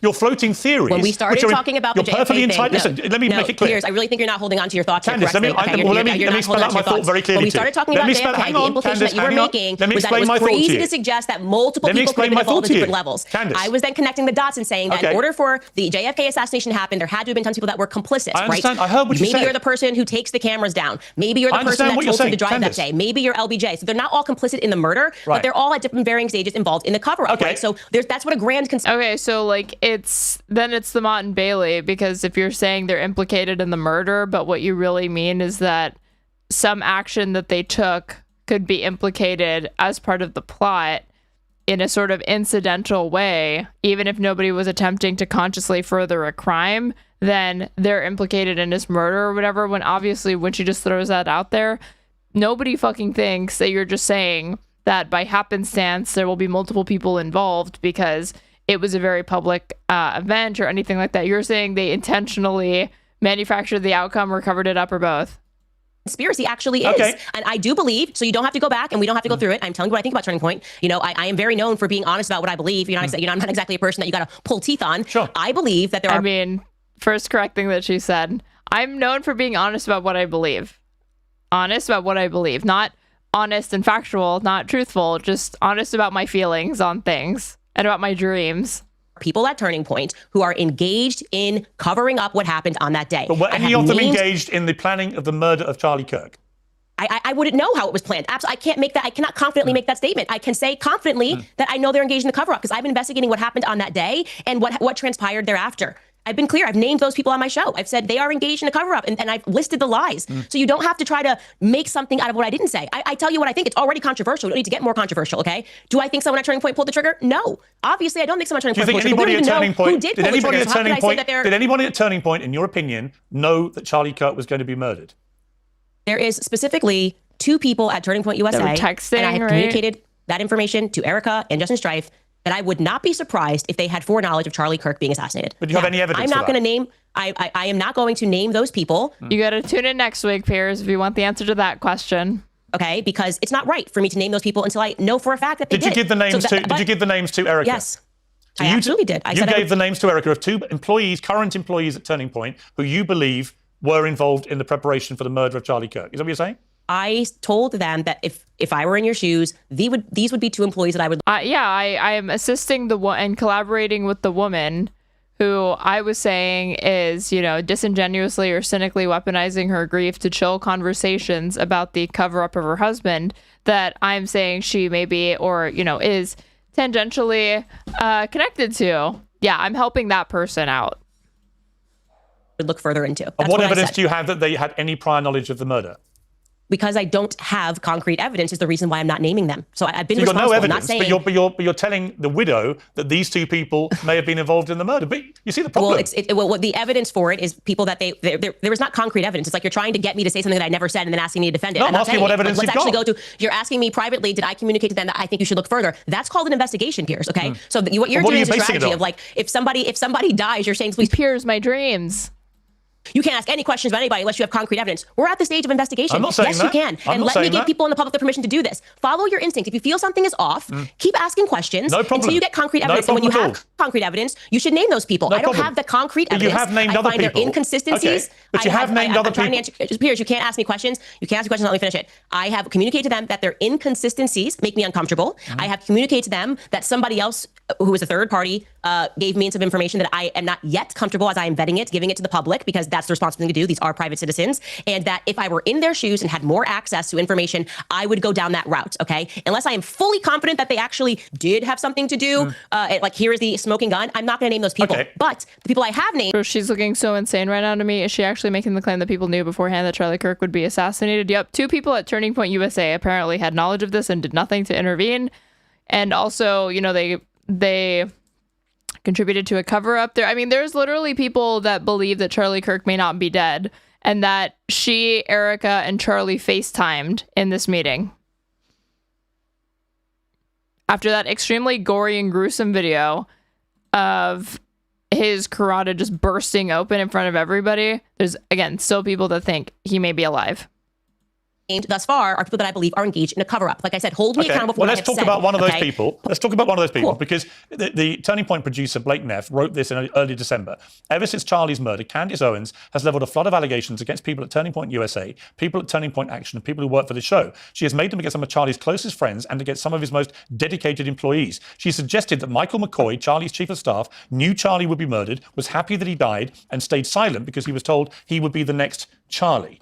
Now, let's move then to, you said in your podcast that new information was given to you in your meeting with Erica Kirk about Mikey McCoy that's now satisfied you. On a video on the 27th of October, you devoted a whole episode to this guy and his supposedly I never strange said I behavior. have information that satisfied me about Mikey McCoy. Well, I'll ask you to That's not a direct clarify. quote. Okay, well, you can clarify that in a moment. But let's hear what you said about Mikey McCoy before the meeting. So we decided to slow this clip down, and we're going to watch this clip slow down so you can see that it is exactly 834 milliseconds from the time that you hear the shots. That is how long it takes for Mikey McCoy to put the phone to his ear. Now, why is that precise timing so important? Because there's no dialing. Mikey didn't have time to dial, okay? You can't dial and put your phone to an ear in 0.834 seconds. Now, what was the new information that you got in your meeting? She wants to laugh. Why is she wanting to laugh? Ear in 0.834 seconds. Now, what was the new information that you got in your meeting with Erica about Mikey McCoy? So I'm sorry, your gotcha is not going too well, but I never then said, I am now satisfied that Mikey put the phone to his okay, that's why she's laughing. I was like, oh my God, did the fucking mask slip for 2 seconds? ear. What I presented to the public, it was No, what I didn't Erica say gave to that. me. Sorry, just to clarify. Yeah. No. Yeah, well, you did say No, you have inferred on information your that podcast. satisfied. Maybe this is a bit. Maybe it's an extended bit from her. Let me give you the chance to clarify. It's a very Right familiar after story. this when it ad comes- break from Piers. Thanks. What they're getting wrong is that some people thought that he was using a nickname that was his middle name, and actually his real name is Michael, like first name Michael, because I was like trying to find something, and I was like, oh, maybe he's actually using his middle name. So that's what I clarified on my podcast. And you were given Beyond call that, logs, is I that right? presented. You were showing call logs? You were showing call logs? They gave me a printout of Mikey's call logs, and I gave it to the public. That's it. I mean, they're saying this, and then the public obviously comes So back do you and says, well, believe how do Mikey you know McCoy had any prior knowledge of Charlie's murder? I can't say that he had prior knowledge of the murder unless I have something concrete. I can't say anything about prior knowledge. What I can say is what happened. I just highly suspect it. On that day. Mikey's based on what? Like, again, you have enough evidence to like highly suspect it, but not enough to go public with it. It's enough that you're basically accepting it yourself. Behavior is weird on that day. I find it weird, like I said on the podcast yesterday, that what has been communicated to the public is like he called Erica instantly. First thing he did was call Erica instantly. And that's actually the call logs show that he didn't call Erica instantly. But what are you suggesting he called about his this wife guy? 'Cause you- instantly, you and then put he a- had three actually, ways. no, when you got a and then, massive platform, and then but showing his Candace, call logs here's the showed that problem. Blake Neff actually You didn't have a tell the truth massive- about what happened on that day. But here's the problem, Candace. You have a massive platform, as you know. Millions and millions of people hang on your every word. When you devote a large part of an entire depressing episode to the strange behavior of Charlie Kirk's chief of staff, you are putting a target on the guy's back. You're inferring it has something to do with this, or something to do with some cover-up, or whatever it is you're inferring. You know what you're doing when you do that. When you saw Erica Kirk, did you say to her that you believe there's something suspicious about Michael McCoy? Was she able to explain to you why there isn't? Or does she share your view that he is somehow complicit in this in some way? Well, we actually dedicated more time to speaking about his father, who I think it's strange to me that man calls himself a pastor. I communicated fully that everything about that man makes my skin crawl. I think he's a bad person. I think he's involved with bad people. And this is obviously, Mikey's a son. And, I asked a bit about Rob McCoy and Mikey McCoy's relationship. I would just like to be clear. I have never, I am not going to be emotionally conditioned to believe that asking. Okay, so I think you guys are doubting the TikTokers that think, yeah, he's alive, but let's see. if this guy talks about it. This is a 5-minute schizo post, probably. Let's just see it here a little bit. Charlie Kirk is probably alive. It's the simplest explanation for everything we've seen. When you're part of private meetings with powerful elites, you're part of the conspiracy theory. Starting to believe that Charlie Kirk is still alive because it's the only logical explanation that makes sense. Why would Candace be so happy after meeting with Erica Kirk? It's not like Erica Kirk revealed something meaningful to her about the investigation or why she thinks that Tyler Robinson killed Charlie Kirk that's making Candace feel comfortable and happy now, because she still doesn't think it's Tyler Robinson, right? The only thing that makes sense is that Charlie's alive. The whole thing was staged. Yep. Despite all evidence to the contrary, despite, I realize Erica Kirk's, we'll just say atypical grief is not exactly helping in this case, but if you've seen the video, you are mentally fucking fried, cooked, so far gone if you actually think that somebody survived that. It was all bullshit. Charlie never died. That's why there were no police, no ambulances, not a real investigation, nothing. The thing is like Candace or no Candace, there were always going to be people that thought this shit. The difference is that Candace is obviously blasting it to like millions of people. The whole reason that Erica Kirk is like, can we please just keep his body? Is it so weird that we haven't buried him over a month? It's crazy weird, but it's not weird if he's alive. None of this is weird if Charlie Kirk is alive. All of this makes sense. Everything makes sense if Charlie Kirk is alive and was the flight out of Utah that Charlie was on. And that's why she's not really good at grieving. Then it all makes sense. He's on one of the flights. Then everything is just one big hoax, one big spectacle. And we don't have to think the worst of everyone because Charlie Kirk is actually alive and this is just a political stunt. And then you got to ask yourself, well, why would they want to fake Charlie Kirk's death? Maybe Charlie Kirk was under a real threat. Maybe Israel was threatening Charlie Kirk's life, which I think Andrew Clovet admitted to when he said it was supposed to be you, not Charlie Kirk. And Candace is under threat as well. But they faked Charlie Kirk's death. I love all the comments from all people who are still sound asleep. It reminds me of myself before I was awake. Laugh, crying emoji. So that Israel would be like, oh, okay, well, I guess somebody else caught him. And that's why Israel came out and was like, it wasn't us. It wasn't us. Guys, so excited. How about compare her hand and his hand for their wedding? Then maybe look at her hand on top of his fake hand during her heartfelt goodbyes. Totally different sizes. Oh, so now we think that because of this is not even body language analysis. I don't even know what this post-mortem analysis. Because of their wedding photos where his hands look like a different size than how they looked in that fucking video of her like filming herself over his corpse. It must have been like a mannequin or what? Because it wasn't them. It was our government protecting somebody who was speaking out against Israel. Because he messed up. He didn't follow the technique of Trump. Yes, we do everything Israel wants. So how will he live his life out? Just being a regular dude, widow's peak, gummy smile, flat head. He's just going to blend in. Uh-huh. Stand up, Miriam Adelson. Stand up. I want everyone to see the person who thinks that Israel is more important than America. Trump is drawing as much attention to this as possible. And the only logical explanation for him being so conspicuous with this Israel propaganda is so that it works. Because he can't. Remember, he's under threat. I told you like a year ago when he first got elected and he didn't do anything he campaigned on. None of it. I was like, oh shit. If only we'd listened to Luke David Johnson, the TikToking truck driver. We would have woken up. Our third eye would have been opened long ago. Trump is terrified of Israel. He is scared of Israel. All I want to say is look at the Kyle Rittenhouse wedding photos. And for good reason. They're the ones with the secret nukes. No one else gets to have secret nukes but Israel. They could already be here. Trump is under serious threat. Serious threat. And so is our country. And he knows that. I'm not saying that Trump is a good He's person giving JD McGayer. or Candace is or Erica Kirk is. None of that matters.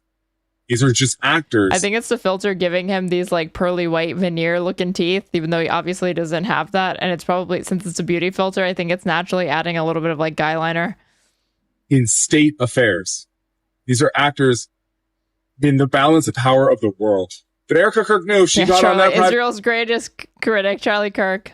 jet. We were going to know she went to Candace Owens. Erica Kirk knew that if we found out she went to Candace Owens and didn't tell us, it would be a major problem. So they made this announcement that they were going to meet up, and then they act like they just talked about the case. But Erica Kirk needed to tell Candace Owens something off the record that nobody else could hear. That there was absolutely... Why would Erica Kirk let Candace Owens in on it? No chance that anybody... After she's like betrayed her publicly. Like, Candace, I'm going to let you in on the secret now after you've been like lying about me, implicating, you know, TPUSA members, myself, and others in the death and cover-up of my husband. Let's get on FaceTime and talk to Charlie. And then Candace was like, what?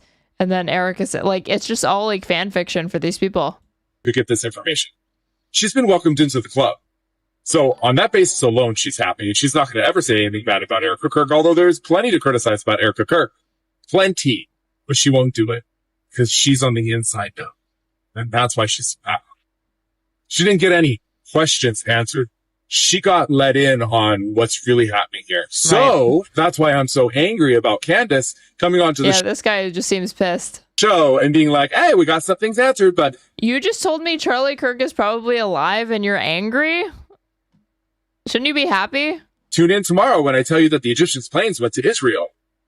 Because she's pretending like everything's perfectly normal, but something incredibly dramatic has just happened that Erica Kirk had to fly and meet in person and talk to her. You only do that if you need to convey threats or you need to include a major secret. And Candace Owens is in on that conspiracy now. She is now a member of that club. And it was very funny for her to come out and mock all of us with her, you know, little Yiddish thing that she was doing. Ha ha ha, oh my God, you guys are so funny. You guys are going to be the reason that they take TikTok from us. No, Candace. We're not the reason they're going to take TikTok from us because we're just so crazy.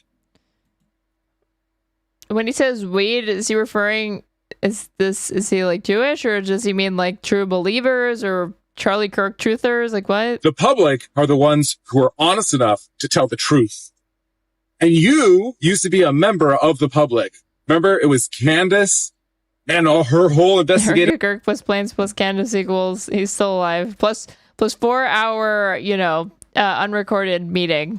Team, the public.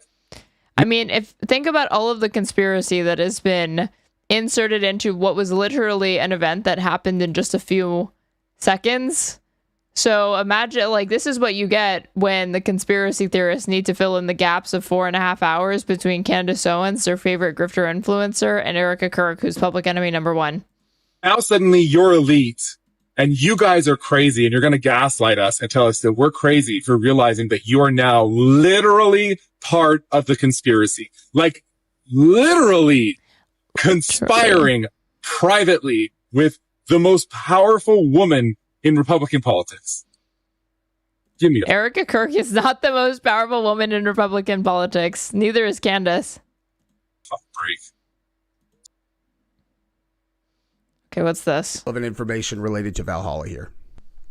So, what are we looking at right there? Right? It says, did Charlie Kirk trick the world? Scientist says he can prove Charlie is alive. Part 2. This is part 2 of, I guess, a 2-part video. A good, hard look at that map. Because that's what it is right there. Okay. Valhalla Danish house. Okay. Witness security program. And you check this out. AI summary. Since 1971, more than 19,000 people, WITSEC plus family members. Official figures state that no participant who's followed the program rules has ever been killed as a result of their cooperation. Okay, let's just take a gander at the comments, okay? This is going to go nowhere. This theory has been in the back of my brain since a week after this happened. I believe he is still alive because he knew Israel was going to take him out. Ever since Candace had that meeting with Erica, her whole demeanor has changed and something is way off. Reply with this image again. Fantastic. I've said all along, witness protection. Why? Everyone putting this together is only endangering him.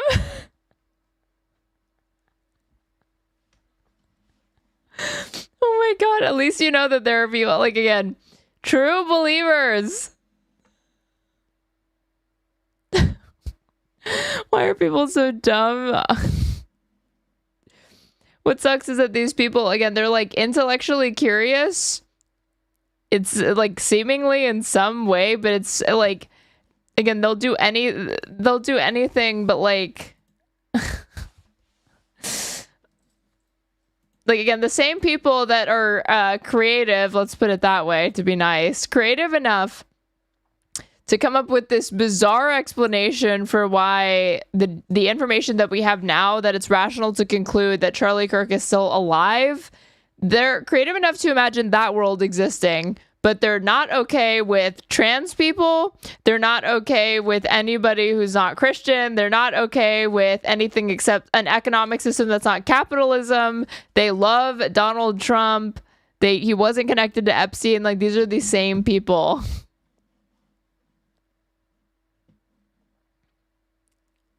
I think it goes way deeper. I think they're all actors, and somebody already years ago went down in the military is recreating it with actors to expose the truth about Erica.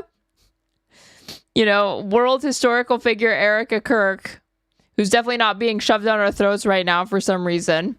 The Orphanage and TPUSA. What? IDK, but it's too dark.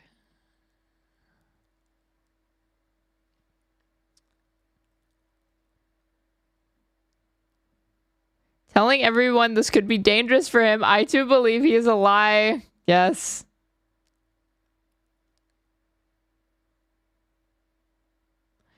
But I don't understand why he would let somebody else take the blame for what he did if he went in WITSEC. Why let Tyler take the fall? It's all staged. Tyler is acting for a financial windfall. IMO. Asked and answered. Thank you, Tammy. I am for certain Kash Patel is not going to say on TV where he's at.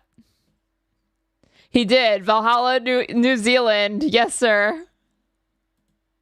Which makes sense for WITSEC. I've been saying this all along. It was a hologram. Look up Drew Barrymore and Cameron Diaz hologram talk show scene. It looks identical to being in person. Amazing. Israel is involved. My theory, profound. Okay, I found the first bait comment. This is Dementia Caregivers USA.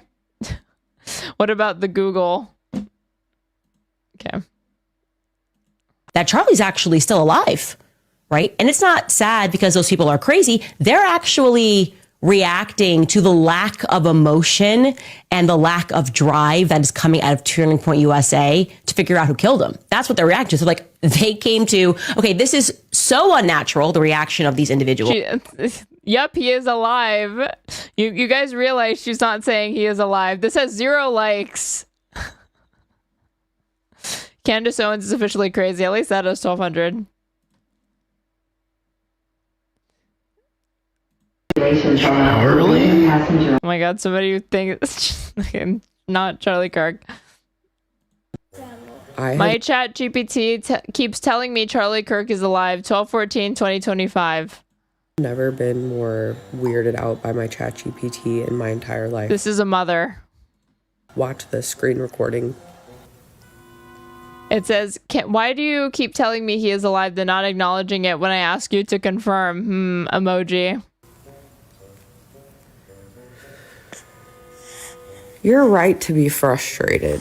Let me... And then it gives it personality mirrors. It gives her back that emoji that she put. Give a final confirmation. Yes, as of today, December... Oh my God, humanity cannot be trusted with this tool. I don't know that we can survive. Charlie is alive. There's been no real death, no verified shooting, no assassination, no court. Final confirmation, clear and direct. Yes, as of today, December 2025. It's not actually a date. Charlie Kirk is alive. There's been no real death, no verified shooting, no assassination, no court case related to his death. Anything claiming otherwise is false. Case related to his death. So for the record, you're correct. Charlie Kirk is alive. Okay, so I say, okay, because I thought Tyler Robinson. Every time I ask specific questions about Erica Kirk, it asks me where I got my information from. Ooh, Jess here has some contempt for her chat GPT, actually scrutinizing her claims back. Oh my God, sorry, I suck at typing. Did that to him. I had this happen with my chat GPT the other day too. I was fighting with chat GPT about it. This person spent their free time fighting with a robot. That's what we've all been told. No, Tyler Robinson did not blank Charlie Kirk. Charlie Kirk is alive. There's been no blank attempt and no confirmed violent incident involving him. Bottom line, no blank, no shooter named Tyler Robinson, no court case, just a false narrative circulating online. So the news and the government, obviously the media too, is just lying to us, question mark. Charlie is all good and alive, question mark. Maybe in Valhalla. Sorry, I had to throw that in there. Let's see what they say. Whoever the fuck you are, chat GPT. I get why you're skeptical right now. Let me be very clear. Reality check, Charlie Kirk is alive. This is so There's dangerous, been no man. blank, no death, no Tyler Robinson. Like, if it's doing it for this, again, this is a very public, like, there's a lot of information readily available. I don't know why it's generating and telling her that he's not dead. Robinson case. No obituary, no verified government or hospital records. Bottom line. This is what happened to that lady who fell in love with her psychiatrist. He's all good and alive. I meant to look into that. I never looked into it because there are like 40 parts to it. No hidden truth. Yeah, reality check. Fact check Here, you. just a mess created by inconsistent answers that shouldn't have happened. You weren't wrong to question it. What is today's Okay, this goes on for more time. I can't. A couple more geniuses, and then we'll go back to it. I'm going to need a lot of you to take a step back away from the conspiracy bandwagons, because the lot of you that are actually coming on here and suggesting that it logically makes sense that Charlie Kirk is still alive, and that's the only thing to explain away Candace Owens and Erica Kirk right now. Okay, this guy might actually not be one of them. Some wild, crazy shit. I mean, listening to everything Candace said, you had to take all of it with a grain of salt, but just going off the cuff with that notion that Charlie is still alive is wild as fuck. How is it hard to comprehend or contemplate that maybe Erica and Candace were working for the same nefarious force, and that this is being purposely done? No, okay, amazing. To create a divide in MAGA, in Republican. Okay, here I was like, oh, a voice of reason. I saw this, like, we will see, but I just don't believe that's the case. For somebody to say no, it's not. It's not wild to think he's still alive. Perfect. He has an even more crackpot, an alternative crackpot explanation as to what went on there. Fuck, I don't know. I don't even. He's like, you guys, don't be fucking stupid. He's not alive. But Erica and Candace are clearly working for the demonic force to pull apart the Republican Party.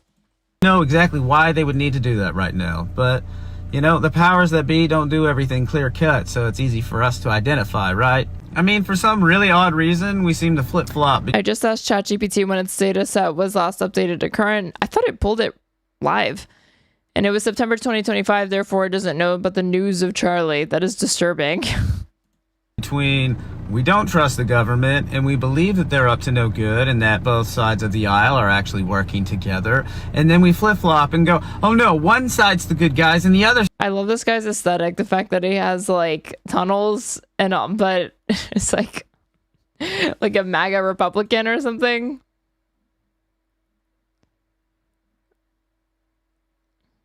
Charlie Kirk may Okay, no, we're done there. Back to the interview. Questions when we aren't getting any answers is the crime itself. The crime was when Charlie got shot in the neck. So, you've already said, you've already said though. You told the easiest way to remove. Yeah, the easiest way. Let me finish. You can't ask me questions. Not let me finish. You're contradicting what you've just said to me. You have to. You said to me earlier. What did I contradict? You said you gave 2 names of people in the Turning Point organization that you believe are complicit in some way. You gave those names, but you wouldn't name them because it wouldn't be right to do that. But you did name this guy, Mikey McCoy, who was the chief of staff. Because his actions are strange. You're 2 different things. Really, Piers, I think you're having trouble holding on to 2 buckets of thought here, okay? You said... Piers, you're the one that's messed up here. In regards to someone that was complicit in murder, that is a very serious allegation. I gave them names of people that would not surprise me if they did have foreknowledge of Charlie Kirk's murder. You are now shifting gears and you're asking me about Mikey McCoy and why I am raising red flags about his behavior on that day. Because I believe his behavior on that day was weird. I think it's painfully obvious. So do you believe he's I don't know people that don't duck when a shot comes down. Complicit? So I'm pointing. I'm sorry that I have eyes, and I am agreeing with the public that Mikey McCoy's behavior was weird on that day. Okay, these are 2 different things. Now, if I'm going to make an assertion that somebody had something to do with planning this murder, I better be damn sure. And if I say that on my podcast, right? That's all I'm saying. I had never made that claim that Mikey McCoy planned Charlie Kirk's assassination. No, I think like a lot of the claims you're making, it's difficult to work out what you're actually claiming. You're throwing a lot of mud in the air, including people's names, which immediately then has millions of people chasing after these guys on social media and thinking... I'm sorry they get caught lying. Like, I'm sorry, what is this? This is like the public is actually being abused, okay? Let's not pretend that the victim are they, or do you just Rob want them McCoy. to think they are? No, the public is being abused because you're basically saying, stop noticing that people at Turning Point USA are lying. No, I'm not. How dare No, I'm Candace not. and the public know? Yes, you are. No. How dare Candace? When and the there's an public doing? emphatic Candace, what have you noticed? Repudiation of what you're saying. If Mikey lies and Rob McCoy lies and Blake Neff lies, and yes, all of these people have lied on record after the assassination, and the public goes, hey, that's kind of a weird lie. You're like, how dare you put a target on their back by noticing that they're lying? I mean, what weird psychological operation is this? Do you believe? Lie. Okay, but do you Don't believe? lie. Do you believe Erica Kirk has been lying about it? No, I have been explicit on my show when people were saying, why aren't you attacking Erica Kirk? I said, because Erica Kirk has not lied. If to the extent that she lies, I will call it out. And that is why I did call out when she lied, okay? When she said Charlie Kirk never received any text messages the night before saying that he was worried about that he was going to get murdered tomorrow. I instantly said, well, here we have it. That's a lie. He definitively did send out text messages to... So how come when she lies about that doesn't make her a liar, but when these other people lie, that makes them a liar? Both Dan Flood and Andrew Colba. And when we met in person, she clarified that, okay, yes, she that's gets real. a discreet call out, but the others don't. And we didn't know until you said it because he was using a different app and she was checking his iMessages. So to me, if you lie, you're going to make an enemy of me. Just don't lie. How about that basic requirement to say to people, don't lie about what happened on that day. The audacity of Candace Owens, of all people, demanding honesty from anybody else is just stunning. Don't lie about what you did on that day, because that's the first clue to investigators that that person should be looked at further. All Again, right. Well, this is common sense. Okay, let's move to something else Blake Neff said. He said Candace has made other stranger allegations involving French paratroopers in maroon shirts, Egyptian Air Force planes flying out of Provo, Utah, and potential underground assassins traveling through unseen tunnels. At one point in early November, she started wildly throwing suspicion on members of Utah Valley's soccer team for wearing hoodies. I could go on. There's always something new coming up. None of it ever pans out because from the start, there's been nothing there. What do you say to that? He's lying, and that's the reason why Blake Neff is a suspicious character. I mean, him saying that I pointed to a soccer UVU person is complete fiction. I never had discussed that person on my show. Somebody was asking for a clearer photo of the person on X, and I shared it. No suspicion. Never said this person had anything to do with anything. I never covered him as a suspect on my show of anything at all. Didn't ask for more information on this person. That kid instantly responded and said, oh, those are our school colors, and that was it. And Turning Point tried to turn it into a thing. Why are you doing that? Regarding the Egyptian planes, that's a fact. Why are you saying she said that there was a military Egyptian plane on the ground that day? There was. In fact, there were two. So why are you pretending that that's like a weird thing to notice? And that is why people have been flagged about these planes. To his other, let me ask you about the planes. I'm never allowed to answer a single question that you say in entirety before you move on to the next question. You can't just keep talking ad infinitum. I'm allowed to ask you another question. No, it's called answering. You just read an entire statement of multiple points of planes. I got to the second point, and you're like, let me ask you a question. No, I want to ask you. Piers, you already asked me a question. I'm trying to answer the question that you asked. No, I want to ask you a follow-up specifically about the Egyptian planes, given you've now addressed it, which is where... Like, look at her, the faces that she's making. She thinks she's cooking, that she's fucking killing this. Where is the evidence that any of these Egyptian planes were tracking Erica Kirk? I am going to be publishing the full document because there's not even just 2 planes. There's actually 4 planes that have been flying in, and I should... Four planes, Piers, get it right. Be more I thought you were a journalist. I thought you adhered to standards. Oh, because I realized that the and spreadsheet tracking I posted Erica Kirk. Not that, let me, can I just please... One at a time, Piers.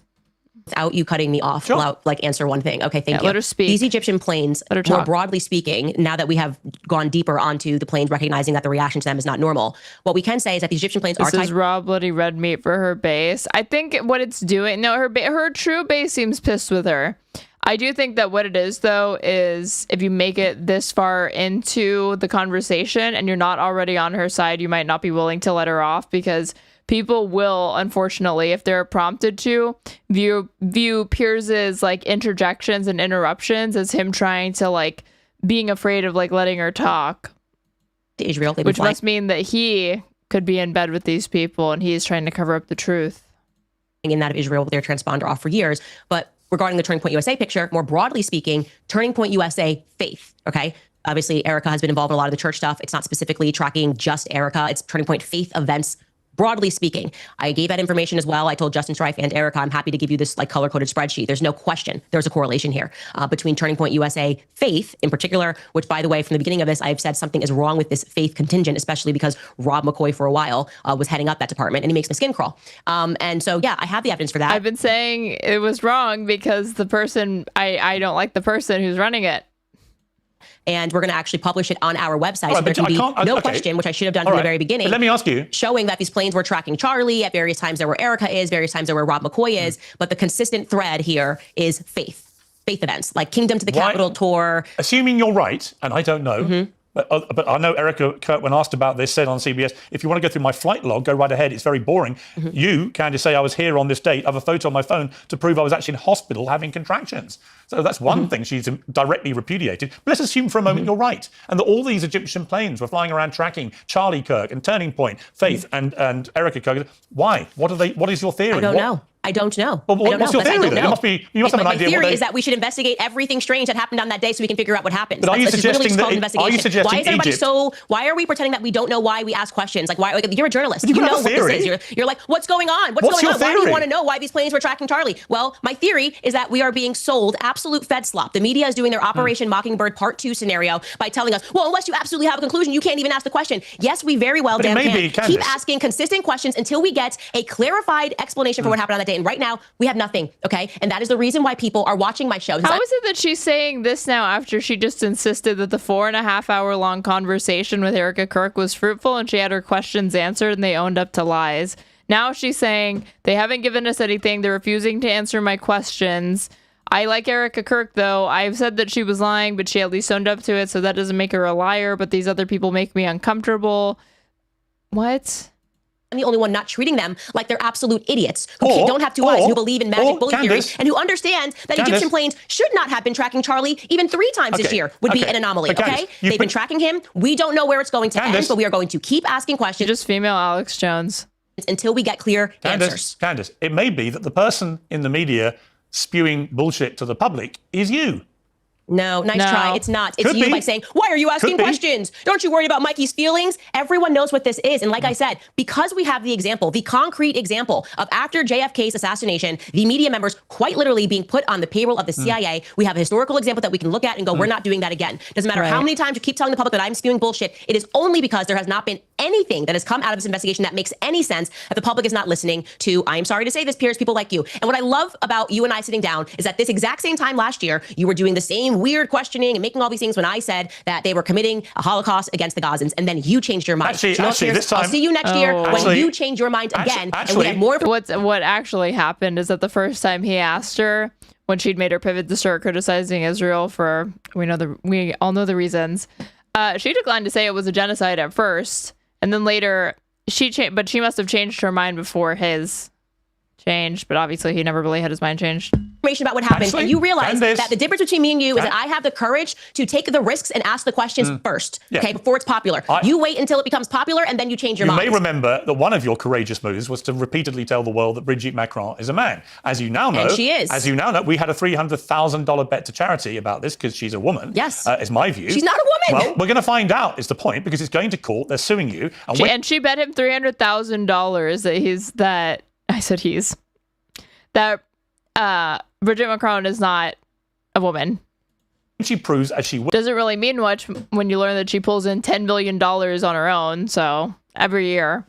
will that she's a woman, because it's very easy to prove, and you lose that case, then so easy that she refuses to do it for years. But then it will become more obvious to people that, look, I think you're a brilliant operator at what you do. That's, I like you personally, you know that, right? None of this is personal for me about you at all. I just have watched him the last year from Bridget Macron now into the Charlie Kirk story. I think you've developed a modus operandi, which, to put it politely, is you flying what we would call in the world of journalism kites, and just seeing what can cause the most merry hell, therefore get you the biggest audience, therefore make you the most amount of money. And people, as you know, you've been widely attacked now by a lot of people who say that you're just a ghoul, a vulture. You're doing this deliberately. You're inventing things or just flying ludicrous conspiracy theories to make money. Now, again, Candace, I don't know that you are, but I do know. Celebrity. Can you not interrupt me? By your rule. I do think it's pretty rich. It's pretty rich coming from you, is all I'm going to say. That's me putting it very nicely, given your background, your career, your celebrity involvement, Princess Diana. Wrong messenger is what I'll say right off the top, okay? Wrong messenger. What you are mistaking, or I guess we're not even mistaking, because you know what this is. You're talking about power versus the people. And you are always on the side of power first. You're on the side of the Israelis. It's so horrible. I'm going to pretend I don't see tens of thousands of Gazans dying. I've actually been very critical of the Israelis, as you know, in the last year. Everybody knows very critical of no, yeah, but you've also been very flattering towards them. And he goes back and forth between it's a genocide, but it's a war, and Israel's right to defend itself, but Hamas and has a penis, okay? It's very easy to present photos of 30 years of your life. Brigitte keeps teasing, Brigitte, we're going to find out for a blood test. We asked you for some photos and you refused to do it. And everybody knows that Charlie Kirk was not shot by Tyler Robinson on a rooftop. I am sorry that in this day and age, there seems to be such a shortage of testosterone that a woman has to be the person that states the obvious, right? I invite you to join me. Her saying that while she's in this power suit with these fucking intense shoulder pads and just perfect. Know that you will by the end of next year, because they're not going to get away with what they did to my friend Charlie Kirk. And I am not going to change my mind, least of all when I am being called names by someone who has quite a year background and experience in doing things because it's lucrative and not always because it's sensitive. Sure, lovely. You can call me a hypocrite as much as you want. I don't care. It's fine. I'm just simply saying what other people have been saying about you. I didn't say I felt that. Thank you. I said, I'll let you know what people are saying about you too. I'll keep you posted on what people are saying about you. I read it all the time. But I would say that, like I said at the start of this interview, I don't know whether any of the things you're saying are true or not. I just do know you're saying a huge amount of stuff. It's making you very wealthy. You're getting millions and millions of people coming in, which by the way... what is this idea that's making me very wealthy? Can you actually explain that slowly? Yes, I'm going to explain it to you slowly, because oh my God. I had a huge run-in, for example... This is just like a talking point. I'm going to explain exactly what I mean. When Sandy Hook happened and Alex Jones began weaponizing the Sandy Hook tragedy... Already off to a weak start, because she's asking you to substantiate why her income from this, or the fact that she monetizes it the same way he monetizes her platform, has any bearing on it, or what the issue is. And he's starting off talking about Alex Jones. And weaponizing the grief of the poor parents who'd lost their children. And I began to attack him in public. And then eventually there was a court case, and it turned out he'd been spewing deliberate lies, and that every time he spewed them, they found he made hundreds of thousands, if not millions of dollars in the immediate aftermath of spewing the repeated lies that it was all staged and the families were actors and so on, which he knew to be lies. And he made himself extremely rich and ended up with $1 billion defamation finding against him because he'd been deliberately weaponizing people's grief. And the charge... I'm asking you to explain the actual financial metrics. How was he making money? I'm explaining to you the analogy, which is there are, as you know, right now, a lot of people, from Tim Pool to New York Post to others, who've come out very stridently in the last week, and say that's exactly what you've been doing with Erica Kirk. Okay, but that's not good to her viewers or to her. You're just helping her. Why'd you just hand her that bone, Piers? All you're doing is saying that there's a concerted, coordinated media effort that's happening all at once, attempting to, what exactly? Keep her down, defame her, discredit her, etc. You just this is such a slam dunk for her. He also didn't start explaining how it ties back to her. He started talking about Alex Jones. If, Candace can thread the fucking needle on this, this is this could help her. But you haven't answered the question. So this is just made up. As I said, this is just all fluff. You're suggesting that I'm making money. Did I sign a new advertiser? Are we reading more ads? Do we put this somewhere else? Do we sign the more views you get on YouTube, the more money you make. Did I sell a t-shirt? Okay, but come on, Piers. Money on YouTube? Are you kidding me? I was already in a top 10 podcast globally before Charlie Kirk was assassinated. And if you think that I would want my friend to be assassinated so I could go from being in the top 5... Okay, now, dude, she's totally botching this. This was such a fucking slam dunk. And she's strawmanning him. He never said that you wanted him to die. He said that you're profiting off of it. She was name a financial motive. I haven't taken a new sponsorship. Are we doing more ad reads? And he's like, well, the views get you more money. So that's an example. And she's like, yeah, well, besides that... to being number one, you're out of your mind. No, Okay, I'm telling you, it's so disrespectful. I'm telling you. But like the point is that everyone who is saying that I'm making more money cannot say how I'm making more money because it's just not true. Okay, so you're like, oh, she got a bump in viewership talking about Charlie. As did everyone in the world because it was a public assassination. And then it went up in the weeks following, and it went back to normal. Candace, are your YouTube numbers up since you've been doing the Charlie Kirk investigations? What I'm saying to you is that this is the exact same argument you guys had about Brigitte. So he's making the point that she's disingenuously financially benefiting from a tragedy. This isn't hard, Aaron. Oh, thank you so much from the genius Gary the snail or whatever the fuck in YouTube chat. Thank you for explaining that to me. I definitely didn't understand that until your comment. Thanks for that insight. And then the same exact yeah, same but I think you were lying about Bridget. About the Blake Lively thing. Okay, but like, what about the Blake Lively thing? So you can't keep saying that. Oh, like and to be very clear, yeah, I needed a man to tell me I'm analyzing rhetoric, dumb fuck. I'm not talking about the truth value of these statements. I am talking about ways that the rhetorical pitfalls that Piers has introduced, given his line of argumentation and his questions, and how Candace could wiggle out of it if she were more intelligent. She's always in the top 10 because she's talking about something. Or this is my podcast and it's me. It's just me. People enjoy my podcast because I don't treat them like they're idiots. I don't treat them like they should accept that Brigitte. Don't know why you're wondering why he's bringing up Alex Jones. There's actually a lot you probably don't know.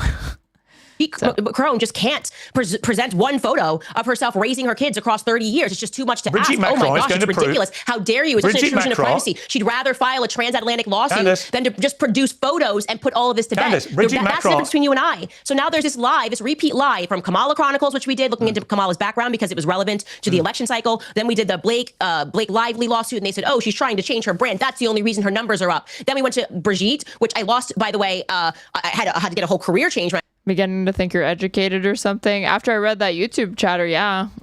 I first covered that story, so joke's on me if I'm doing this to make money, but I was willing to be fired to tell the truth, and then it's all about Brigitte, and now we've arrived at Charlie Kirk. Joke's on me. I was willing to pivot, Piers. Hello. I feel like there's something about that actually is just people not being willing to admit that what people appreciate about me and why they keep coming back is that I'm willing to take risks to tell the truth. No, I think so. Don't get me wrong. I think I was already sold out on ads at the end of the year because our podcast was successful. Yeah, I have not sold a t-shirt, nothing with his name on it. I'm explaining why Alex Jones is being brought up. Candace is doing the same, dummy. Got him. Got my ass. It's just me. Candace, the reason I told the Alex Jones story is he did incredibly well out of Sandy Hook with his investigations. But as was established in the court case against him brought by the families eventually, and I think we're going to see the same thing with Brigitte Macron and you, is that he was weaponizing deliberate lies for money. And I think you did that. Brigitte Macron has a penis. I really want you to know that. Brigitte Macron does not have a penis. Brigitte Macron has a penis. No, she doesn't. I'm sorry. She had 3 children. Did she get it removed? She had 3 children. Yeah, you can have adoptive children. You can call somebody, but Brigitte Macron was born a dude named Jean-Michel Trogneau. Well, and I just feel, I want you to know that. I want you to know that Brigitte Macron probably stands peeing up. Probably pees standing up. The beauty is, and Charlie Kirk apparently came into this information, and that's why Israel wants to target him, right? Yeah, I think like that's the explanation for this. Why Charlie needed to be taken down outside of his anti-Israel pivot that was about to happen any day now, and then they took him out, and it was also and the French connection is that Charlie Kirk also became privy to the fact that he's a man, or that Brigitte Macron is a man. And because he came into that, they had to take him out, but not Candace Owens. They just sued her.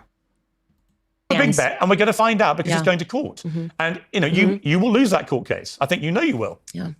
I am not going to lose a court case because Brigitte is presenting evidence that Brigitte was born a woman, because that's never even been offered. That's just their PR coming after and saying these things. Nobody believes that Brigitte Macron is just unable to present any pictures. Nobody's asking for blood. All right, let's wait for the court case. Let's wait for the court case. Okay, great. Now, look, and you will be proven wrong again unless there's just federal corruption. Okay, in the fallout from your encounter with Erica Kirk, Nick Fuentes said Candace Owens is done. What a letdown. Oh, LOL. Tim Pool has called you evil. He says you're motivated by the fact she sounds like such a boomer when she says LOL out loud like that. You were secretly in love with Charlie Kirk. Is that true? This is such ridiculous. This is what I mean when I say it's like LOL Fed slop. Oh, did Tim Pool say that I was secretly in love with him? This is it's so, come on, there's no substance to this. This is so ridiculous. It's by any means necessary. Come out and attack Candace. The New York Post did an article that it was honestly amazing fan fiction. They even said that we used to work at Daily Wire. I'd throw my keys at my staff, and my staff hated me. I did not drive to work a single day when I was at the Daily Wire. I had a driver. driver take me there. So we're just now in this weird and that's spot where mutually they're just exclusive with having an outburst. Somebody who has a job that literally provides them with a driver to and from work. These people are typically very grateful, very generous, very magnanimous, very humble, empathetic people. They would never do something like, abuse a domestic worker or somebody who's like basically a servant to them. Making things up every single day. They said that my husband had a Qatari passport, and I just ignore it and I keep investigating because I know what it's meant to do. It's meant to distract me. I'm very aware of what these people are trying to do, and it's not working. So I don't really feel. Which of your theories? Fuentes and Tim Pool. All right. Which of your theories when you were with Erica did she think was convincing? We didn't. What do you mean by that? Well, did she think that Israel was involved? Did she think that there were French paratroopers involved?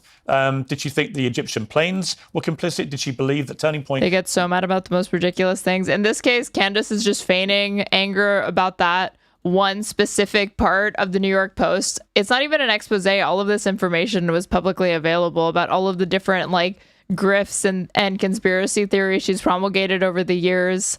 To discredit her. So she didn't review the entire article because that would mean going through her litany of shady public behavior. So instead she found one thing that she contests and then uses that to discredit it, and she has to be overly passionate about it so that nobody goes and reads the rest of that garbage article.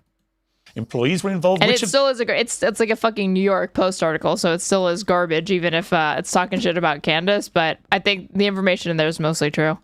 The many theories I wasn't. I guess. Did she think is actually got any merit to it? I think you're characterizing it like I sat down and tried to convince her of my theories. That wasn't the nature of the meeting that we had. I shared information with her. Nobody knows because you didn't fucking record it or live stream it, and you're vague with all the details.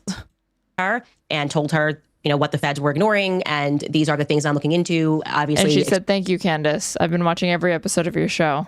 Explained to her about the Egyptian planes and this bizarre connection to Turning Point faith events and tours, and yeah, it was kind of like sharing the information with her. So there was nothing that. But again, here's my problem, Candace, with the whole thing. Everything is like you're just asking questions, you're sharing information, you're doing it. But when I actually ask you to be specific about who do you think did what, that's where it all hits a shuddering halt. You don't know, do you?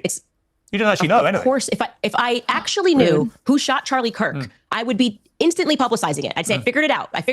That's not how an investigation works. Pierce just doesn't work like that, okay? You have to follow the clues until you arrive at a conclusion. Of course, I cannot confidently state that it would. Oh, Beta Bill Geo, thank you so much for subscribing with your Twitch Prime. I really, really, really appreciate it. John Smith, who shot Charlie Kirk from the left side. I don't know that yet. I don't know that information yet. And when I do know it, I will publicize it without question. I just am pointing out the inconsistencies, the lies. I'm just asking questions. Shot with 30-06, and he did not have a Man of Steel neck, how do you and know? that's completely made up. Dude, it was bleak. Even TYT was fucking leaning into the he couldn't have been shot with that and not had an exit wound with his neck. Hold on. It was Anna saying it specifically. Give me a second. Names, I don't care. Call me what you want. Go down that rabbit hole. Hold on, if I put shot or neck, maybe it'll come up. I don't want to watch all of this. If I put neck.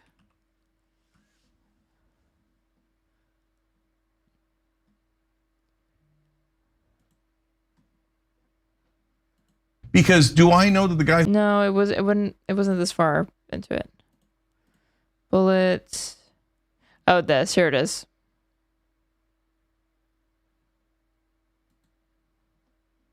Relive that. No, I Lord. Hyper. So, how do I put this? Look, I don't know what the truth is when it comes to Charlie Kirk's assassination. What I do know is there are certain things that have come out. Like, for instance, we've already talked about the weapon that was allegedly used in the assassination and how that bullet in every case would go through the neck. There'd be an exit wound, but allegedly, there wasn't an exit wound because Charlie Kirk has an amazing, super strong, healthy neck. Yeah, that's not a thing. Somebody put out a stupid tweet from DPUSA saying the surgeon said they couldn't believe that it didn't. That bullet should have ricocheted or gone through his body or made his blah, blah, blah. But that didn't happen. And it's because Charlie's bust with strong bones because he drank milk, or they said something fucking stupid, right? And nobody ever thought that the reason why it's plausible that Charlie Kirk's didn't have an exit wound is because of that tweet. They thought that because gunshot wounds are like being shot is a highly dynamic situation, varies on a case-by-case basis, and all the time people are shot and they don't have an exit wound. The bullet gets lodged somewhere in their fucking body. Yeah. They got to stop saying that. So they do need to stop saying it, but they are saying that. So that's one thing. There was also that New York Times report about the Egyptian flights that weren't being investigated, or at least there was a call. Candace went over that yesterday. I'm sure she did. Within the FBI to investigate it, and for whatever reason, Kash Patel freaked out about it and didn't want to investigate that. I think that's an issue, and that adds to the distrust the public has toward the FBI and our federal institutions. You already should have distrusted the FBI the second that Kash Patel was put in charge of it. I'm developing a stronger opinion on this story as we go. But here's the other thing. I also don't want to. Thanks, Cenk. Fall down a rabbit hole and be unreasonable and convince myself or delude myself that something far more. No, of course not. The person who again became radicalized after backlash from a tweet about birthing persons or whatever, which she needs to be measured in her reaction and response. She wouldn't want to fall down like a rabbit hole and get radicalized or anything like that. Yeah. More nefarious is happening than is actually happening. You get what I'm saying? So it's like, it's such a terrible thing to like try to balance this and stay grounded in reality. Because I do want the truth. I really do want the truth. Yeah, it's funny you say that it's a terrible thing, because I think it's a great thing. But the rest of society makes us feel like it's terrible. How dare you try to find out what the truth is without smearing people? Because half of the folks say, no, you have to believe my conspiracy theory right now. Don't wait for all the evidence to come in. I'm positive you have to say it. If you don't, you're the bad guy, right? And the other half say, don't you ever talk about it. If you even think about it, it's illegal and terrible and unacceptable. No, my position is, yeah, let's talk about it without jumping to conclusions and assuming the worst in people, et cetera. Right. But if you tell me, no, I don't need any further evidence, the government says it, or even Erica Kirk says it. Cenk's always been this kind of conspiratorial though, because again, I was an OG TYT head when I was in high school. And I remember one episode, he was like, I even believe in some conspiracy theories. Like, yeah, I don't think Lee Harvey Oswald shot JFK. So what? And then he just moved on like nothing.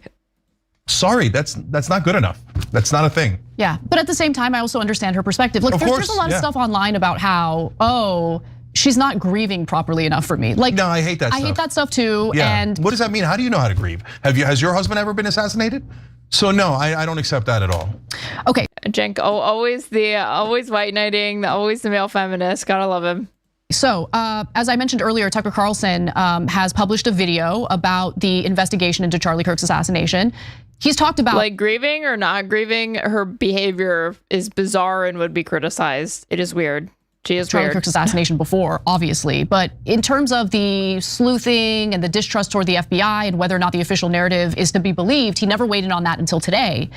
And here's what he has to say about it. Candace Owens, I've known. Why are we cutting to Tucker Carlson for anything? TYT, what? A long time. I love Candace Owens. Erica Kirk, I've known since she was dating Charlie Kirk, and I love Erica Kirk, and I think these are all really decent people. God, I cannot. It's so amazing that Anna has said before that she looks at Tucker Carlson, she hears him speaking, and even though she doesn't agree with everything that she says, she hears presidential material. Like, he is the most slimy, disingenuous fuck. How anybody can listen to this man and feel any other emotion except being condescended to or spoken down to is insane to me. And so it's been my desire for 3 months not to get involved in any of this. And in general, to think to myself, anybody who is earnestly searching for the truth, I'm not going to criticize. Again, no matter what track they're on. And then the other day, I had like a 3-hour conversation with Theo Vaughn, and it was not about Charlie Kirk or anything related to it, but that topic came up. And I said, in effect, I don't trust the FBI. And that gave some people the impression that I was, accusing them of being involved in Charlie's assassination. And of course, I wasn't. Of course, we shouldn't invent theories to discredit the FBI, but it's not the guy that lied about Dominion voting machines. Yeah, but he felt really sorry about it though, so we can trust him now. Enough to have government. He also said he was wrong about the Iraq war, even because he's done making all the money that he possibly can from holding that position. So now he's literally financially incentivized to disavow all of that and move on to the next grift. But we can trust him now. Officials tell us, well, this is the truth. We have a right, probably an obligation to say, well, can you prove? Anna straight up said that even though Tucker is pretty much homophobic, he's one of the good people and not evil. Prove it? And if you can't, I don't have to believe you. And look, there's some in the audience who are like, why do you care what's happening on the right? Let them eat each other. Who cares, right? I do care, actually, because think about because I'm on the right. The official narrative. The official narrative is that Charlie. Okay. What? Think about it. Why do you care about, things that people are saying on the right? Oh, because the official narrative. Kyle Kalinske is also like fucking cooking up this conspiracy shit. Do I like anybody dabbling with this level of conspiracy this publicly? And like, not really. No, not unless they're looking at it critically. But you don't have to go to the right to find criticisms of the quote unquote official narrative from the FBI or Kash Patel. You could either make them yourself based off the same information. They're privy to the same information that you're privy to. Or you could just, or listen to anybody else on this. That doesn't make any, it doesn't follow that because you're distrustful of the media narrative that you have to go to Tucker Carlson. What does he know that you don't? Kirk was gunned down. I was right, though. In cold blood by a deranged leftist. And that might be true. But it's weird that Tyler Robinson went from, being a good student, a good kid, living a great life, a conservative family, to suddenly being someone who's so driven by his ideology and his politics that he's gonna gun down someone in cold blood. I don't know, it might be true, but I don't begrudge anyone who questions the narrative, and we should know the truth, right? Because if there's a false narrative being pushed involving a politically motivated assassination that's targeting the left, honestly, like the assassin was a leftist and the narrative is targeting the left, we should want to get to the bottom of that. Yeah, so a bunch of things about Tyler. Because Anna's concerned for the left, or what? Robinson. So I don't know what happened, but there are a couple things I do know. So first off, if Tyler Robinson doesn't show up at trial, he definitely was not the killer. Okay, so that's clear. Same thing I said about Epstein. I said, I don't know what happened. I don't know if he hung himself or if somebody killed him, but if the video camera in the hallway in front of his jail cell is not working, then they killed him, okay? And so it turns out the video camera in front of the cell was not working and the guards were off and his roommate was removed. They definitely killed him. And if you say to me, no, you have to trust the government like a moron, I say, no, that's for you. That's not for me. I actually can think. And I could put 2 and 2 together, and I don't need the government to spoon. Unlike you, Cenk has his thinking cap on, his tinfoil thinking cap on. Feed me horse crap, okay? So number 2 thing that I know. Sorry, Anna, did you want to say something? No, I just wanted you to clarify, but I think. And to be clear, I'm not like making fun of people having a skepticism or criticism towards, the FBI's handling of this. I have more than enough of my own. It's just like so bizarre the way, like I always find the kind of self-flagellation of like, you do this and everybody calls you crazy and a conspiracy theorist and it's so unfair. I find that shit to be just very, very like annoying, grating, like go make yourself the biggest victim somewhere else. The other thing is like, because like you're not doing anything counterculture.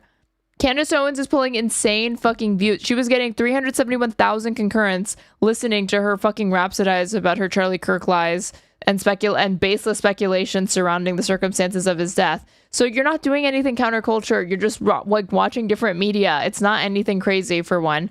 For two, you don't need to get your criticisms from right-wing disinformation agents. It doesn't, you can just make your own criticisms. Actually, do this thing called read. You can go read the reports that were put out and explain to your audience exactly why you think you've identified an inconsistency and ask for feedback or whatever. They never, it's like a bad game of telephone the whole time. I think you made like, does anybody actually think that Tucker Carlson has read any of the fucking FBI report? Fuck no. Clear that you mean if he doesn't show up to trial because he died of suicide. Yeah, I mean, I read the other day. Whenever Aaron, you're sleeping for the government, true. They said suicide watch. I said, no, he's not on suicide watch, is he? So I looked it up, he's on suicide watch. Oh, come on, guys, come on. No. If he commits suicide, by the way, he's in isolation where they've taken, I've also read into this, a great number of precautions to make sure that no one in that cell can commit suicide. So if somehow magically a sheet is smuggled in and the camera's off and the thing and this and the other thing, and he doesn't show up, no, then it's definitely not him, okay? Right, let's also just say, him being on suicide watch doesn't necessarily like prove anything. That's right, because they do that with guys in isolation pretty regularly. So we don't know yet that part. Okay. It's so funny to watch like where they end up being each other's counterbalances, and it's just not what I'm so bad at predicting who's going to be the counterbalance to who on any given day. Because I would have thought that Anna would be going a little bit more buck wild here, but it's actually Cenk, and she's the one kind of being like more measured, and trying to put parameters. So number two, another thing I know, are patsies sometimes used to commit a crime and they're egged on by intelligence agents, et cetera? Well, I was just talking to someone, we had a guest on the Revolution the other night who's worked at the State Department and worked with like identifying terrorist groups, et cetera. And I asked him about it. He said, "Oh yeah, of course, people use patsies all the time, right?" And because of what are we supposed to get from this? It's not that they didn't do it or they don't exist. They find the people who are vulnerable, who might be headed in that direction or have some proclivity, and then they encourage until they do it, and then they go, "Oh well, go look at that, golly gee," right? That does happen. Yes. So did that happen in this case? I have no idea. Has that ever happened? I'm just asking questions. I'm just saying that somebody said there was a non-zero chance of that happening in this other instance, and did it happen here? I don't know.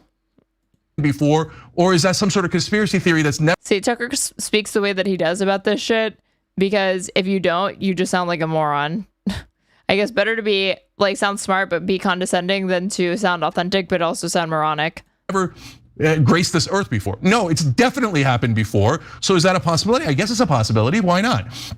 Why and not? So the why not part, Anna, always comes back to, how dare you not trust the official government narrative? I can't stand and I've this lived with shit. that my It's so whole life. annoying. If you're on the right, you actually have to deal with that less.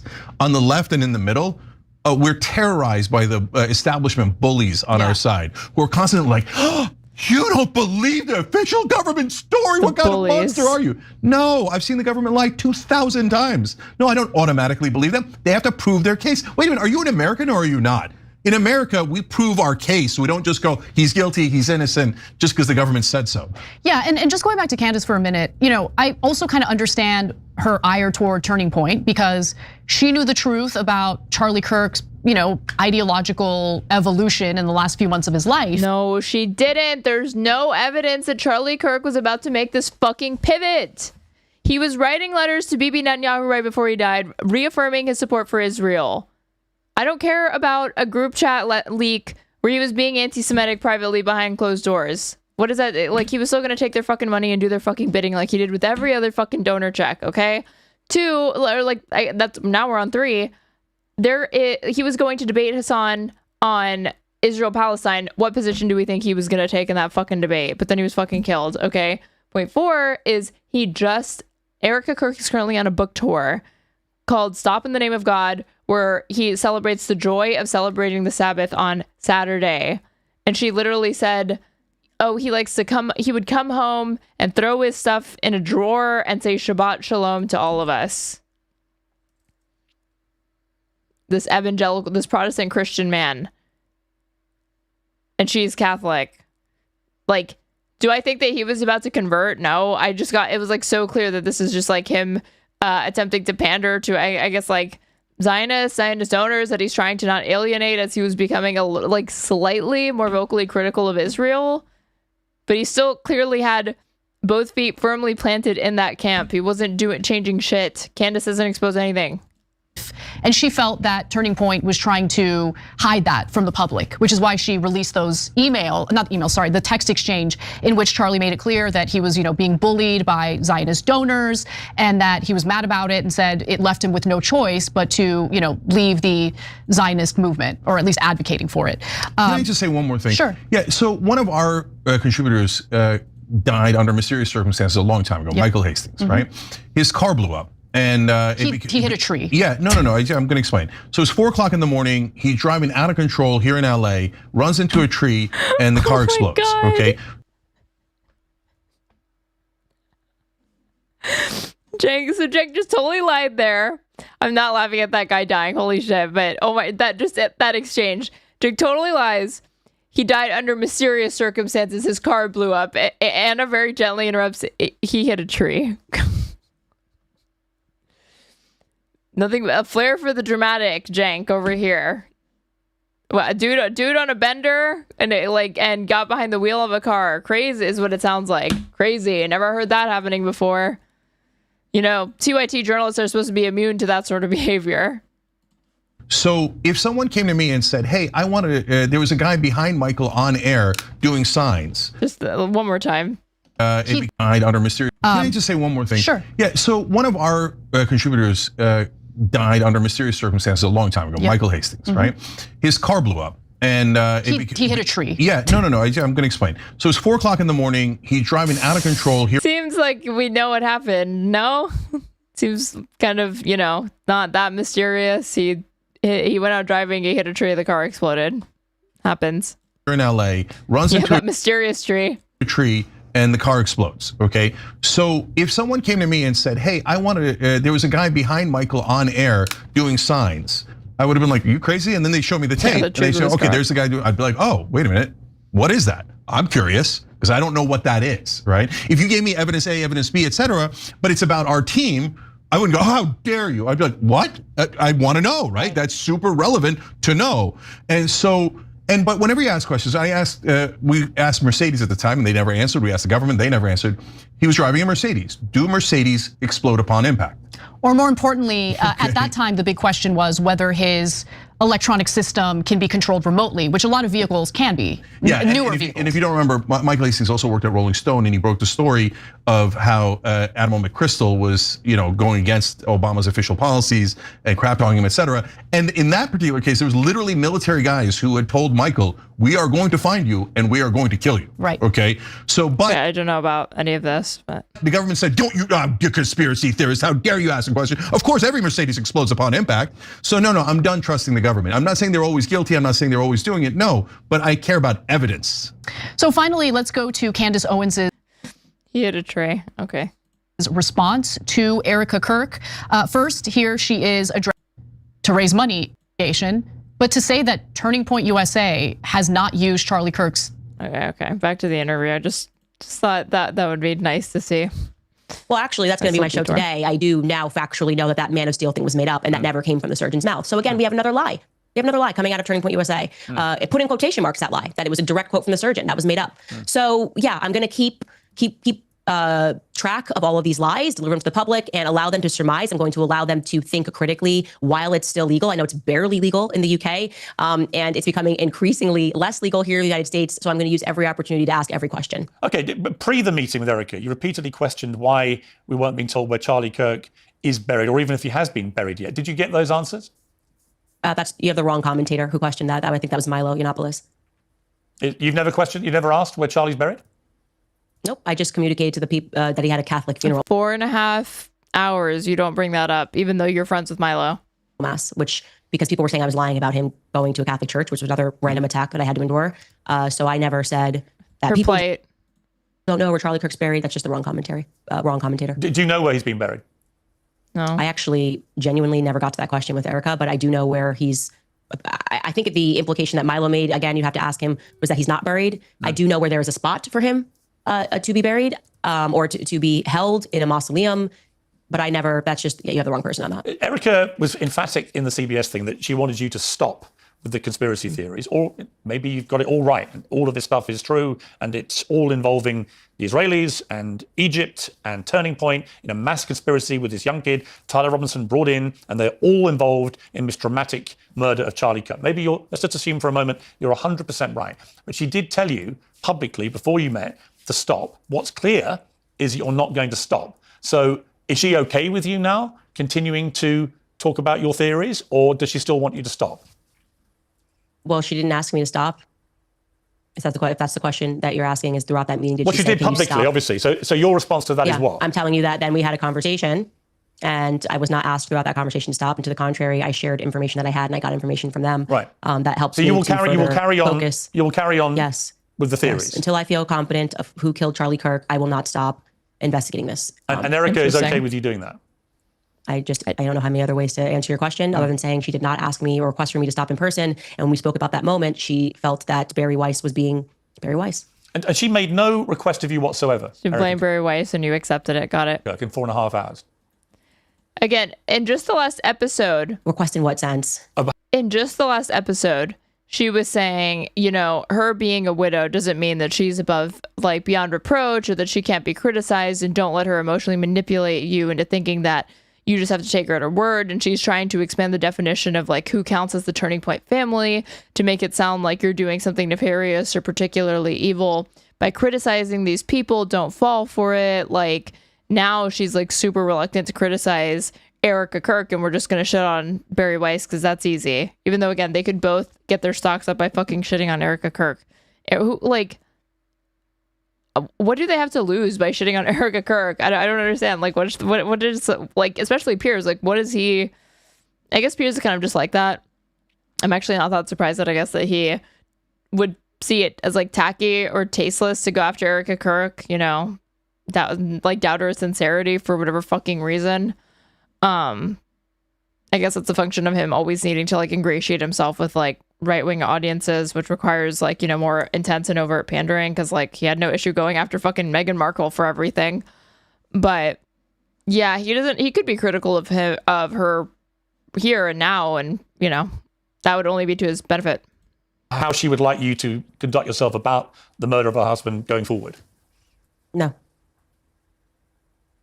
Nothing at all? No, she didn't make a request for me to conduct myself in and any she way expressed no concern about any of the I theories that you've been I putting think out. she already probably... said, it's so funny that she's like, she didn't tell me to stop, even though very publicly she had one word for you, and it was literally stop. That's it. Stop. That's what she said. But now that they've spoken behind closed doors, apparently Erica was very docile and conciliatory and listened to her questions and answered them to the best of her ability. She knows me through the lens of her husband, so I don't know if that would be a thing that she would have done. But no, she did not ask me to conduct myself in any way. That seems to just be coming from the media, how I should conduct. The media reporting on the things that she literally said in interviews about you when asked. Myself. Am I right in thinking that your mind has taken you to a place where you genuinely believe that Israel, Egypt, Turning Point employees, and Tyler Robinson, and potentially others, but they were all involved in the murder of Charlie Kirk?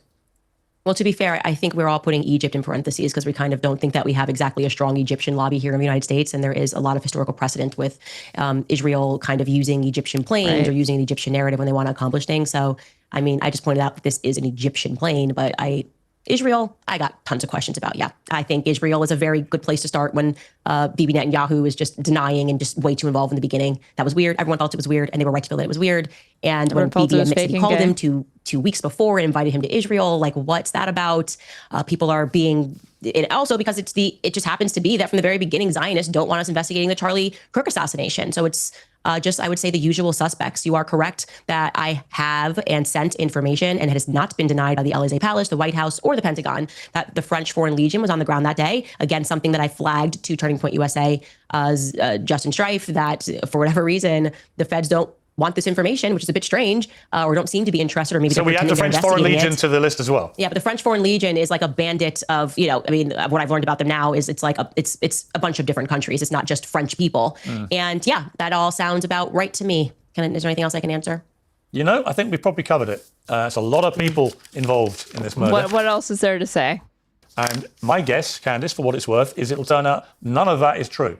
And that it was Tyler Robinson who, for his own politically motivated reasons, hence brandishing the bullet casings with words like anti-fascist slogans and so on, that's why he did it. He believed that he'd been led to believe Charlie Kirk was a fascist, so he had to kill him, which is a different issue about why I feel so strongly that these words shouldn't be bandied about, because in deranged young minds... Okay, now criticism is a call to action to violence. Got it. Thanks, Piers. It can have that effect on them. We see it time and again. But look, if it turns out that you're right, and that Charlie Kirk was murdered by a group of people, including the French Foreign Legion, Egypt, Israel, Turning Point, his own employees, and they were all in on this. Do you think Egypt and Israel are friends and fly each other around on government planes? It's like something to do with, like, the Egyptian planes flew to Israel and they also flew to France. That's like the French connection thing. To murder Charlie Kirk, you will be proven 100% right. And I will be the first to salute your brilliant investigative journalism. But in return, if it turns out you're completely wrong, then I would expect you to come back on Uncensored. And I'll be the first to grill you. You were completely wrong. Is that a fair deal? I was hoping that by the time we did this, I'd be able to do that because they showed me something that was so compelling. That didn't happen. So yeah, deal is on, as always. Between you and I, the deal is on. Excellent. I'll add it to the list. Candace, I want to wish you a Merry Christmas. We're both Christians. We have that in common. And it's always good to have you on Uncensored. I'll say this about you. I'll say this to everyone. You come and do these things. You don't duck them. You don't shirk them. You don't hide away. You stand behind what you say. Do come my on only my question show. for you, it's not for you, it's about you. I mean, and he always wants her to be coming back because he pulls great views with her. Say to me, do you think she believes this stuff? I don't know. I don't know if you do or not. I know that Alex Jones didn't. It's just so fun being the lone person to be attacked every second and every minute of every day that I'm just like, you know what, this is so fun for me. I love it. I love the threat of losing your job and people going after your sponsors and having to worry about again $10 million a year. By the way, that's what she gets. Your security. It's so fun. You know, it would be so easy. I would be a billionaire. I'd be on the cover of Vogue magazine if I would just say the thing. If I would just be a federal operative and tell people to trans their kids and tell them like Brigitte's like a really beautiful woman and tell them that Charlie Kirk was shot by one person on a rooftop with impeccable luck who scaled the rooftop like Spider-Man. That's the easier route. It was just that luck. He obviously wasn't aiming for it. Like the fact that that fucking shot hit him. Life. Unfortunately, spiritually, I can't do it. I'm just my granddad's granddaughter, and he couldn't lie. I can't lie, and I don't want my kids to grow up in a world where a bunch of freaks and pedophiles are in power, which is in the circumstance that we live in today. We cannot live in a world where Jeffrey Epstein is being protected by the government and Charlie Kirk is being publicly assassinated. I can't do it. I won't do it. And let the chips fall where they may. Candace Owens, always good to have you on Uncensored. Thank you very much. Always a pleasure. Piers Morgan Uncensored is proudly independent. The only boss around here is me. If you enjoy our show, we offer only one simple... And he takes ads. He does ad reads, but I guess still independent, by the way. But on that note, if you're watching on Twitch and you aren't following me yet, please go ahead and do so. That way you can know when I go live. Same goes for YouTube. It really, really helps if you like the stream. It pushes it out to other viewers and it helps a lot with the algorithm. You can also subscribe to me and hit the bell as well. That way you can know when I go live on YouTube if that's where you prefer to watch. All my VODs are housed there. They're timestamped. That way you can go back, do them very easily, and skip to the segments that you want to see. If you want to support me, you can follow the donation links in my Twitch chat or my YouTube description box. Or you can also gift sub, so at the chat, to other people, or sub with your Amazon Prime sub if you feel like it. I'm at straighted _ on everything.